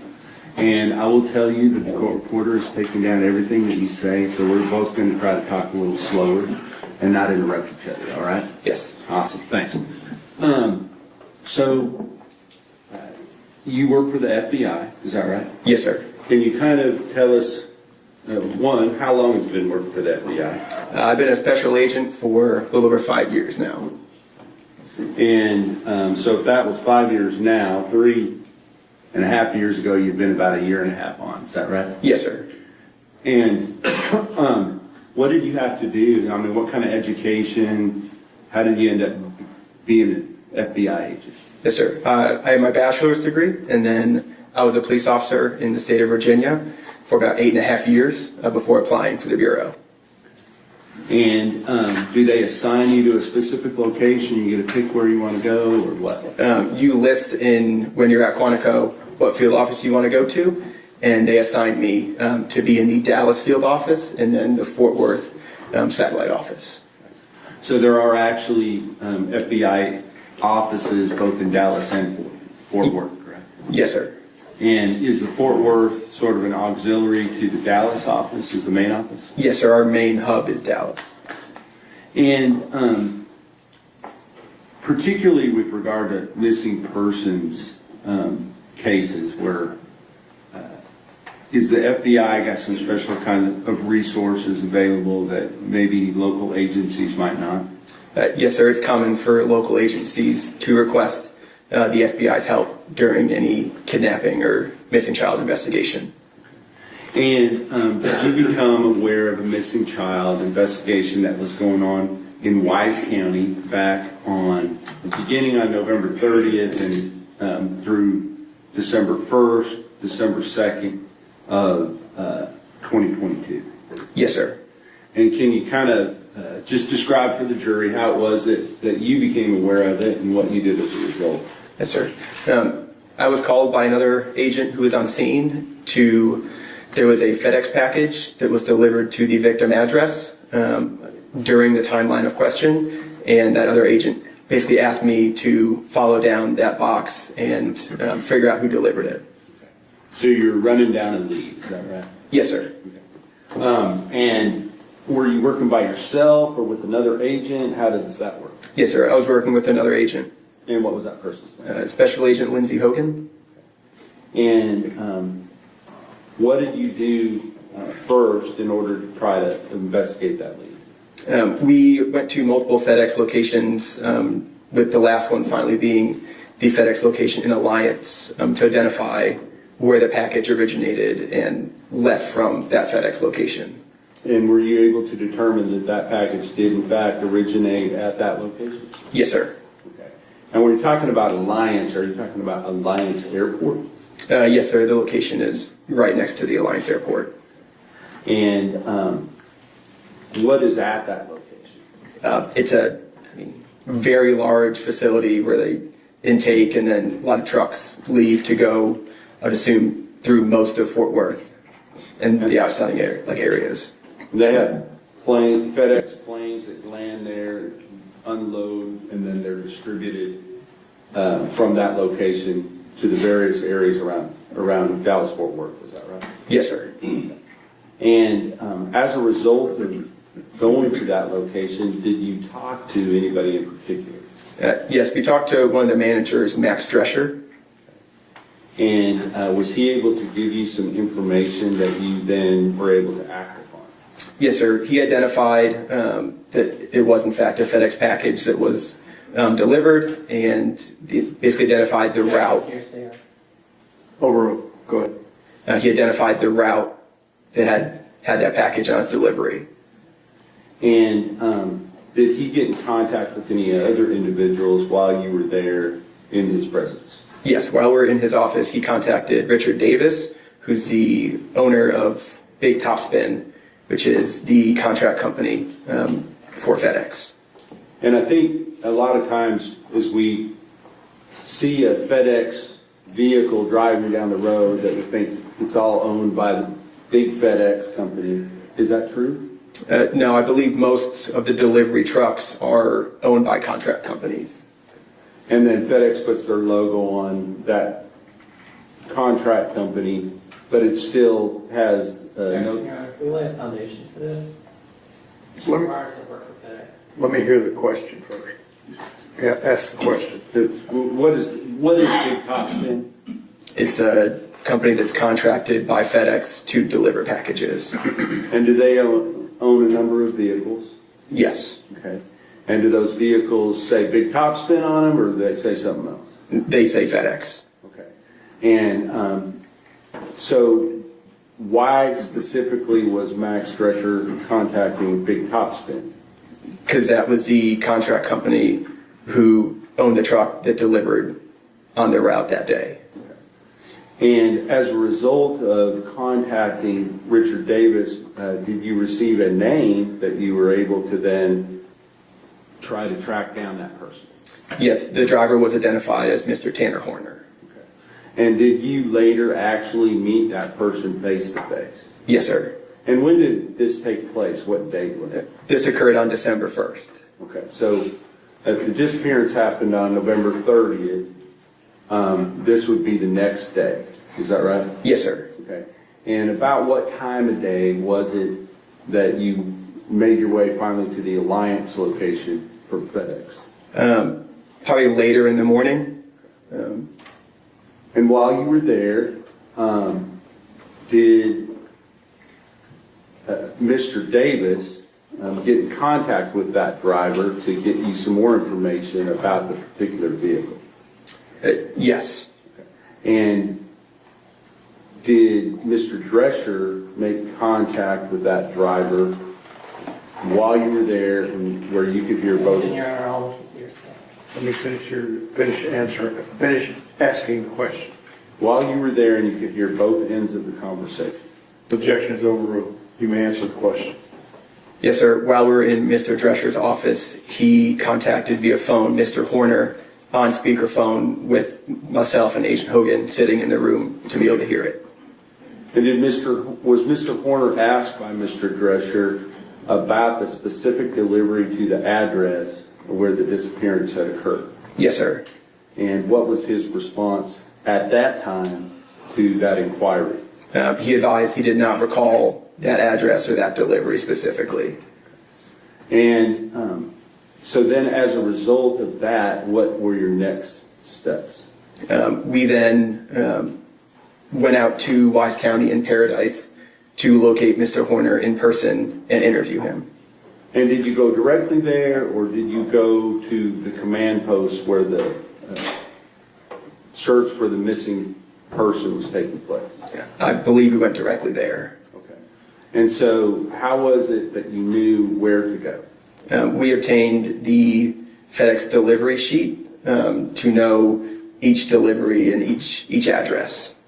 And were you able to gain some information through either Mr. Drescher or Mr. Davis as to sort of where he was on his delivery route at the time that you were going out there to talk to him? Yes, sir. We were told where he currently was and then where he would be in about 45 minutes for the drive time. And so what did you do with that information? We went to where we believed that he would be, and we located him at a delivery location. Okay. And when you went to that location, did you have to wait for him? Was he already there?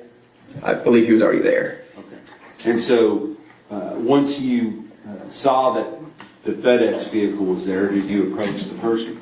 Yes. And do you see the person that you approached at that time here in the courtroom today? Yes, sir. Could you identify him by where he is sitting in the courtroom and maybe describe what he is wearing? Yes, sir. It's a gentleman at the end of this table wearing a light bluish gray shirt and gray slacks. Your Honor, that's the record reflect that the witnesses identified the defendant. Record will so reflect. Was he wearing a shirt and tie at that time? No, sir. What was he wearing? A FedEx uniform, like a black and purple FedEx logo shirt. And may I approach, Your Honor? Yes, sir.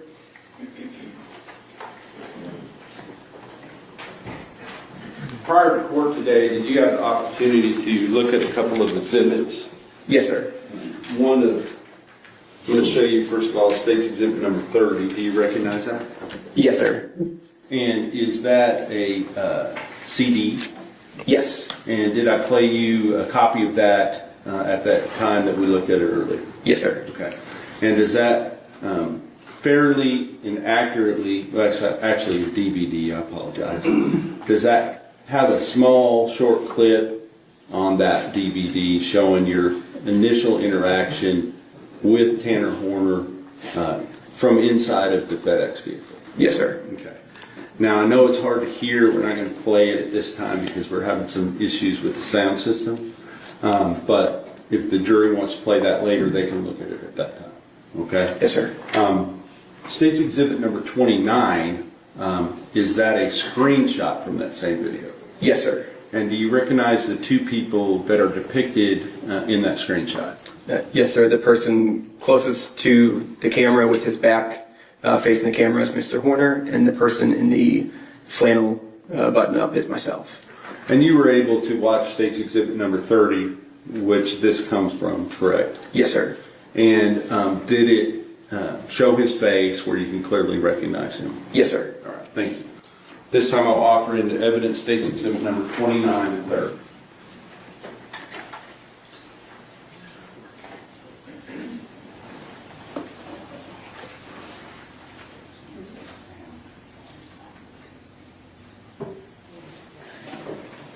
Judge, I have no objection to 29, 430 is played. We would want to hear that. Okay. Whatever the category. All right.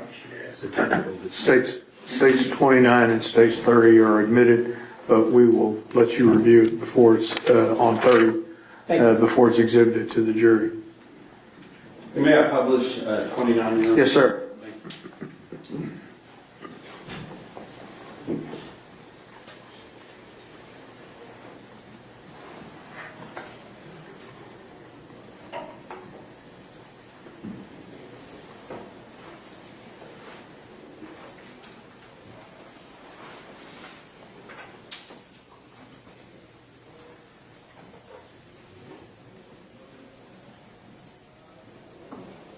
And is this the screenshot that's been admitted to State's Exhibit number 29? Yes, sir.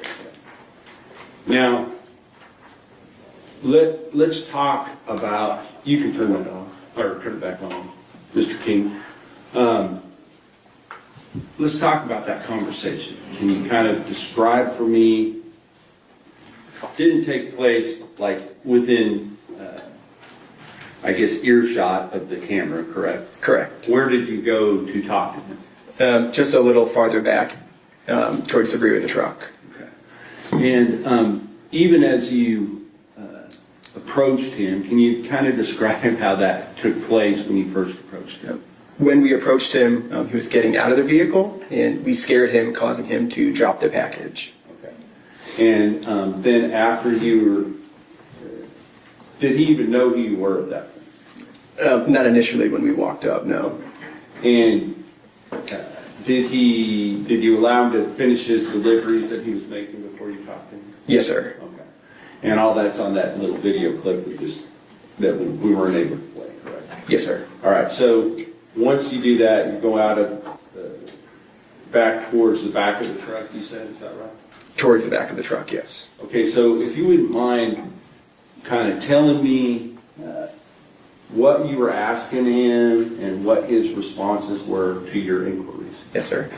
We initially asked him, again, about the delivery that was asked by Mr. Drescher on the phone.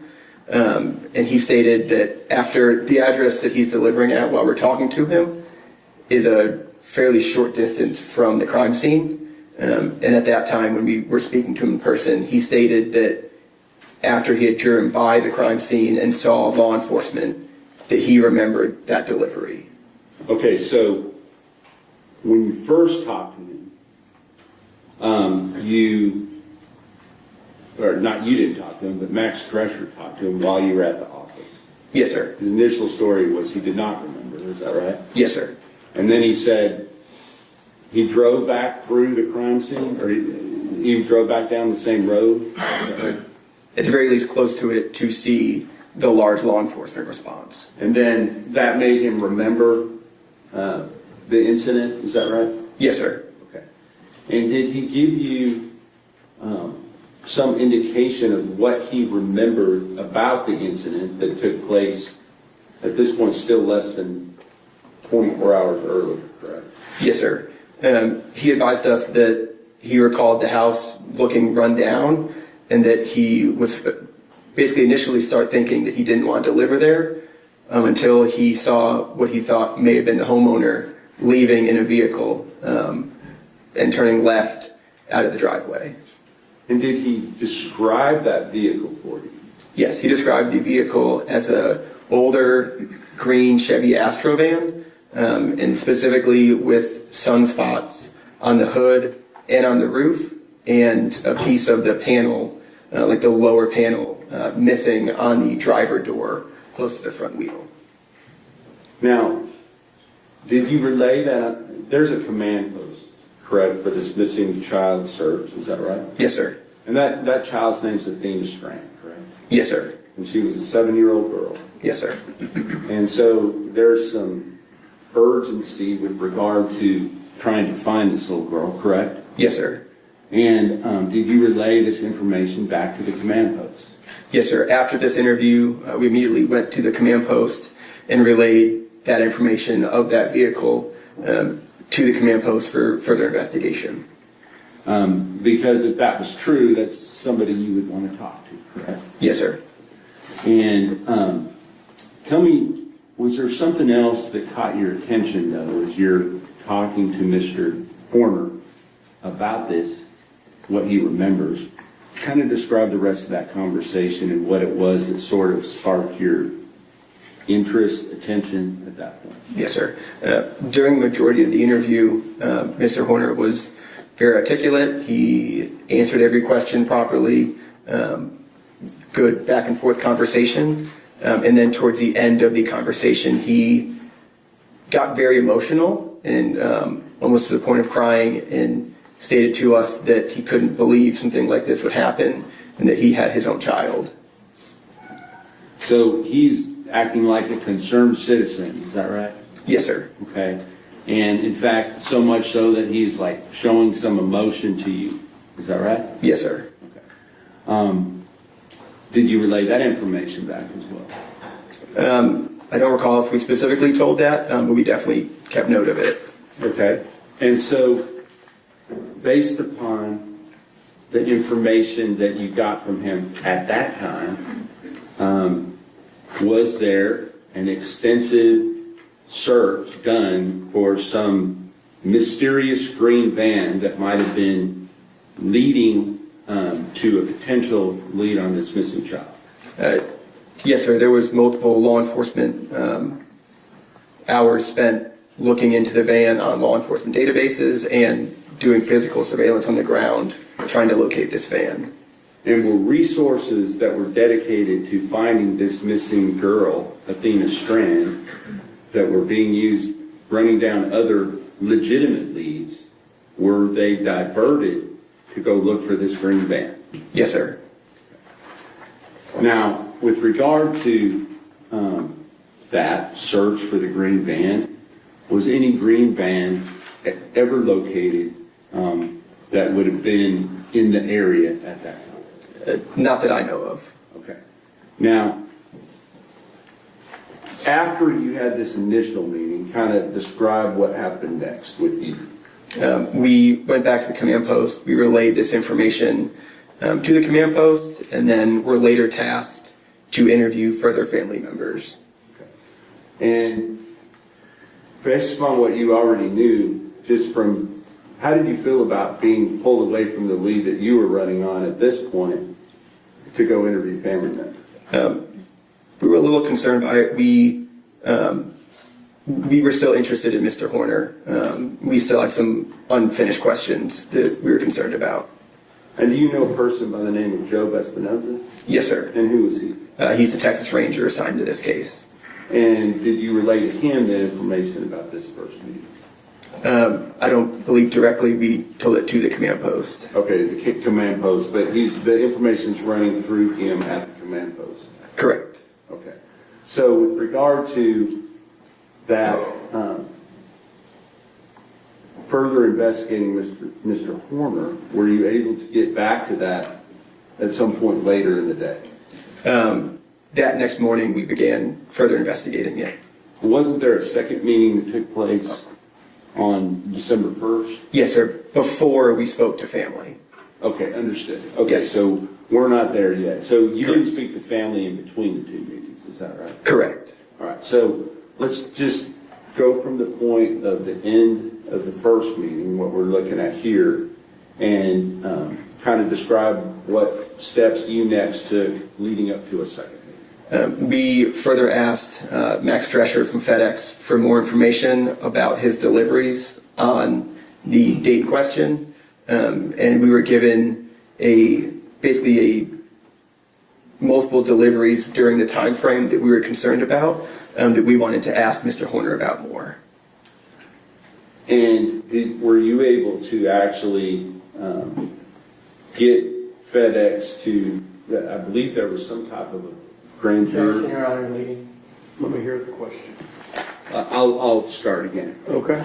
With regard to what you did with regard to FedEx, since you were already in contact with them, did you then later issue a subpoena for the information that was used to ultimately run down this lead? Yes, sir. Okay.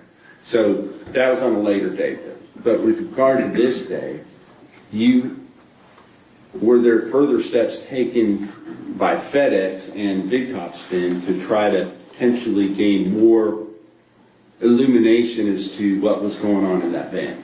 Yes, sir. And can you describe that, please? We got further delivery information on his route during the evening of the 30th. And based upon that information, did you have some concerns that you wanted to clear up with Mr. Horner? Yes, sir. There was about a 45-minute time period that should have been a drive time of approximately 11 to 12 minutes. So it gave us basically a half an hour of question that we wanted to ask Mr. Horner further about. And did you try to set up another meeting? Yes, sir. We called Mr. Horner on the phone. And may I approach? Yes, sir.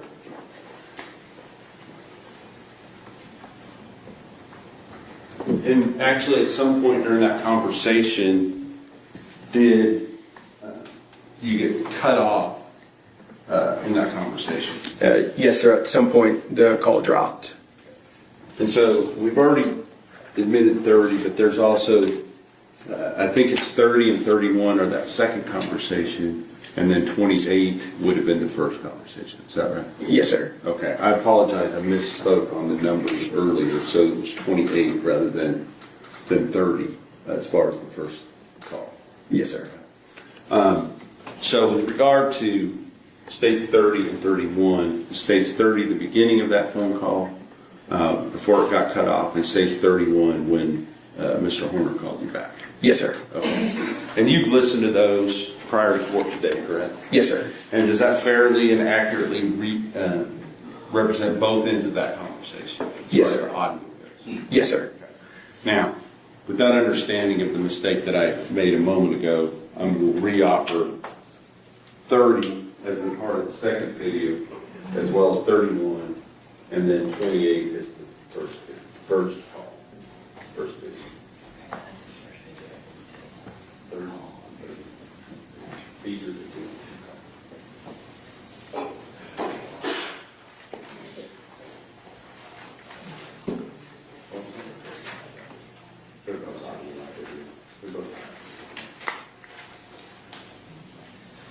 You understand it before, as long as they play correctly, we can have All right. So states 28 will be admitted and states 31 will be admitted, subject to review by the defense. Yes, sir. And then, following those, we'll talk about the content of those calls in a moment. But following those, did you have another meeting with Mr. Horner? Yes, sir. We met him in another package delivery driveway. Okay. So let's talk about that phone call. You were calling him, you said, about some type of time discrepancy. And was that something that was actually occurred, or some information that you've been given that you were trying to follow up on that you later learned to be not exactly what you were being told? Yes, sir. Between the time of the phone call and then meeting him in person, we learned that the times given to us by FedEx were incorrect. But nonetheless, you'd already set up the meeting.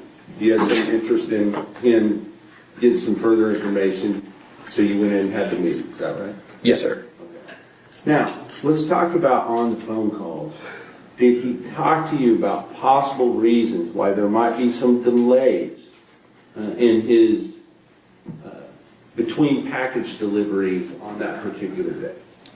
One of the reasons he advised us was that he had thrown up at a Love's truck stop. Okay.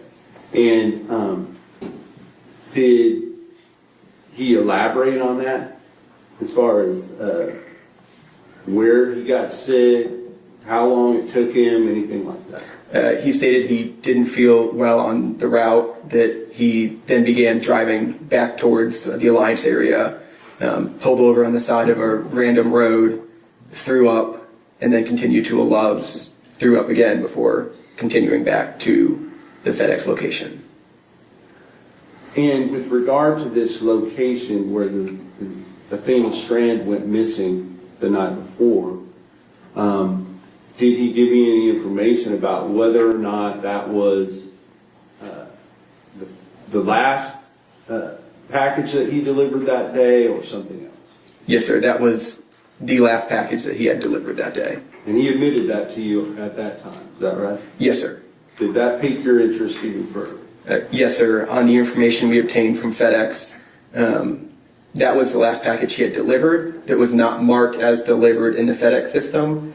And then after that, he had another approximately 4 or 5 packages that he was supposed to deliver after the one to the Strand household and did not deliver them.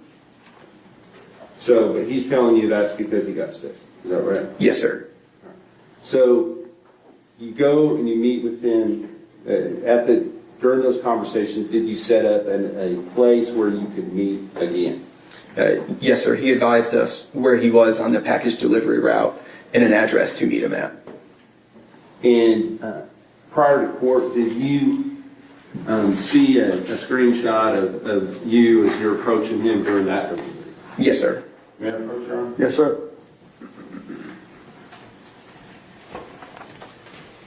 I'm going to show you what I've marked as State's Exhibit number 32. Do you recognize that? Yes, sir. And is that the screenshot that shows both you and Mr. Horner at the time of the second meeting? Yes, sir.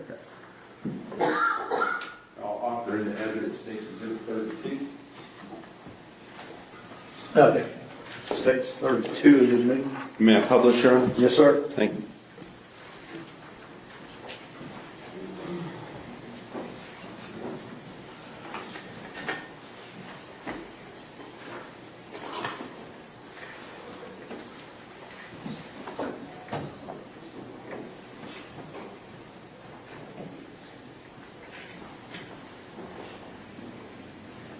And this person walking up here, who's that? That's me. And who is the person with their arm up? Mr. Horner. Okay. And are you familiar with something called UTC time? Yes, sir. And what is UTC time? That's just the standard time a lot of video devices and basic electronics will use as a standard time. Okay. And is it sort of like, I always heard Greenwich Mean Time. Is it something like that? Yes, sir. And so when you measure other time zones, do you measure them by UTC plus a certain number of hours or UTC minus a certain number of hours? Yes, sir, based where you are in the world. And Paradise, Texas, or Cottondale, Texas, you can turn that back on, Deputy King, thank you. Paradise, Texas, at that time of the year, what was the calculation? Is it 6 hours difference? Yes, sir. At that time of year, it would be UTC or GMT -6 to make Central Time. Okay. So then, looking at the time frames that you were there, this number here, 21:45:01, if you subtracted 6 from 21, that makes 15, correct? Yes, sir. And that would mean that would be 3:15 is on military time. What time of day is that? That would be 3:45 p.m. Okay. And is that time consistent with the time that you remember meeting with Mr. Horner the second time? Yes, sir. Okay. So, with regard to this meeting, tell me just in your own words, describe what took place here. We initially spoke about the time discrepancy again, and basically told him that what we spoke about on the phone, we learned now to not be true. And then we further asked him about the green van that he had initially told us during the first interview. And did you do something more than just ask him about it with regard to the green van? Yes, sir. I Googled and found a picture of a older green Chevy Astro van. And what did you do with that? I showed Mr. Horner my phone and asked him if the vehicle on the screen matched what he saw in the driveway the day before. And what was his response? He stated that vehicle was very similar to the one from the driveway. And can I approach you, Your Honor? Yes, sir.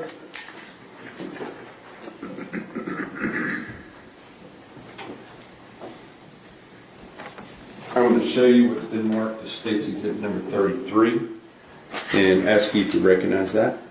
Yes, sir. That's a screenshot of the picture in the Google search that I showed Mr. Horner. And this is the one that he said, yes, it looks like that? Yes, sir. I'll offer State's Exhibit number 33 to evidence at this time. No objection. States Exhibit 33 is admitted. And again, based upon that information, was there, I don't know if you call it an APB with regard to, what do you call it when you're looking for a particular type of vehicle? We usually call it a BOL or be on the lookout. And was that done with regard to this type of a van that might have been spotted within the area? Yes, sir. That information was passed to the command post and further further investigative hours were spent looking for that van. So, at the end of this meeting with Mr. Horner, kind of tell us how it went down as far as you're meeting with him, you get this information, and then what happens? After we finished the contact with them, we walked back to our vehicle and then went back to the command post. As you're sitting in your vehicle getting ready to go back to the command post, did you watch Mr. Horner exit the location where he was currently at? Yes, sir. Mr. Horner in the FedEx van backed out of the driveway, across the road, and then struck a tree on the other side of the road. And what did he do as a result of that? Mr. Horner exited the driver's seat, looked at the rear of the truck, and then got back into the vehicle and left. Did you find that odd, given what you just talked about? Yes, sir. Did he seem to be paying close attention to what he was doing at that point? No, sir. Now, with regard to other things that you did with regard in this investigation to try to find Athena Strand, can you kind of just give us a brief synopsis of those things? So after we did the second interview, we went back to the command post, and then that was when we were tasked with interviewing further family members. Now, based upon your conversations with Mr. Drescher and Mr. Davis, were they trying to obtain some more potential evidence as to what might have happened? Objection, here's that. Sustained. Did you ask them to obtain some more evidence? Yes, sir. Later on the 1st and early into the 2nd of December, we obtained further information from FedEx. Overruled. Go ahead. You may answer. We obtained from FedEx further information of Mr. Horner's delivery route on the 30th and on the 1st. Was there some indication that there might be video in this van? Yes, sir. We were also advised that all the vans were equipped with a dash cam. And did you ask them to try to obtain that video information from the vehicle that Tanner Horner had been driving on November 30th, 2022? Yes, sir. Now, was that able to be done on the 1st? No, sir. But on the 2nd, did you receive video from that van? Yes, sir. During the afternoon of the 2nd, we obtained video from Velociter, which is the company that runs the dash cams. Now, were they able to give you a full video of the entire event? At the time, during the afternoon of the 2nd, no, sir. The first video we obtained was basically a phone recording of a screen of the dash cam. Did you see something on that piqued your interest? Yes, sir. It was a phone screen recording of a video of Mr. Horner placing a small girl into the back of his FedEx van. And was the time on that video consistent with the time that Athena Strand went missing? Yes, sir, as far as I recall. Now, at approximately the same time, based upon other information that you had already obtained with regard to the routes and those sort of things, was there action being taken to try to detain Mr. Horner? Yes, sir. At the same time that we obtained that video, myself and Agent Hogan were doing surveillance on Mr. Horner during his route on the 2nd. So, for a little while on the 1st, you were diverted to speak to family members. Why was it that they were focused on speaking to family members when you're in the middle of investigating this? A lot of time during law enforcement investigations into a missing child abduction, your family is likely suspects. So one of our initial jobs is to follow any lead, but usually talk to the family, identify further leads from them. And so, because you all do, I guess, the big thing that you see on TV with the FBI is profiling, right? Yes, sir. Explain what that means. Basically getting so it's our behavioral analysis unit. I'm not a member of it, but they basically will intake all the facts the field will get to basically create a profile of who they would generally believe to be the suspect. And just, is there a lot of things that go into those kind of profiles? Yes, sir. Statistics and other things. Yes, sir.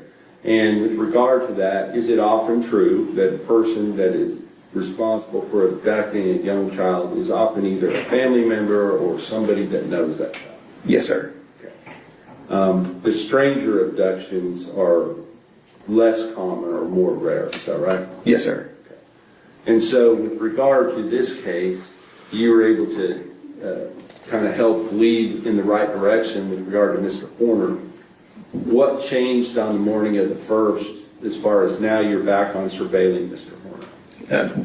The morning of the 2nd was when we... Second, I apologize. Yes, sir. We obtained the official records of the deliveries, and basically there were some anomalies of the last package delivered was the one before the victim address of the Strand household.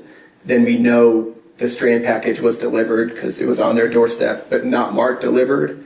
And then there was 4 or 5 more packages that should have been delivered that night that were not delivered. In fact, just coincidentally, did you later learn that the first delivery that the first time you met him, he was delivering a package he should have delivered the night before? Yes, sir. Looking at the tracking numbers for all the deliveries he did not make on the 30th, the one of the packages he was delivering when we walked up to him the first time on the 1st was supposed to be delivered on the 30th by him. It was not. It was put back on the truck and then delivered by Mr. Horner on the 1st. But he was delivering that he seemed to be doing his normal route and doing his deliveries just like any other day at that point? Yes, sir. Did he ever admit to you at any time that he had anything to do with the disappearance of Athena Strand? No, sir. Had he done so, obviously you would have taken different steps, is that right? Yes, sir. Instead, based upon that information, other resources were diverted to other places, is that right? Yes, sir. Now, on the second, when you're surveilling him, were you in a position where you were able to see when he was actually taken into custody? We arrived shortly after he was taken into custody. All right. And who was it that took him into custody? It was marked units from the game wardens, from the sheriff's office, from multiple different agencies. And after that point, other than obtaining the grand jury subpoena for all the FedEx records, were you involved in this investigation any further? No, sir.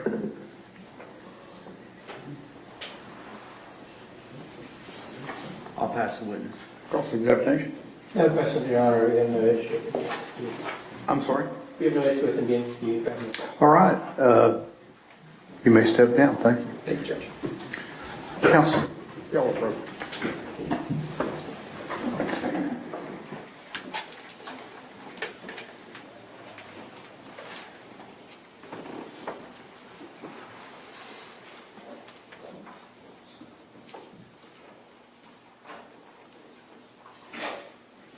You know what?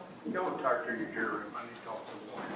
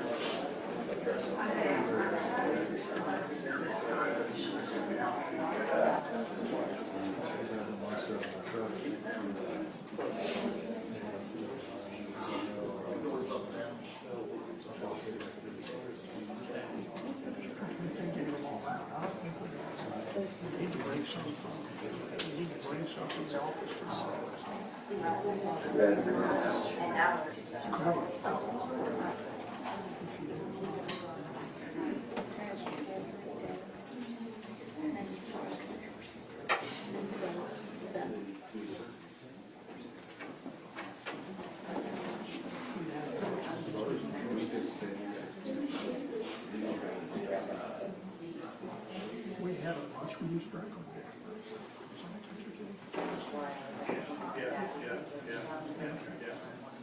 Yeah. Or at least tune into. Right. Lovely. Yeah.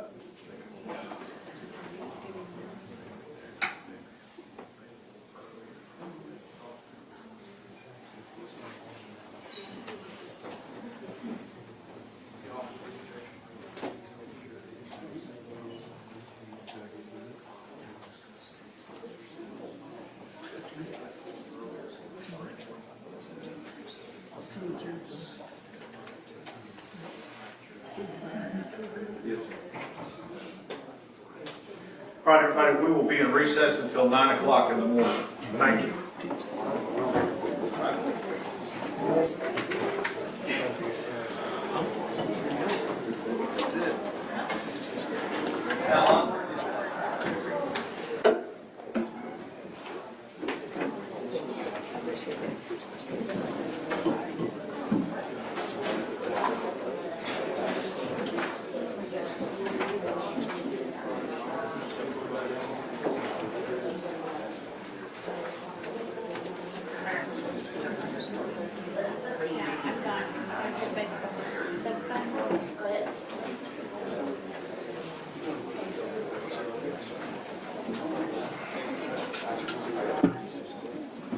So are you get back tomorrow or? I don't know. They only use it today, so I'm not sure yet. What about you? Are you on full time? I'm shooting for us the 3 days we're doing it, and then I'm covering it this week. So tomorrow I'll do it 12 to 8. Wild start. Mm-hmm. Were you here whenever they did the whole thing? Yeah, because it's like, what's happening? Let's go with the process. And I was like, oh, fuck, so